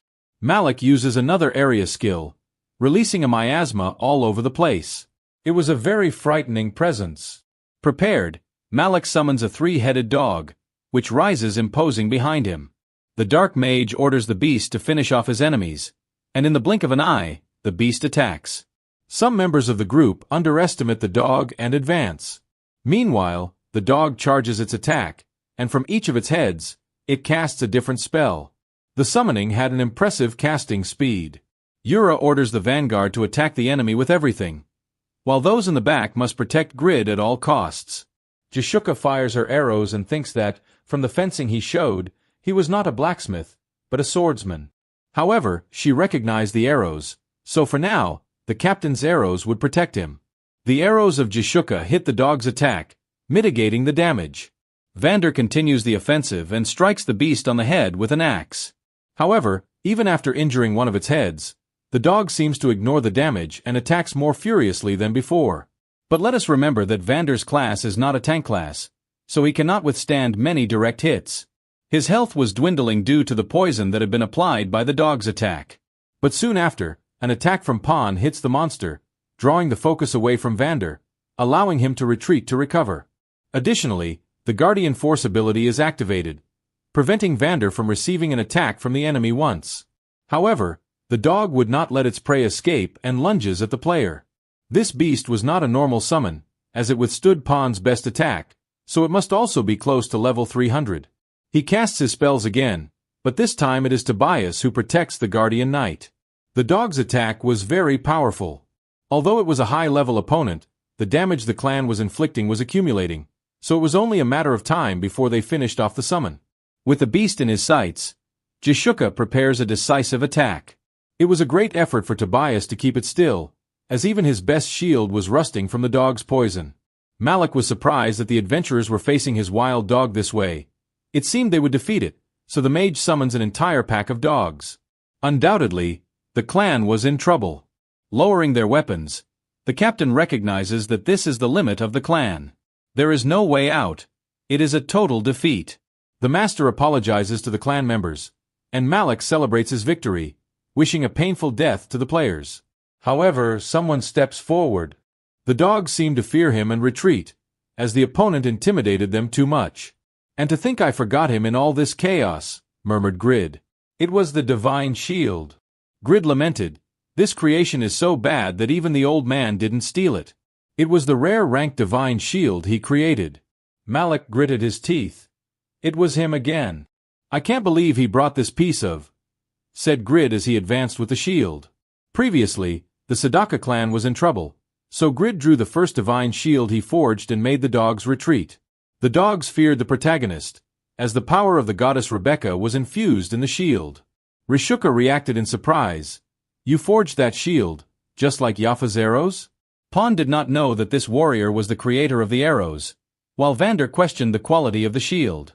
However, Tobias knew that the shield was not just any shield. As a shield bearer, this shield is among the top 3 I have ever seen. Still, Grid expressed that this was a failure, as the original was stolen by a damn thief. What? That was a failure? Tobias inquired. Malik, in turn, cursed him. So, you are the blacksmith of the rumors that the administrator hired. If the shield is in your hands, it means that the master failed to steal it. Insolent fool, shouted Grid. So, you are the one who ordered it to be stolen? Pawn asks the clan master. The player claimed to be a blacksmith and yet wore the heavy armor of a knight while having the agility to use a dagger, adding to his excellent fencing. He could not be an ordinary blacksmith. Perhaps he was a player with a hidden class. The master reveals that it was all speculation, but they would ask as soon as the raid was over. Jishuka orders to initiate a new offensive, and Regis assures he is ready for it after receiving Malik's attack. The player had realized a way to end the battle once and for all. The player might be clumsy and naive, but he had an unmatched strength. Regis asks for help from the protagonist. Hey, Grid, it seems that the dogs fear your shield. Could you help me? If he asked for help, it meant that Regis had recovered. I accept, but I have one condition. I want 50% of the items that Malik drops, Vander says, which seems unfair since there were 17 people on site, and he was demanding half of the rewards, even when they were helping. Grid says that Regis was the only one who asked for help, so he reassures the knight. We couldn't finish the raid without your shield. We'll split 50-50, but I asked Grid not to forget how good they were to him, agrees the master. Meanwhile, Grid thinks he should have asked for 70-30. If they agreed so easily, the protagonist joins the group, surprised by the level. The 17 members were above level 200. Jishuka and Regis could be in the top 20 of the unified ranking, while the rest should be in the top 100. Grid didn't know they were so strong. Some clan players mocked the protagonist's low level, so Regis reassures him. He just needed to hold the shield. Before Grid could respond, he is thrown by Regis, landing right in front of Malik and his summons. The NPC thanks them for giving the shield directly but is interrupted by Regis, who positions himself over him. Malik mocks, as with his cloak, he is untouchable. But Regis charges his attack and uses it right in Malik's face. How is this possible? My cloak had no effect? He wondered, as he was hit by multiple punches from all sides. It was no trick. He simply pierced through his cloak with pure speed, changing the trajectory of his blows at the last moment. Regis positions himself behind Malik and, charging an attack, hits the rival's back, sending him flying several meters until he crashes against the walls. The Black Mage suffers a lot of damage, so the clan takes the opportunity to initiate a counterattack. Meanwhile, Grid acts as a dog trainer. Malik was furious but still had a lot of mana. The mage was using a lot of magical power to heal his wounds and strengthen his protective cloak. Now it would be impossible for him to take any damage.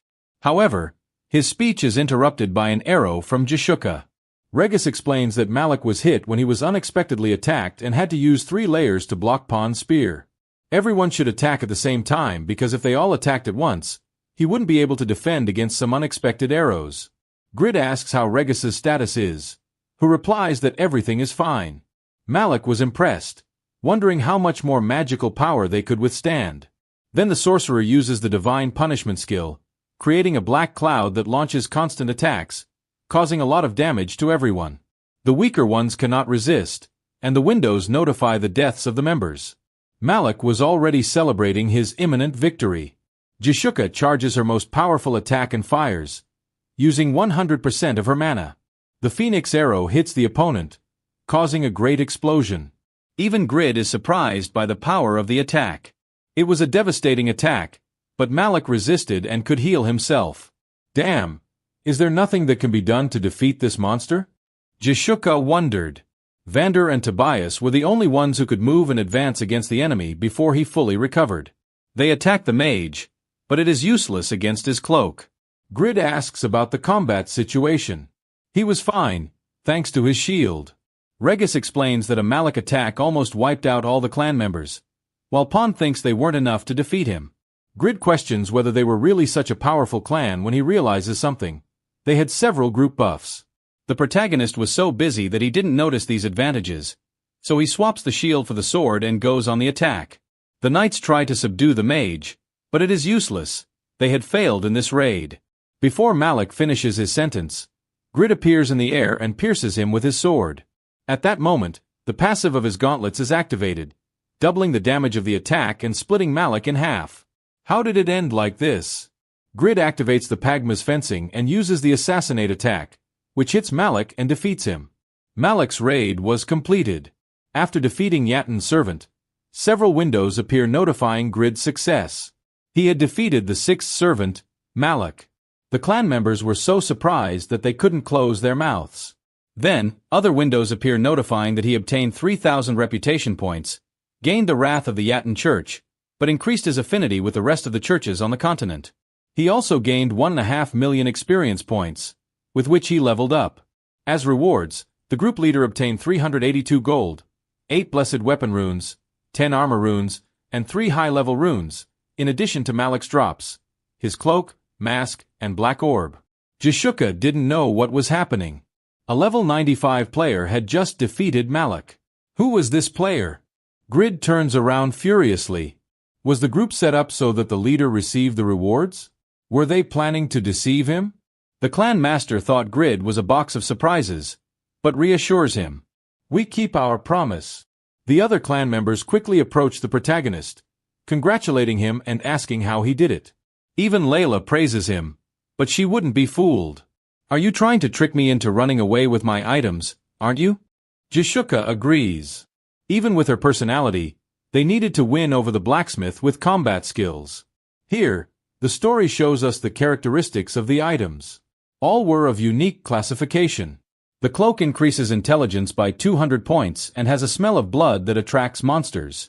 The mask increases all attributes by 5% and reduces skill casting time by 20%. The orb increases the attack power of black magic by 20% and can store up to 4 spells. Grid thinks that the cloak only increases intelligence, while the smell of blood, more than a benefit, was a disadvantage. Vander also wonders if the defensive ability applies only to Malik, the top-ranked among wind mages. He thinks the mask is a great item because it increases all attributes and decreases spell casting time. She, in turn, is interested in the orb. These two players were the only mages in the clan, and Jishuka wanted to give the mask and the orb to them, but they agreed to share. However, Grid chooses the cloak, surprising everyone. Did he want the worst item? Grid asks why they reacted that way. Weren't they in agreement? Regis couldn't let Grid make a bad decision, and for the good of the clan, no one says anything, so he is willing to tell him. Although Jishuka advanced and told the protagonist that this is the worst item of the three, Regis definitely admired his captain, Grid, and wondered why she said that about the cloak since it fit him like a glove. The intelligence points he granted allowed him to use his Pagma fencing, along with a perfect smell of blood for hunting, were the best item for a craftsman needing to level up. Grid confirms his choice. I want the cape. Jishuka would definitely not be surprised and asks about the other items. We want the cape and the orb. Would it be okay if we paid for each of them? However, they did not know the price they had, so they would auction them to see how much the players were willing to pay, and later they would cancel the auction and pay Grid. The protagonist agrees to the proposal and accepts. Now they just had to define how the runes would be divided, but the player offers for him to keep them all, as if it weren't for Grid, they wouldn't have been able to complete the raid. Grid thinks that, besides being beautiful, the girl was kind, while Regis proposes to continue the search for the stolen item. Tomorrow, Grid thought, Regis is very kind for keeping his promise to help him. The group disconnects. See you in 3 days to finalize the agreement. Make sure to respond to our private messages, said the captain, bidding farewell to Grid. The protagonist also thinks it's time to disconnect, but before that, he will explore what that bastard was doing there. Going back to the past, a voice awakens Miss Irene. It was Doran, asking her to prepare to return to the castle and to find the boy who recognized the ring. The young lady asks if he will also come to the castle. Then, she wakes up from the dream, wondering why the ring felt familiar to her. So you are the Count's daughter that Doran saved, Irene is surprised. He was the boy who helped Doran and also the creator of the Sword of Self-Transcendence. Sir Grid, she said shyly. Then, a window appears before the protagonist. It was a mission in which he should escort the young lady to the castle. As rewards, his affinity with Irene would increase to the maximum, and he would also obtain the ring. If the affinity increased to the maximum with an NPC, the chances of a special event occurring would increase. Grid should complete it, as he could obtain Doran's magnificent ring. This item held very beautiful memories for the protagonist. He definitely would not auction it. Then, more followers of Yatten appear at the location. Grid places the young lady on his back and asks her to hold on tight. The girl apologizes for being a burden, but for Grid, he doesn't mind working hard for her. The enemies charge at the protagonists, so, invoking his sword, Grid activates quick movements. Yatten's servants could not reach him. He was too fast. Grid weaves through them in the blink of an eye. Irene knew he was strong. She knew because she was always surrounded by strong people, like her father or the Northern Knights. Moreover, Doran had already told her. While shedding a tear and sheathing his sword, Grid thought there was a better benefit than the ring. If he increased his affinity to the maximum with Irene, he could marry her, and the husband of the ruling young lady was the Lord. If Grid became Lord, he wouldn't have to pay taxes. To prevent them from escaping, the servants cast curses and dark magic, but they were useless against Grid's divine shield. The enemies could not be compared to Malik, so he drew his dagger and killed them all with a gust of wind. On that same day, the Church of Yatten weakened due to the loss of its sixth servant. Until a new priest was chosen, players could not choose the black magic mage class. The reputation of the Sadaka clan grew drastically, and they received numerous requests to join. This event not only shook Satisfy but also had effects in the real world. Returning to the protagonists, Miss Irene asks Grid why he was so strong despite being a blacksmith. Grid explains that he is a bit different, as he is a noble back at the castle. Winston informs that the young lady has returned. An injured knight from the north rushes towards Irene, apologizing for his incompetence. The young lady asks him to get up and be careful with his wounds, explaining that he must heal quickly, as Malik has been defeated, and all of this was thanks to Grid. The knight is surprised, as he recognizes the creator of his sword, asking how a blacksmith defeated a direct servant. Moreover, the young lady seemed to have fallen in love with him. If he defeated Malik, he must have a great reputation. The knight bows in respect and gratitude towards the protagonist. Then, a window notifies that the mission has been completed. Irene hands Grid Doran's ring as a sign of gratitude. Grid accepts with pleasure, but a window notifies that the object will be bound to his character. Bound. This meant he could not auction it. Grid had planned to obtain at least $1 million, but now he would have to use it. The young lady proposes to celebrate with a banquet, and Grid agrees. Later, Grid leaves the castle and takes stock. He was now at level 97 and had earned about $35,000 from the raid.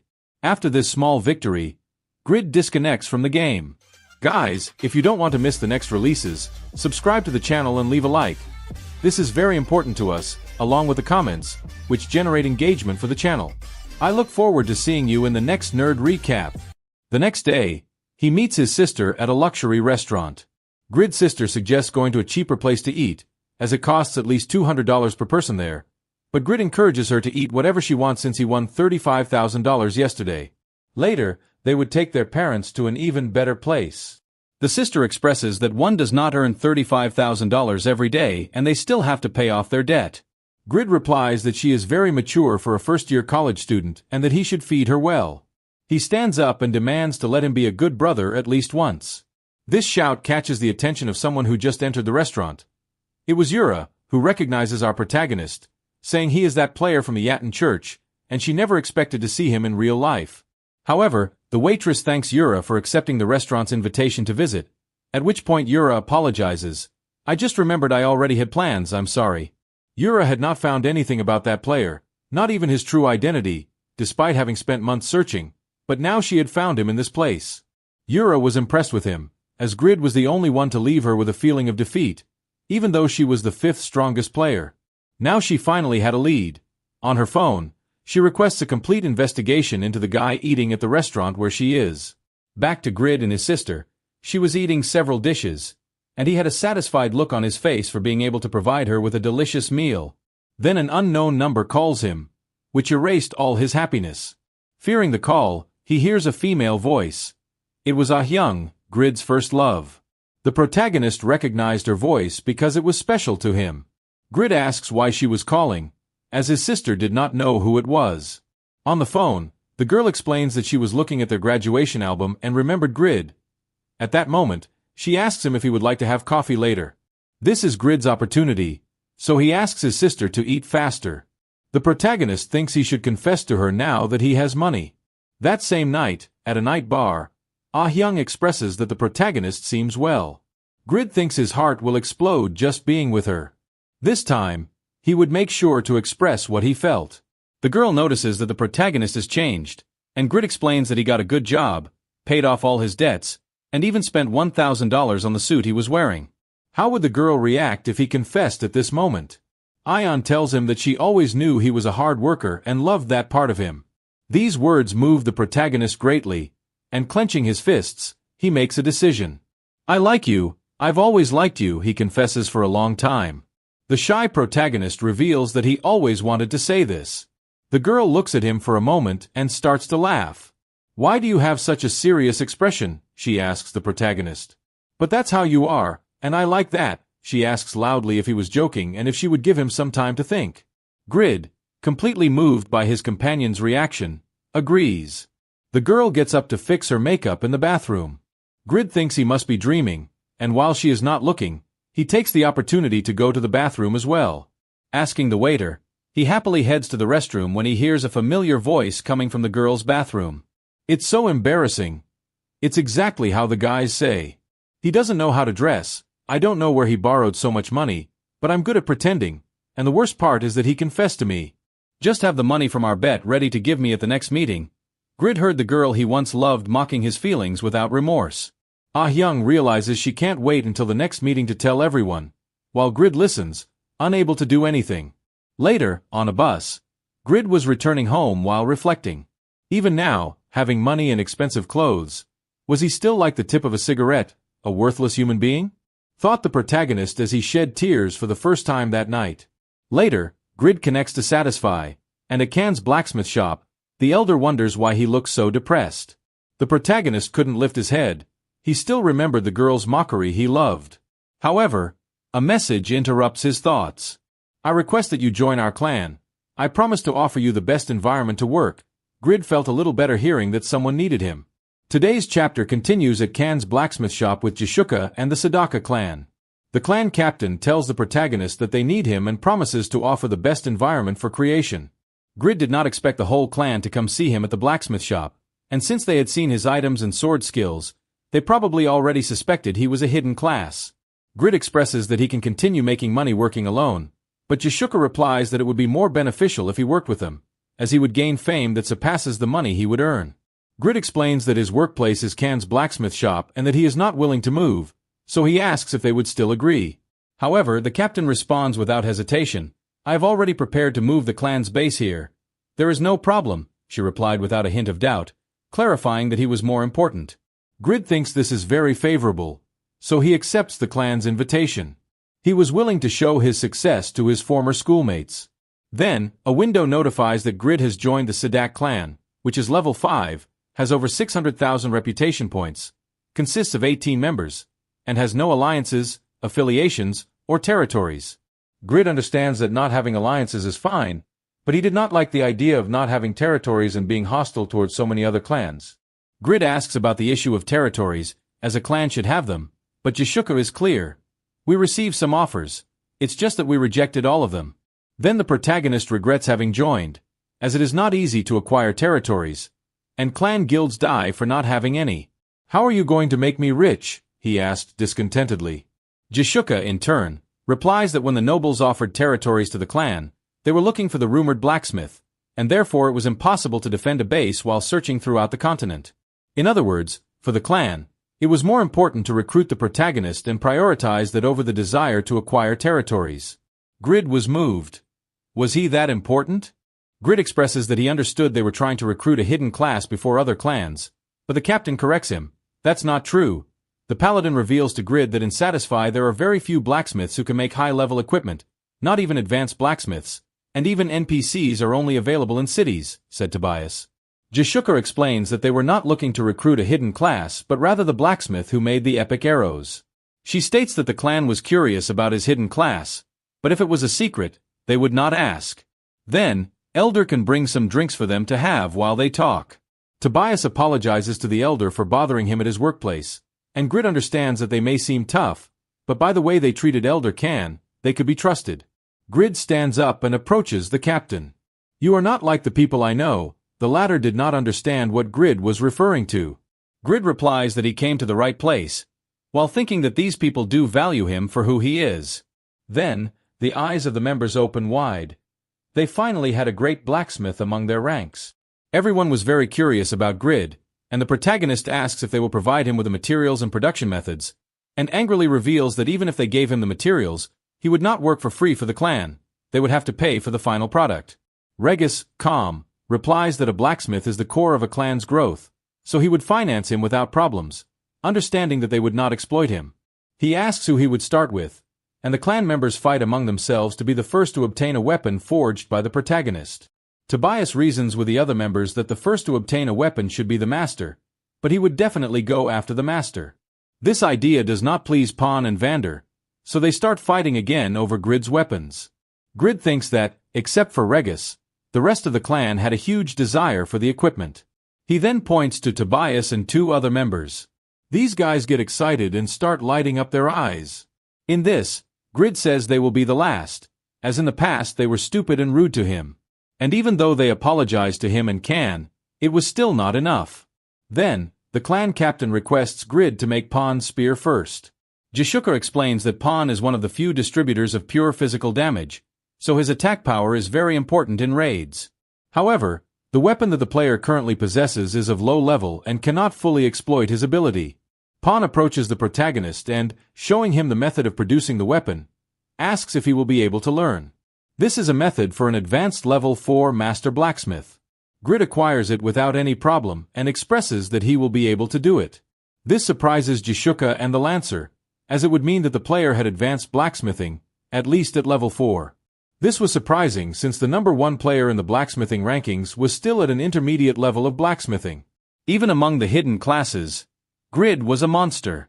Looking at the weapon's characteristics, the protagonist thinks it is not as good as the Sword of Self-Transcendence, but it is still a very good weapon. Pon thanks the protagonist and heads off to obtain the materials for the weapon. He will also focus on searching for the stolen shield with Regis, so he asks him to concentrate on producing a good spear. The protagonist thinks that the key will be to activate the blacksmith's breath, just as happened with the Sword of Self-Transcendence. If the weapon is activated, it will be even better than it originally would have been. A little nervous, Vander asks the protagonist if he could request a repair, as his hatchets had rusted due to Malik's fault. Then, the Elder would get an anvil and a repair hammer. Grid asks if there were specific tools for repairs, to which the Elder replies that yes, and if there was demand, they should obtain them to have more sources of income, an idea that pleases Grid. Then, Grid proceeds to take a look at the bloody twin hatchets of level 200, but the protagonist realizes that the attack power of the weapons was very low and asks Vander, who is surprised that Grid noticed. Vander thinks it is a shame, as it had been very difficult to obtain them in a raid against Fan. Then, the protagonist decides to take a look at the weapons and, using his skill, examines the equipment thoroughly and, smiling, understands something. Grid begins to work on the hatchets, and Tobias notices that the atmosphere has completely changed in the blacksmith shop. After a few moments, Grid throws the hatchets to their owner, who is surprised by the speed with which the weapons were repaired, praising him for his skill. But then, Vander was more than surprised, and Tobias asks why he is surprised, completely bewildered. Vander asks him to see the information on the hatchets, showing the equipment to the clan. We see that the attack power of the weapon can now vary between 250 and 380 points, being notified in a window that the genuine conversion skill has been generated. The clan members are surprised by the change in the equipment and how a new skill has been generated. Tobias, in turn, asks the protagonist if it was magic. It's not magic, it's a skill. I can discover hidden characteristics with the appraisal skill, the protagonist explained to the clan members.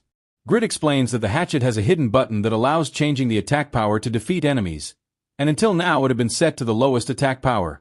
Tobias did not know that the appraisal skill could be used this way, and Vander is very surprised by the protagonist. Surprised by the knowledge that the new clan member had, Jishuka asks if this hidden feature existed in all equipment. Grid says that he will not fall again for a woman's charms and explains that not all equipment had this hidden feature and that he should appraise them to know if they had it. Then, other members step forward and ask Grid to appraise their weapons as well. Tobias asks for the appraisal price, and we see that the protagonist is calculating in his mind. His appraisal was more powerful than Palalian's eye, but he could not be dishonest with his clanmates by charging for using an unlimited skill.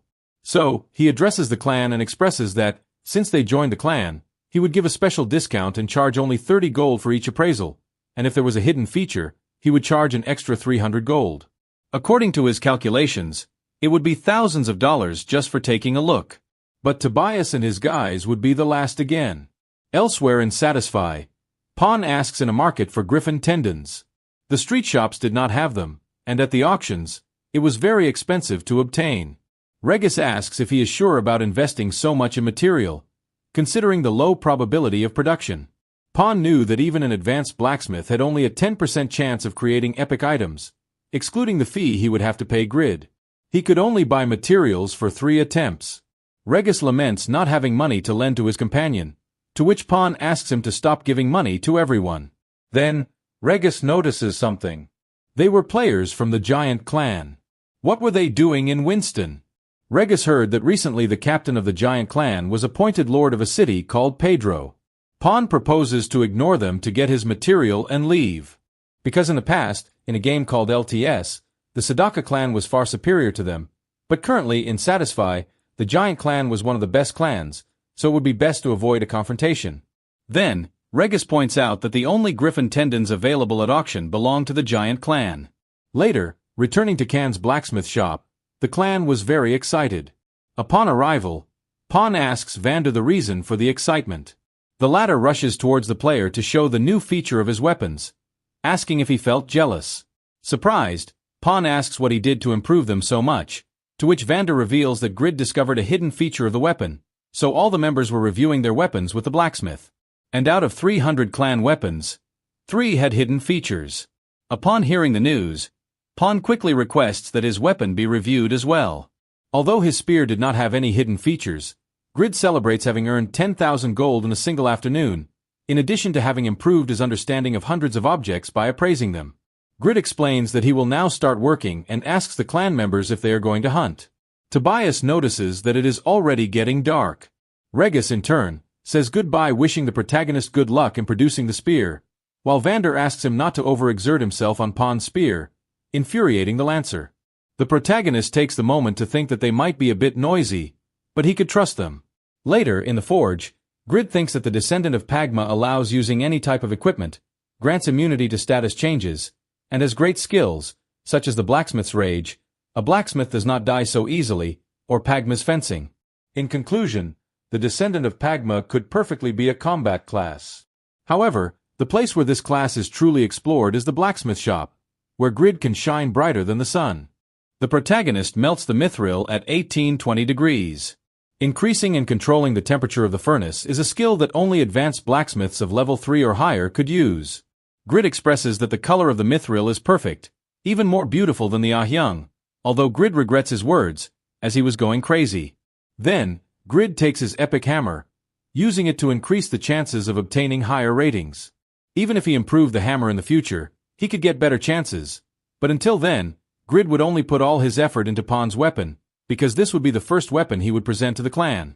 3 days later, Pawn goes to the blacksmith shop to pick up his weapon, but is surprised because the whole clan also showed up to see Pawn's weapon. Vander hugs Pawn and comments that upon seeing Grid's message in the clan that their weapons were ready, the whole clan came to see them. Vander mentions that he heard that his spear got damaged, mocking the player. Jishuka asks not to be disappointed if his category was normal, as it could still be useful. Grid comes out of the blacksmith shop asking why there was so much commotion so early.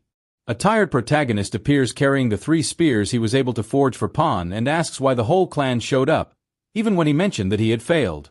Then, he delivers the weapons to Pan, who thanks the blacksmith for working all night. Grid apologizes again for the result, and Pan asks him not to worry, as he only bought materials for 3 attempts. However, upon reviewing the weapon, Pan is completely surprised by Grid's abilities. The protagonist then apologizes for not being able to forge a legendary weapon, but hopes that a unique category spear and 2 epic ones can be useful for Pan. Pan raises the unique category weapon, Incredulous, with almost 500 attack points and very light characteristics, which means that the more skilled the user, the more he can maximize the power. Additionally, it has the skills True Illusion and Creator's Desire. The uncontrolled Vander, blinded by envy, tries to persuade Pan to discard the weapon. Grid explains that the epic spears were also very good, but the unique category one had 19% more durability and attack power, plus a 12% bonus from the legendary blacksmith's crafting improvement and another 7% from the blacksmith's breath. These statistics could also be improved with the Creator's Desire skill, which the spear possessed, increasing the weapon's damage by 30% for 2 minutes. This weapon would undoubtedly be the trump card of the main physical damage distributor. Pan swings the spear, thinking it is as beautiful as the spear considered a national treasure of the Saharian Empire, named Person. Moreover, its length and width were perfect for Pan. The Lancer declares that he only felt chills twice while playing Satisfy. The first was upon discovering the existence of the game and all the possibilities it offered, and the second was when he met the number 1 man in the unified ranking, a genius who completely defeated Pan.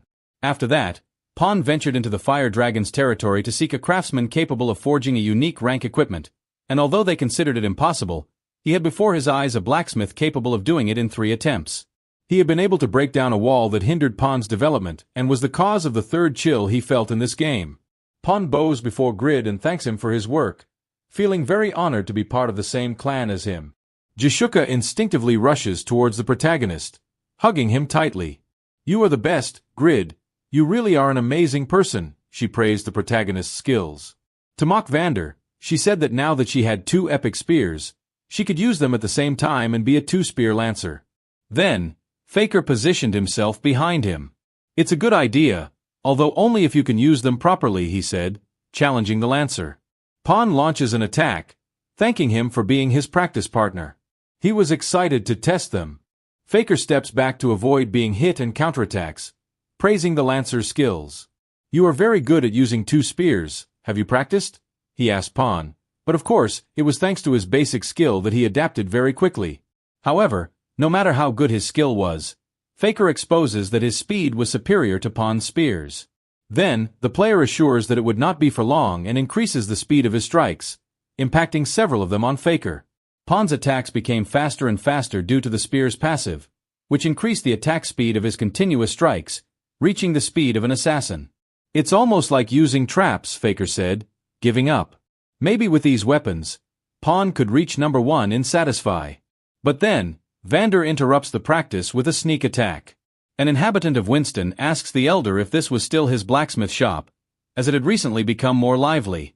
At this moment, the protagonist realizes something and, positioning himself behind the elder, asks Jishuka if she was trying to seduce him not to pay. Pan apologizes for not doing it immediately, but he was very excited. It was the first time he had such good equipment, so he didn't know how to set the price.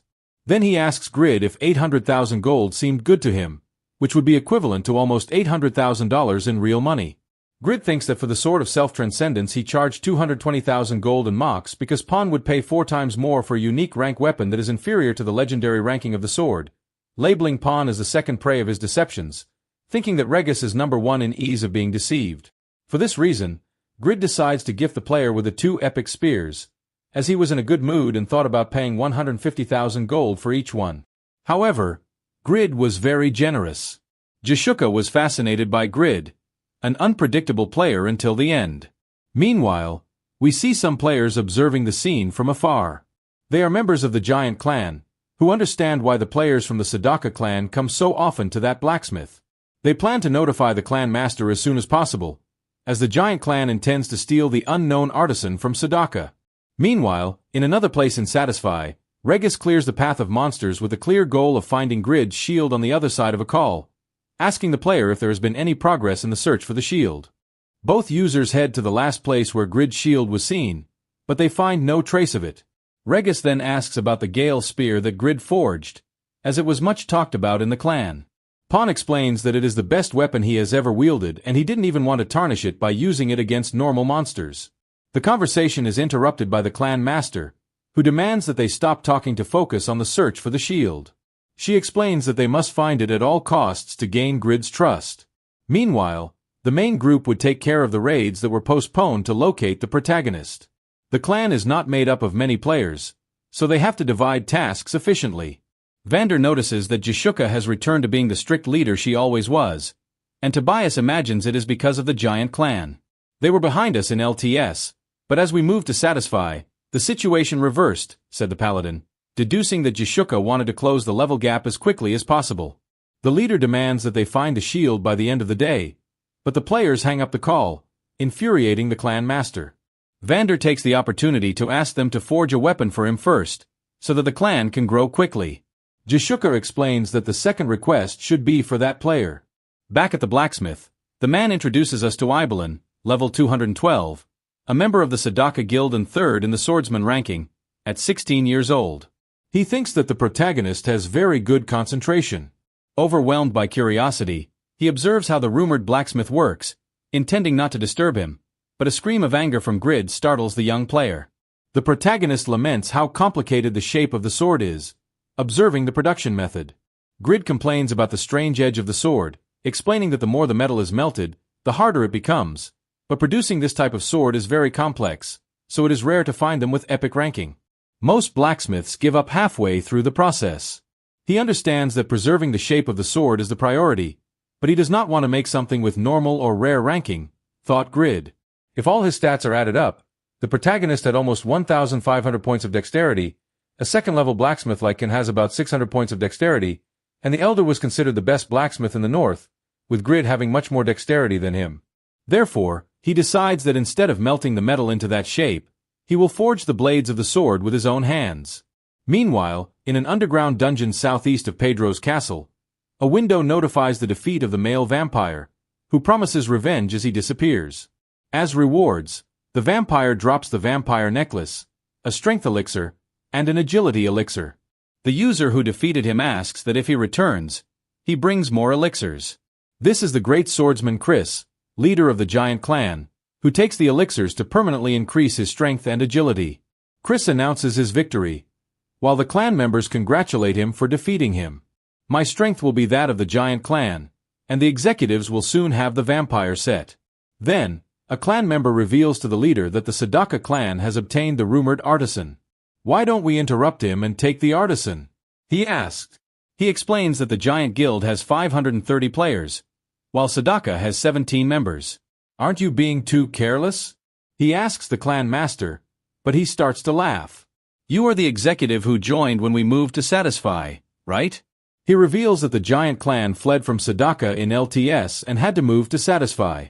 It is a disgrace that the name still follows us, he mentioned, disappointed. He describes them as corner dragons and explains that they will understand their strength when they face each other. However, the boy thinks that the giant clan is acting very cowardly, to which the master reveals that the three captains who did not come to this raid are the ones who had the most problems against Sadaka in LTS. What do you mean by cowardly? They are the three who want to destroy them, no matter what, and they were not the only ones, replied the leader, returning to the Sadaka clan. Regis finds Mahara, a magical swordsman who is part of the 5 captains of the giant clan and ranks 19th in the unified rankings. Pawn is also intercepted by another captain, Sirkin, who is first in the swordsman ranking and 11th in the unified rankings. Meanwhile, Jashuka's group is also ambushed by another captain, Azelas, a wizard ranked 32nd in the unified rankings. Mahara is excited to meet one of the best players from LTS and holds his sword threateningly in front of Regis to greet the player. Mahara summons pillars of fire that surround Regis to attack him directly with his sword. Regis laments the blow, while the swordsman mocks his weakness in Satisfy. You are no longer what you used to be. Now, I am too great to consider you a rival, he says with laughter. Regis does not remember mocking anyone recently and asks for the identity of the attacker. He becomes irritated upon realizing that Regis does not remember him. Meanwhile, Pawn blocks a blow from Sirkin, who greets him with superiority. The elder explains that he is serving Chris and that he is worthy, asking if that makes him happy. Pawn dodges the attack and thinks that in LTS he was stronger than him, but probably now he was at an even higher level than Jishuka, so he could not let his guard down. Then, the 70-year-old elder prepares a sneak attack and counterattacks the spearman with a direct blow. As for Jishuka, someone used magic to petrify the legs of the Sadaka clan. Jishuka laments not having prepared a defense against petrifications and shouts for the culprit to show themselves. Then, a multitude of eager players reveals themselves, occupying the entire horizon. Vander estimates about 200 players, while Tobias recognizes members of the giant clan. Jishuka explains that the reputation of the best clan is not achieved by recruiting more members. They haven't changed at all, she said, disappointed. Then, Captain Asaya greets the master of the Sadaka clan for not being shaken in the face of so many enemies. It pains me that you think we haven't changed, since Chris considers you cornered dragons, mentioned the player. Jishuka thinks that Chris made a good move by attacking them while Vander and Pawn were absent. But then she thinks it is impossible, as Chris recognized their strengths. A person like him would not celebrate this type of attack. Then, the wizard reveals Chris's true objective. Our goal is the pearl that guards the dragon. At the same time, more members of the giant clan visit Can's blacksmith in Winston. The scene continues with a sword strike in the air, hitting the enemies. Ibelin is tired but thinks he must protect Grid at all costs. While lost in his thoughts, a player lunges at him and strikes him with a hammer, mocking the Sadaka clan for recruiting children as members. He congratulates the young man for putting up a fight but exposes that the giant clan is superior. Yellen defeated 4 players, but the remaining 12 players exceeded level 150. After fighting for hours, he exhausted all his stamina, not to mention that most of them came with armor to counter his sword. Meanwhile, other players watched the confrontation from afar, mocking the Sadaka clan that boasted of its strength. Now they were beating one of their members. Ibelin cries out in impotence. While the giant clan mocks, the swordsman swings his sword to resist and shouts that the Sadaka clan is the best. But before he can finish his sentence, he is hit by an attack from a wizard of the giant clan. Ibelin is pushed back by the impact, breaking the door of the blacksmith and staining a hinge with blood. Meanwhile, Regis continues his fight. The magical swordsman praises the fighter's resilience, as he was holding up even with a large wound in his chest. Then, Regis charges his fist and counterattacks with a powerful punch that hits Mahara. The latter prepares an attack and exclaims that it would not be easy to defeat Regis, engulfing the fighter in flames and launching his sword at Regis's blind spot. Still, Regis could see through his simple attack pattern, underestimating the swordsman, who mocks the player's arrogance. Then, an energy envelopes the sword he threw, surprising Regis and causing a great explosion. Mahara celebrates his victory. I finished you off using the ultimate skill that decimated more than 180 followers of Yatin, but as the smoke and dust dissipate, a severely injured Regis can be seen. A window notifies the loss of vision in his left eye and a reduction in stats caused by the damage. The fighter thought he still needed a lot of training. The magical swordsman, in turn, prepares a second attack, uniting several magical stones and firing a strong burst of magical power aimed at exterminating Regis. After the impact, Mahara thinks it was worth spending all his mana to finish off Regis. With that attack, Regis would surely be dead. However, as the smoke dissipates, it can be seen that Regis stopped the attack with just a kick. The swordsman was surprised that he could stop a definitive attack with a kick. Regis made no sense. Then, Regis gains momentum, rising to great heights to descend with a strong kick, which hits Mahara, finishing him off with a single blow. Regis congratulates him for being a formidable opponent and thanks him for the training. But they were not the only ones who had time to improve. Meanwhile, Pawn was defending against the elder's blows. The swordsman was sure that in recent years he could improve his reputation as a first-class swordsman, but still could not impact Pawn's defense. Is it the time of the younger generation? He wondered. Pawn then takes the opportunity to attack with powerful and quick thrusts that hit the swordsman. The latter is surprised by the speed of the attacks, which he could not even foresee. At this rate, he could not hold out much longer. Then, Pawn activates a skill and, impacting multiple blows, sends him flying backward. The elder is surprised by the great improvement Pawn has made. However, the spearman reveals that the outcome of the battle was really decided by his new spear, as otherwise, he would have been completely dominated by his sword. The elder expresses that Pawn is the one wielding the spear and asks him not to be so humble. Then, Pawn asks him to convey to his leader the message that the next time they want to face Sadaka, they should prepare better. As for Jishuka's situation, the wizard cannot believe the situation. They started 3 months after us, he murmured incredulously. Still, 10 Sadaka players had taken out more than 200 players. That power transcends common sense. Jishuka was putting them in a dominant position, but even if they wanted to finish her off, Tobias's defense was impenetrable. Do you think the initial plan was to defeat them? But given the resolution, now I must hold them off as long as possible until the other team succeed in their mission? Tobias realizes the strategy and notifies the master. They are in a prolonged battle, so it is confirmed that we are not the objective. Therefore, the leader decides to end this farce as quickly as possible. Then, Jishuka shouts and asks Celas to reveal himself. Is your goal the blacksmith? Asked the arch-nemesis. The wizard, in turn, shows his presence and reveals that Jishuka is right. Without the main force at the base, it would be easy to capture the blacksmith. However, Jishuka responds that their plan will not go as they expect.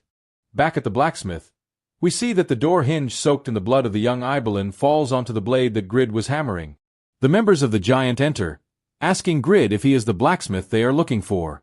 As the protagonist drops his hammer, Grid looks incredulously as the hinge embeds itself in the blade of the sword he was forging. Equipping all his gear, the furious Grid asks the bastards if they know how long he has been forging this sword. From the ground, Ibelin tries to get up, worried. A player from the giant clan notices Grid's anger. I think we interrupted in the middle of your forging, he seems irritated, he exclaimed. But his companion finds it strange that he is upset over so little. While they apologize, they think he shouldn't get angry over a trifle. Moreover, he should be kind to him and show courtesy by orders of his clan master. The player introduces himself as a member of the giant clan and explains that they came to escort the protagonist. He asks him to lower his weapon and calm down, saying that his clan has more than 10 blacksmiths, so they knew more than a thing or two about creating objects. It's not that easy, is it? He asked, disdainfully regarding the blacksmith profession. He tells Grid that he can forge another, so he should calm down. You are putting us in a difficult situation, even though we came after you with a good offer, he said, extending his hand to Grid. Forge another? Just because you are a famous clan, does that give you the right to belittle people's work? Asked the protagonist, irritated. Ibelin, in turn, thinks he must stop Grid. There were still 12 enemies with an average level of 150. It was completely different from a raid. So, the young swordsman writes and sends a message to the protagonist, asking him to wait until he recovers to face them together. However, Grid was so furious that he didn't even notice. The players from the giant clan continue to insist on trying to recruit Grid. But one of them questions whether Grid is really the blacksmith, as he was equipped with armor and a dagger. It's true, something didn't seem right. The player asks Grid to calm down and explains that he would wait until Grid finished forging to talk. However, these words only angered the protagonist even more, to which the companion warns the player that something didn't seem right. But the warning is useless, as Grid attacks the player with the Dian sleeve sword, activating the gauntlet skill and finishing off the player. The rest of the giant members are surprised. Impossible! How can a blacksmith kill with a single blow? They wondered, while a window notifies the death of their companion. The users did not understand the situation, while Grid was also surprised by the power of Dian sleeve. He thought he just swung the weapon, but it was much more powerful than he calculated. Then, among the sword's characteristics, it shows that the more enemies there are, the more attack power the sword would have, given that it was a weapon to finish off numerous enemies. He must have activated his passive and had almost 200 extra attack points, so it must have been about 15 extra points per person. Grid thinks that if he faced 100 enemies at once, the sword would have an extra 1500 attack points. Perhaps it exceeded a limit, he thought. Still, Grid felt like he was cheating, despite being a rank-unique weapon, like the ones he had already created. The weapons of the first master artisan Albertino were on another level. Grid thinks that even being a descendant of Pagma, his skill was inferior to that of Khan's ancestor, and for that reason, the first thing he will do is surpass him. But before that, he must finish off those who ruined his object. With that in mind, he launches himself, activating the blacksmith's wrath. With the enhancement granted by the skill, he strikes the defense of one of the giant members, surprising him with the damage he received, even while blocking the blow. He is definitely not a blacksmith. This must be a trap from Sadaka, he thought regretfully, announcing the retreat and asking the clan members to flee the scene. However, the protagonist does not think of letting them escape and activates quick movements. He then lunges at an enemy and deals almost 6,000 points of damage, surprising the player, as he was a tank who could handle the others. He is one of the members with the most health and defense, he exclaimed, while fleeing the scene. They thought they would only face Ibelin, one of the best rookies, but they did not think they had a secret weapon. He then orders a retreat and asks them to stay alive, no matter what happens. However, they are intercepted by Grid's gust of wind. The protagonist asks who allowed them to run and, in an intimidating tone, declares that he will finish off the last of them. He then activates Pagma's fencing. Elsewhere in Satisfy, Jishuka manages to hit an arrow on target, successfully hitting Ayaz, finishing him off, who disappears cursing the Sadaka clan. While the other side celebrates victory, Tobias expresses that they should now return to the blacksmith as quickly as possible. But Jishuka exclaims that they are too far away and, at that moment, receives a call from Ibelin. The master asks if they are okay, to which the player responds that they were ambushed and now he is healing. However, he asks Jishuka if Grid has always been this strong. The protagonist was decimating the giant clan using Pagma's swordsmanship skill wave, which dealt area damage. The players of the giant clan did not understand how he had injured 10 players with a single attack. Being an area skill, it was unfair that the damage was so high. Then, it occurred to them that it could be a rare skill. In turn, Ibelin wonders what class Lord Grid had. Everyone assumed he possessed one of the 3 hidden epic classes, but that power could only mean a hidden unique rank class. A player recovers by taking a potion while asking his superior if it was possible to defeat him, but the superior's denial is absolute. It is impossible. Then, the latter exclaims that even if they died, they could not leave empty-handed, so he asks them to gather as much information as possible. All the players begin to use status skills to weaken the protagonist, but thanks to the passive of Pagma's descendant, all were rendered useless. The giant clan did not know what to think, and with the enemies completely terrified, Grid finds himself at his peak and threatens them, saying that if this is all they have, let's finish this. In the background, we see that the spectators continued to follow the fight. One of the players asks if they recorded the confrontation, to which another replies that he thought about making some money selling images of the fight. But this was no longer a fight. It was a total massacre. The protagonist was out of control, screaming ecstatically as he finished off the members of the giant clan. The next day, Chris bangs on the table, asking how 300 men lost to a force of 18 players. Moreover, according to what he saw from the blacksmith, he should have at least an epic class. What did Jishuka do to have him on her side? He wondered furiously. Then, Chris ordered that, from this incident on, the members of the giant clan were prohibited from engaging in external activities and were ordered to prioritize leveling up. On the other hand, the winds of change blew for the Sadaka clan, strengthening the clan's power. The top-ranked players became aware of Sadaka's true strength and were interested in joining, including Grid. There were 7 new members for the clan. Jishuka thought these players were not ordinary and was sure they joined after witnessing the madness of that day, when a blacksmith blinded by madness over a simple hinge caused a great commotion throughout Satisfy. The news spread like wildfire across the world, appearing on all the news broadcasts. The presenters warned children, the elderly, and pregnant women not to watch the video due to the violence shown in it. From that day on, Grid was seen as a psychopath. The story continues with Grid taking stock of his earnings. The raid on Malik yielded 40 million Korean wons, with the Spear of Pong earning him 960 million Korean wons, while evaluating and repairing the clan's equipment earned him 10 million wons, meaning he obtained over 1 billion Korean wons in total benefits, to which the recent sale of the Malik orb should be added, with which he obtained another 360 million wons. Grid laughed loudly. They sold the sphere for $600,000 and the Spear of Pong for $800,000, even though they were unique rank items. The protagonist mocked his peers. Pong, Jishuka, and the others could not be so foolish. The sword of self-transcendence is only worth $200,000. Idiots. When will they be as stupid as I was? The protagonist wondered, regretting selling the legendary category sword at that price. Grid banged his head on the table, annoyed at having lost so much money, although he had actually earned about 1.4 billion wons in total. Grid decided not to think about it anymore, as with the sale of the sword, He also managed to become a distinguished person in Winston, being exempt from paying taxes. He also forged a legendary shield, and although it was stolen, he defeated Malik, increasing his affinity with a lady of Winston, Irene, and being able to join the Sadaka clan.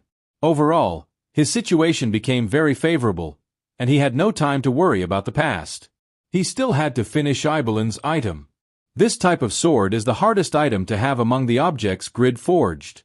The material to forge it was super rare, and those idiots ruined it.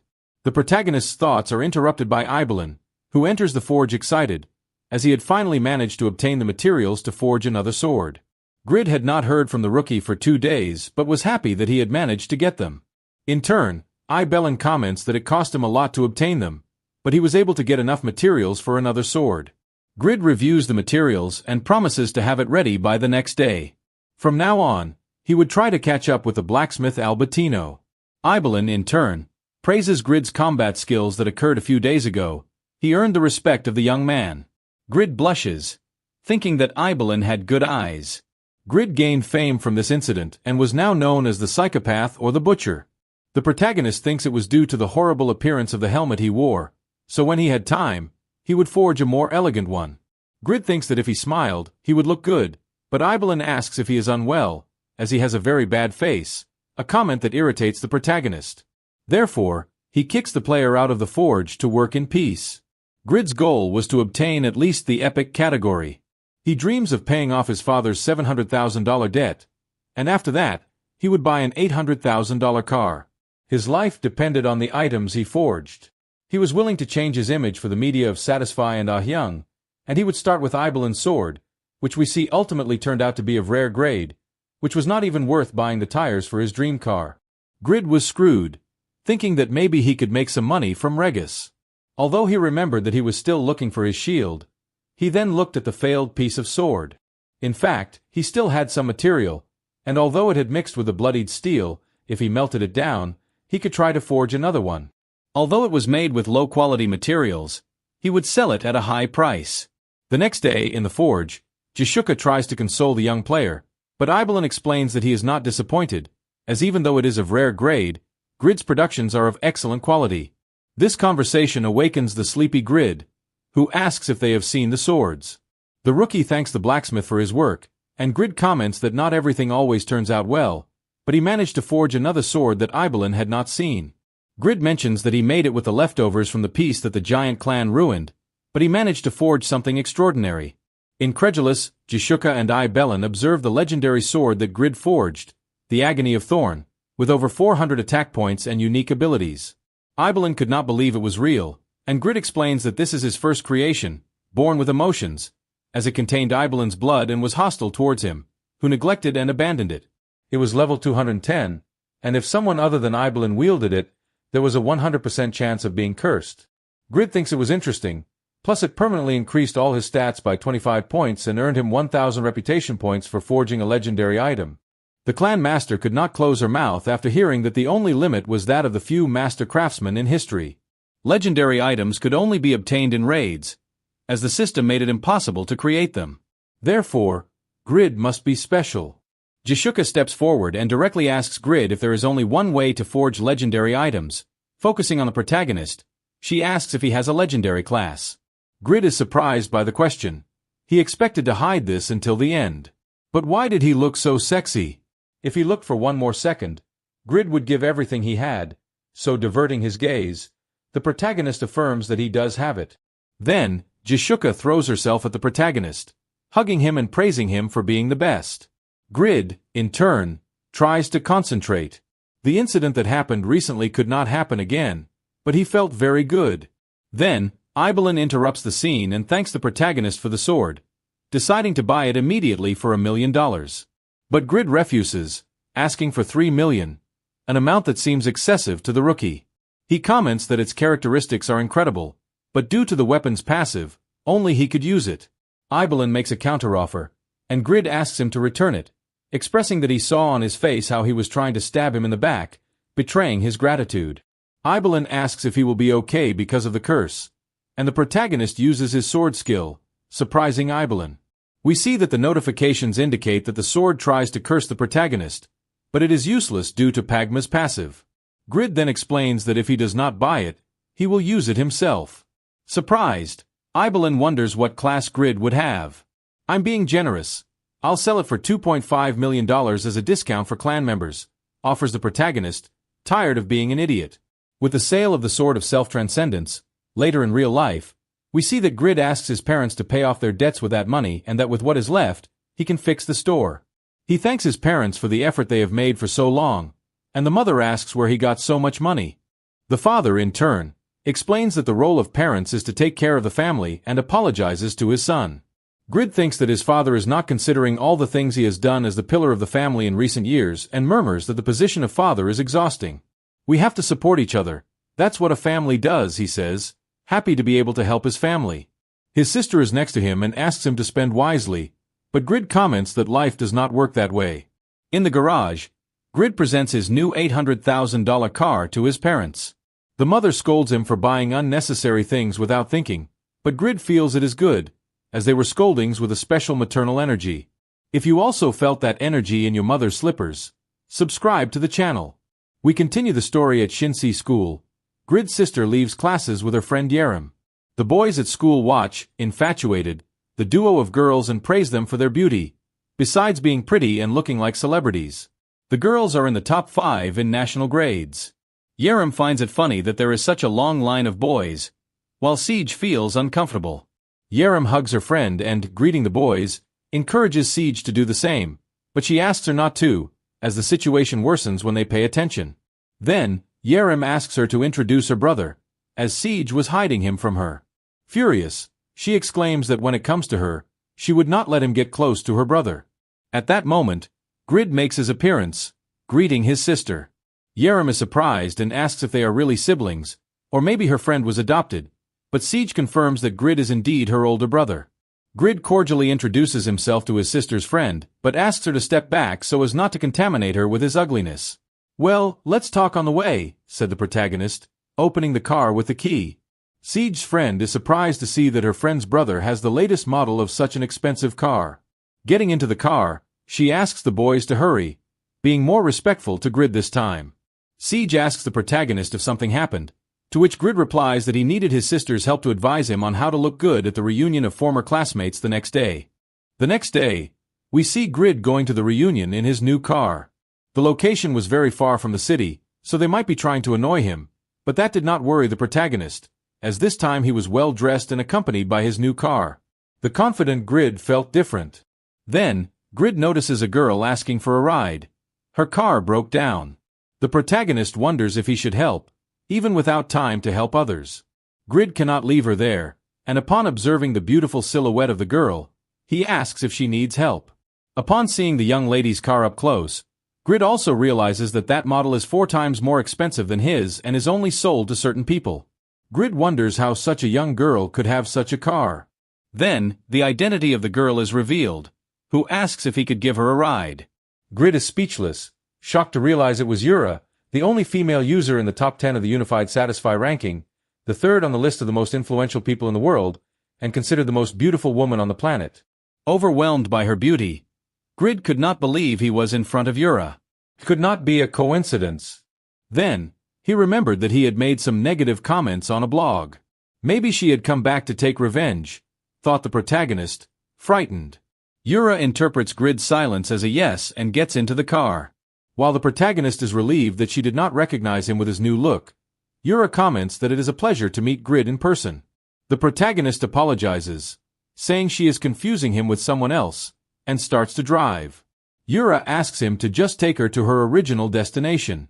At the reunion location, some people complain that Grid is arriving late. It is the redhead who asks Ah Hyung if she is sure Grid will come, but the girl did not know if he would come after traveling to the reunion far from the city, just to annoy him. The girl asks if he is anxious just because he has no one to annoy, but assures that if Grid's first love tells him to come, he will come. She exclaims that everyone at the location was waiting for the protagonist to come to mock him. Then, Ah Hyung mocks the redhead, as he was also an unemployed redhead who was recently fired from a convenience store for his temper, and hits the mark by saying he is just waiting for the protagonist to come to mock him and feel a little better. The redhead knew that what the girl said was true. The only existence more pathetic than his was Grid's. Then, from the window, some classmates notice that a very luxurious car worth 800 million Korean wons is parked at the location. Out of curiosity, the redhead and the girls approach to see who the millionaire is that is living an easy life thanks to his rich parents, while thinking he would be a great catch to seduce. At the doors, the boys realize there is more than one person. It was the protagonist and Yura. The companions couldn't believe that Shin Yong-bu was the owner of that car and his companion was the goddess of Satisfy. The redhead wonders, wasn't Grid unemployed? How did he become so successful? While still being surprised by Yura's beauty, which made the rest of the girls look like a bunch of squids, she thought irritably. Moreover, she seemed to be close to Grid. Then, a limousine parks next to the protagonists, and Yura states that it is her secretary, thanking him for the ride. The protagonist asks Grid not to take the conversation they had in the car as a joke and, approaching him, surprises all of Grid's companions. The famous Yura kisses Shin Yong-bu. Although we really see that Yura only approaches to whisper that now that he has given her enough attention to settle her debt. Then, she says goodbye to the protagonist. Grid's companions were very irritated. The loser Shin Yong-bu is living in a different world, they thought, gritting their teeth. Once inside, all the companions surround Grid to ask questions about his fortune and Yura. The redhead is annoyed because he didn't expect this to happen, and Grid calls him by name. The intimidating one asks how life has treated him and if he still has the bad habit of fighting. He explains that he is already an adult and, therefore, must mature, a comment that irritates the redhead. Grabbing Grid by the jacket, he exclaims not to think so highly of himself, as he could beat him to death, but Grid laughs and comments that it makes no sense to be angry and, even more intimidating, asks how it feels to be crushed under the foot of someone he always saw as inferior. The redhead had seen that look before and, remembering the monster he encountered in Satisfy, recoils in surprise. Grid comments that he liked that expression of fear but hated to waste more time with his former companions. They all brought down his self-esteem and mocked Grid, but now they were desperate to be nice to him. They were all leeches. Know your place, instead of pleasing your tiny sense of superiority, exclaimed the protagonist, before saying goodbye to the losers and heading to the car. He is interrupted by Ah Hyung, who asks if he is leaving and requests to continue the conversation from last time. She declares that she also likes Grid and expresses that she can relieve all the pain his classmates have caused him. Grid looks at her thoughtfully. A promise in the car. Grid asks Yura if she wants to pay her debts, as he saved her in the Yatin church? Said the incredulous protagonist, to which the player comments that after demonstrating her superiority, Grid disconnected so she could complete her mission. Grid explains that it is a misunderstanding and that he never thought of helping her. You don't owe me anything, he said, trying not to complicate his situation further. Yura comments that, thanks to Grid, she was able to become the 8th servant, while Grid gives up. The girl did what she wanted.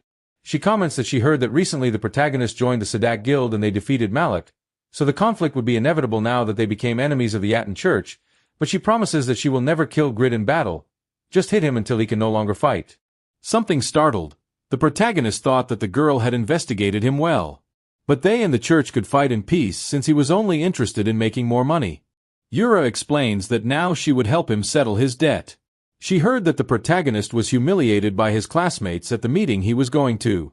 Therefore, the girl would act as his girlfriend so that others would feel jealous. It would be the promise for Grid's help in the game. Back in the present, Grid thinks that superstar Yura is a terrifying woman. He thanks Ah Hyung for her response, but remembering the girl's words in the bathroom, Grid says goodbye, proclaiming that he would not believe her words again. Despite there being over 10,000 classes in Satisfy, the threshold to reach the top 10 in the ranking of each class was so complicated that it rarely changed. But what caused the change were the members of the Sadak Guild, who slowly climbed to the top 10 just a few months after their relocation. Users called this a period of catastrophic change. Moving to a dungeon, some rats are attacked, surprised because the bleeding wouldn't stop. Then we see that it is Evelyn's sword skill.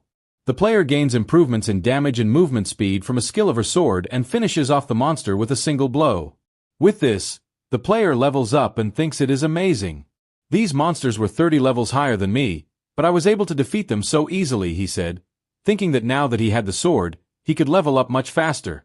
If he kept this pace, he could quickly catch up. Ibelin thought he had the advantage in the ranking of the best rookies. But then Law surpassed him, becoming number 1 in the master ranking. This fact surprised Ibelin a lot, as he did not expect someone his age to surpass him. And finishing off more rat monsters, the young man exclaims that he will catch up to the player with his new sword. Meanwhile, a regretful Vander asks why the next item Grid forges will be armor. He also wanted a weapon to level up quickly, like Ibelin was doing. But Jashuka explains that her weapon was already quite good and now she needed armor that would allow her to be useful as a tank in raids. The guild master understands that Vander would be excited after seeing the fantastic weapons Grid forged for his companions. But even being Grid, it was impossible to forge a legendary or unique item every time. Therefore, he should just be grateful to be next in line, although this does not convince the knight, who only wanted a weapon to level up instead of armor.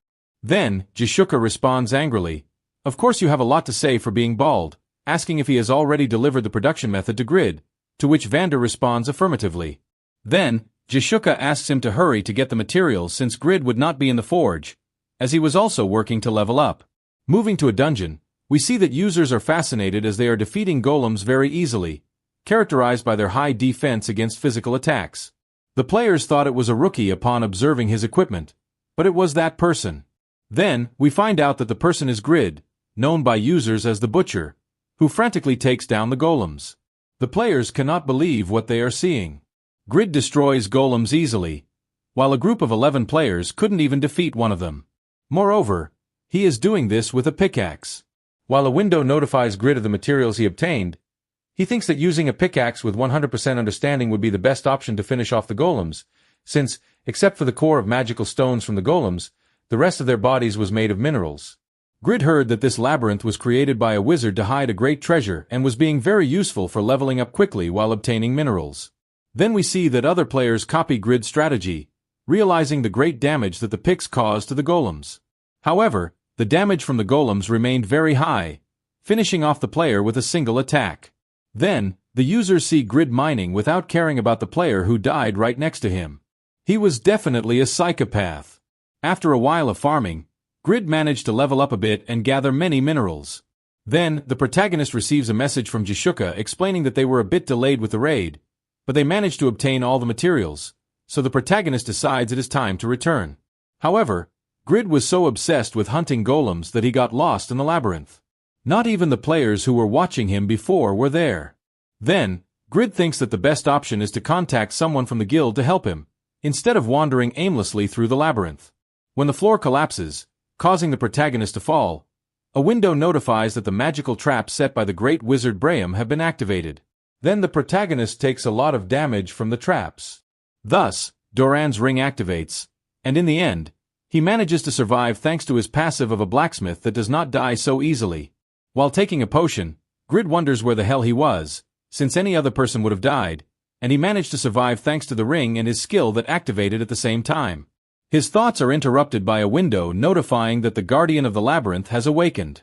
Realizing that the golem is much larger than those he has faced so far, Grid must defeat it to leave the place. Drawing his sword, he activates Pagma's swordsmanship and uses the skill Assassinate against the enemy, which, along with the passive of his gauntlets, deals almost 70,000 damage to the monster. The golem counterattacks with a punch that sends Grid flying. Grid barely did damage to the golem with his best attack, so there was nothing more he could do to defeat it. He would have to hit it 14 more times with that attack while dodging the monster's blows to recover the skill's cooldown. This would take many hours. Then, we see that Jashuka and Vander ran to the dungeon as soon as they saw the message, but they did not understand how the protagonist ended up fighting a boss alone. Vander asks if they should go down to help him, but Jashuka explains that the protagonist had not yet given up on defeating the monster and that if they helped him now, he would think they were trying to steal his prey. Then, Jashuka shouts to Grid that if he couldn't defeat the monster, he should flee through the small cave behind the guardian. Grid is surprised because Jashuka was watching his fight and also notices the cave mentioned by the player, but the golem takes advantage of Grid's distraction to attack him. Although Grid had a secret card hidden up his sleeve, summoning powerful lightning, he strikes the golem, causing it a lot of damage. Then, wielding his sword and holding the red lightning summoning pearl, he infuses electric power into his sword, followed by a strike from the skill Assassinate, which deals 141,000 damage to the monster.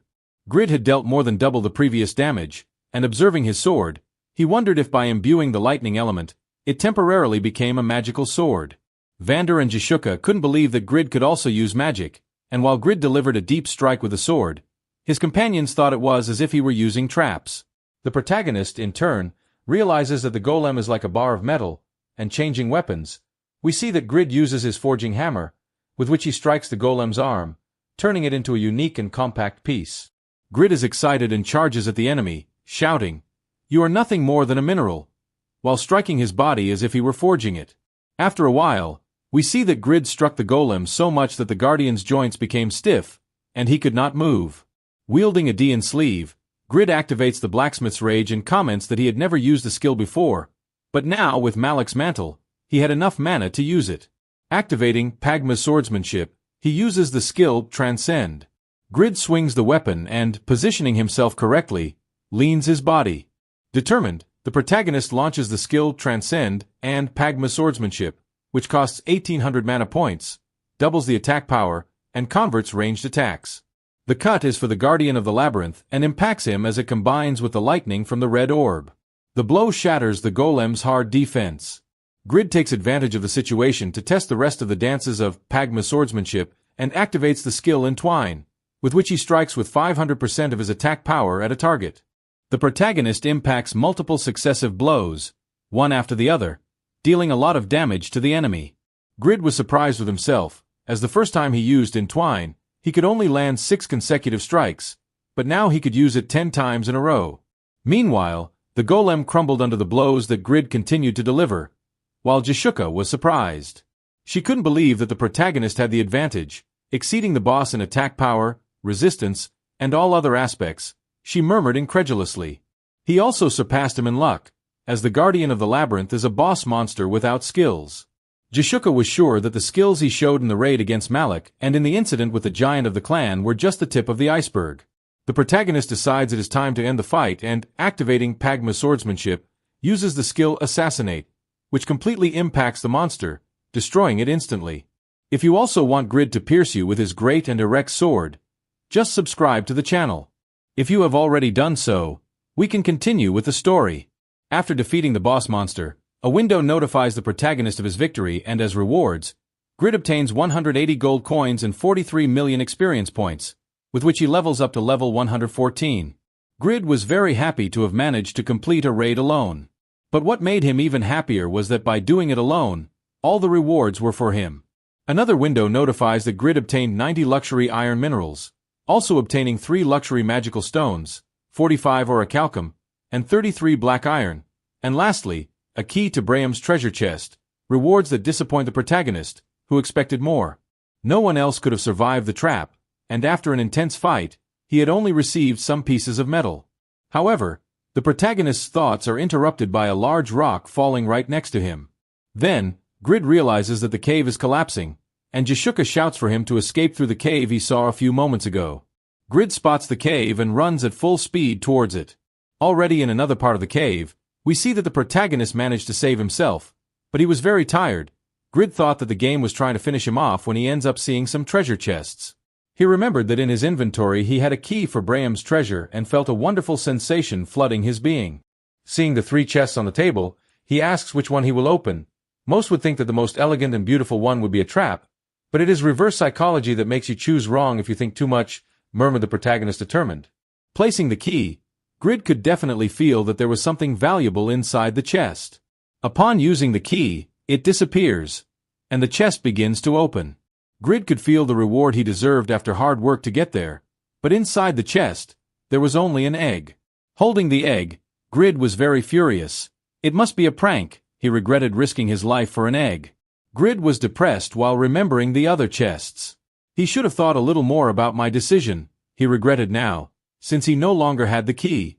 But an idea crossed his mind. If he didn't have the key, he just needed to make one with item creation. Activating the item creation system, a message box appears asking what item he wanted to create. To which Grid responds that a key, the use of this skill was limited, but considering that he could find more chests from now on, it would be worth creating a key that opened any chest or box he found. He would use the same black iron he used to forge the D sleeve. The next step would be the design, and Grid thought that if it was a key that would open any lock, it should be a tool similar to what thieves use in their robberies. Drawing a shape of his plans, Grid tries to make it look more like a universal key. The automatic review was completed, and the system asked him to give a name to the creation. Grid had succeeded, a key that would open any type of lock. So the name he would choose would be Master Key. A window shows the characteristics of the Master Key. It is a black key that can open any type of lock. It had a common appearance, but it was made of very high-quality material. To use such an item, the user would have to possess more than 300 dexterity points, and the more dexterity they had, the more diverse types of locks they would be able to open. The protagonist obtained the black iron by defeating the guardian of the labyrinth, but it would be impossible to get fire to melt it in this place. Then, at that moment, Jishuka arrives at the location and asks if he is okay, to which the protagonist exclaims that she arrived at the right moment. The cheerful protagonist asks her to light a fire for him with the phoenix arrow, explaining that he needs to melt a metal to make a small item. Jishuka asks if he is asking her to use her ultimate skill, which consumes 100% of her mana, just to light a fire. Grid replies that it is not that difficult and that if she didn't do it, he was willing to leave the clan. In a dead end, Jishuka agrees to shoot her arrow and asks if she just needs to do it against a wall. Taking her bow, she asks him to get ready and, drawing her arrow, shoots it at a wall. By merging with a wall, the protagonist takes advantage of the heat to forge the item, while Vander admired Grid for being able to control the clan's master. After a while, Grid manages to forge the master key. Jishuka asks what he has forged, and the protagonist replies that it is the best tool in the world. He then inserts the key into the lock, and it clicks. It worked. The three approached to see what was inside the chest. It was Braham's boots, of unique level and level 240. Among their characteristics, there was a 20% reduction in skill cooldowns and the ability to fly. Grid was pleased to be able to reduce the cooldown of Pagma's fencing. Additionally, the boots had the rare and exclusive ability to fly, something that few great wizards possessed. With them, Grid could fly like a bird at the cost of 2 mana per second.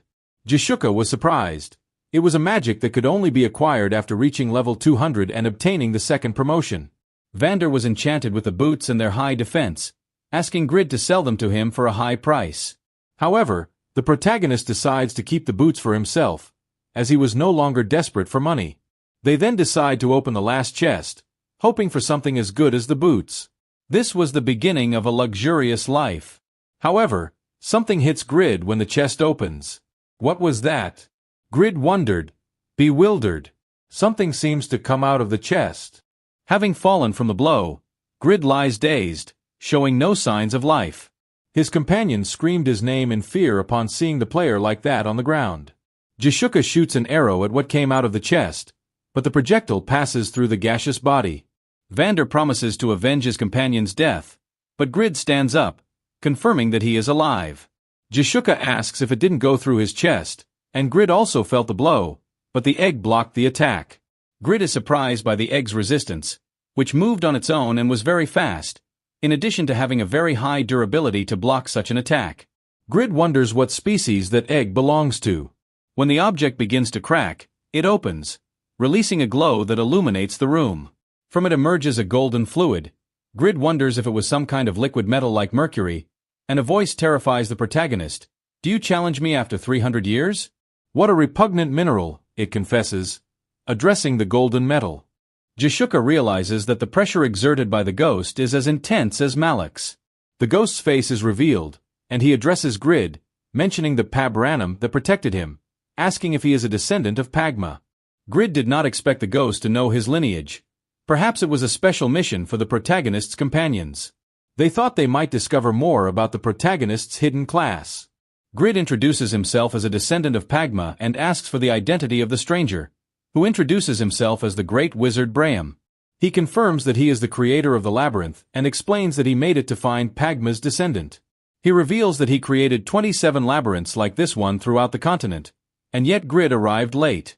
He felt disappointed that Pagma's descendant had no desire for the minerals. Grid, in turn, did not expect an NPC to do all this just to wait for him, so he asks what he wants, pointing to the metal.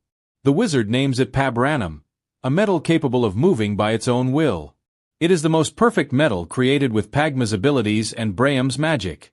It is stronger than adamantium, lighter than mithril, and has the elasticity of Yafa. Grid was amazed at the level Pagma had to create such a mineral. Seeing the protagonist's distraction, the wizard calls his attention by shooting a flame, from which Grid is protected by the pabranum. Braham thought that the metal only favored the blacksmith who could feel it, thinking it was a narrow-minded metal. Grid, in turn, angrily asks why he was attacking him for no reason. Then Braham begins to tell his story, explaining that he was the great wizard who survived the battle with the fire dragon Traka and managed to transcend humanity, wishing to be immortal. With this goal, he designed the soul vessel, in which his immortal soul would reside. He thought of pabranum as the perfect mineral to create it and attributed its creation to Pagma, which took 10 long years. Effortlessly, the pabranum was created, but Pagma passed away from old age before he could begin creating the vessel, while the humble dwarves could not even melt the pabranum with their poor skills, which drove the wizard Braham to despair and frustration. Referring to Grid, he exclaims that he finally met someone who could fulfill his goal, Pagma's successor. Then, a window appears notifying Grid that he has received a new class mission. Braham asks the protagonist to forge the soul vessel. If he succeeds, he promises to give him the rest of the pabranum that he has left. Several windows appear, paralyzing the protagonist. He had found a fragment of Braham's soul and now had to create the soul vessel to resurrect him as an immortal being. As rewards, he would receive a large amount of pabranum, considering the great characteristics of this mineral. Grid thought it was a magnificent reward, so he accepts the mission to create the soul vessel and draws a kind of dog bowl on the ground. Grid asks the wizard if this way is correct. The furious wizard regrets that his immortality depended on an idiot like this. He then explains to the protagonist that he must receive the blessing of all the gods. The god of life and wisdom, Jupiter, the god of war, Dominion, the goddess of light, Rebecca, and the god of plague and darkness, Yatin. By doing so, he would obtain the divine pabranum and could give it any shape he desired, as long as it could contain something. Grid asks how he would obtain the blessings when the Church of Yatin is hostile to him. Braham replies that he is running out of time and comments that if they do not accept willingly, he will use force, disappearing. He comments that he will wait for him in the same place and trusts Grid. Grid thinks that his biggest problem would be the Yatin Church, while in the background, we see Jashuka calling the guild's mage, Layla. She asks the mage if she knew the names of Pagma or Braham, to which she replies that Braham is the master of all wizards, the most powerful wizard in Satisfy, and the creator of most of the spells that exist in Satisfy. Although she had never heard of Pagma. Then, Jashuka asks Vander to investigate Pagma. If he was a historical figure, the NPCs should know more about him than the players. However, the player could not stop looking at something. Then, levitating with the boots, Grid comments that he can see the path of the labyrinth. Probably Braham must have given information about the labyrinth. Rising, Grid shouts that he would head to the blacksmith first and, equipping his helmet, says goodbye to his companions. Vander thought the protagonist looked spectacular and those boots were the best, while Jashuka remembered that the level limitation of the boots was level 240. She recalled that the cloak of Malik he was wearing also required a minimum level of 200, and just like Ibelin's sword, Grid could use it without problems, wondering if the protagonist could use any equipment. She thought that initially she did not want to discover about his class, but now she was curious. In another part of Satisfy, Grid flies quickly over the players. Meanwhile, the players are surprised, and the protagonist thinks that the boots consume a lot of mana, so he considers landing and continuing on foot. As he walks, the mineral starts to speed up, and the protagonist jokingly asks if he is excited to be free after 300 years. Grid comments to the mineral that it seems somewhat lamentable, then suggests changing its appearance, since, being a mineral that protects its owner, it already had an idea in mind about the form it would take. Meanwhile, the players theorize that he might be a classified wizard, but since he carries a large sword, he could be a magical swordsman. That day, the players began to create various stories about the magical swordsman who passed through the city. Later, at the blacksmith, Jashuka and Vander return completely exhausted from their journey, while Grid scolds them for walking so slowly. Then, the protagonist asks Jashuka to shoot him, as the players were furious for having taken so long to exit the labyrinth. Jashuka shoots an arrow to vent her frustration, but it is repelled at a very high speed, leaving her stunned, as she did not expect him to block an arrow she had fired with half of her power, showing 2 golden circles. Grid comments that he will soon melt the pabranum and give them a more elegant appearance. When struck, they would remain quiet for a few seconds, indicating that their defense was not entirely impenetrable. But despite everything, they had an automatic defense that could be added to their armor. The protagonist's thoughts are interrupted by someone asking his name. It is a horde of knights who came in the name of Count Stein, requesting the protagonist's presence. Jashukar is surprised that one of the most powerful counts in the Eternal Kingdom requests Grid's presence and wonders who the protagonist really is. In the castle of Winston, Irene's father does not like that his daughter seems to have fallen in love with a commoner instead of a prince. He wonders if he is really facing the blacksmith who defeated Malik and saved his daughter Irene. It is then that Bran de Ian, a fencing student of Count Stein and a friend of Irene, comments that he also thinks Grid is a fraud, as it is impossible to achieve such accomplishments at such a young age, and he cannot allow Lady Irene to be with a lying bastard. While the protagonist formally introduces himself to the Count, Bran states that they should punish the protagonist for trying to seduce Irene. The noble shouts at Grid for presenting himself in that attire, but the protagonist thinks he was invited to showcase his achievements. He feels he is in a hostile environment and wonders who that foolish man is. Count Stein enumerates Grid's accomplishments, mentioning that he forged the sword of self-transcendence at a young age, in addition to being the outstanding swordsman who defeated Malik. The protagonist tries to be courteous and comments that he was able to defeat Malik thanks to the help of his comrades. However, he doubts the previously mentioned feats, not believing that a blacksmith's swordsmanship could defeat the followers of Yatin or Malik. He thinks that Grid invented the whole story of rescuing his daughter, despite it being true. Irene intervenes, clarifying that they should not doubt Grid, but Bran asks her not to intervene, as he would prove the blacksmith's skills himself. He attacks Grid, drawing his sword, and the protagonist comments that he did not expect them to treat their guests so poorly. He repels Bran with a vertical cut, causing him to stagger back from the impact, surprising the noble. Moreover, how can he lift such a large sword with just one hand? And how does he manage to strike so hard? Then the noble focuses on striking his opponent's legs, but is blocked by Grid, only to be hit afterward with a kick. Bran never thought a commoner could be so agile in battle, especially since Bran was level 200.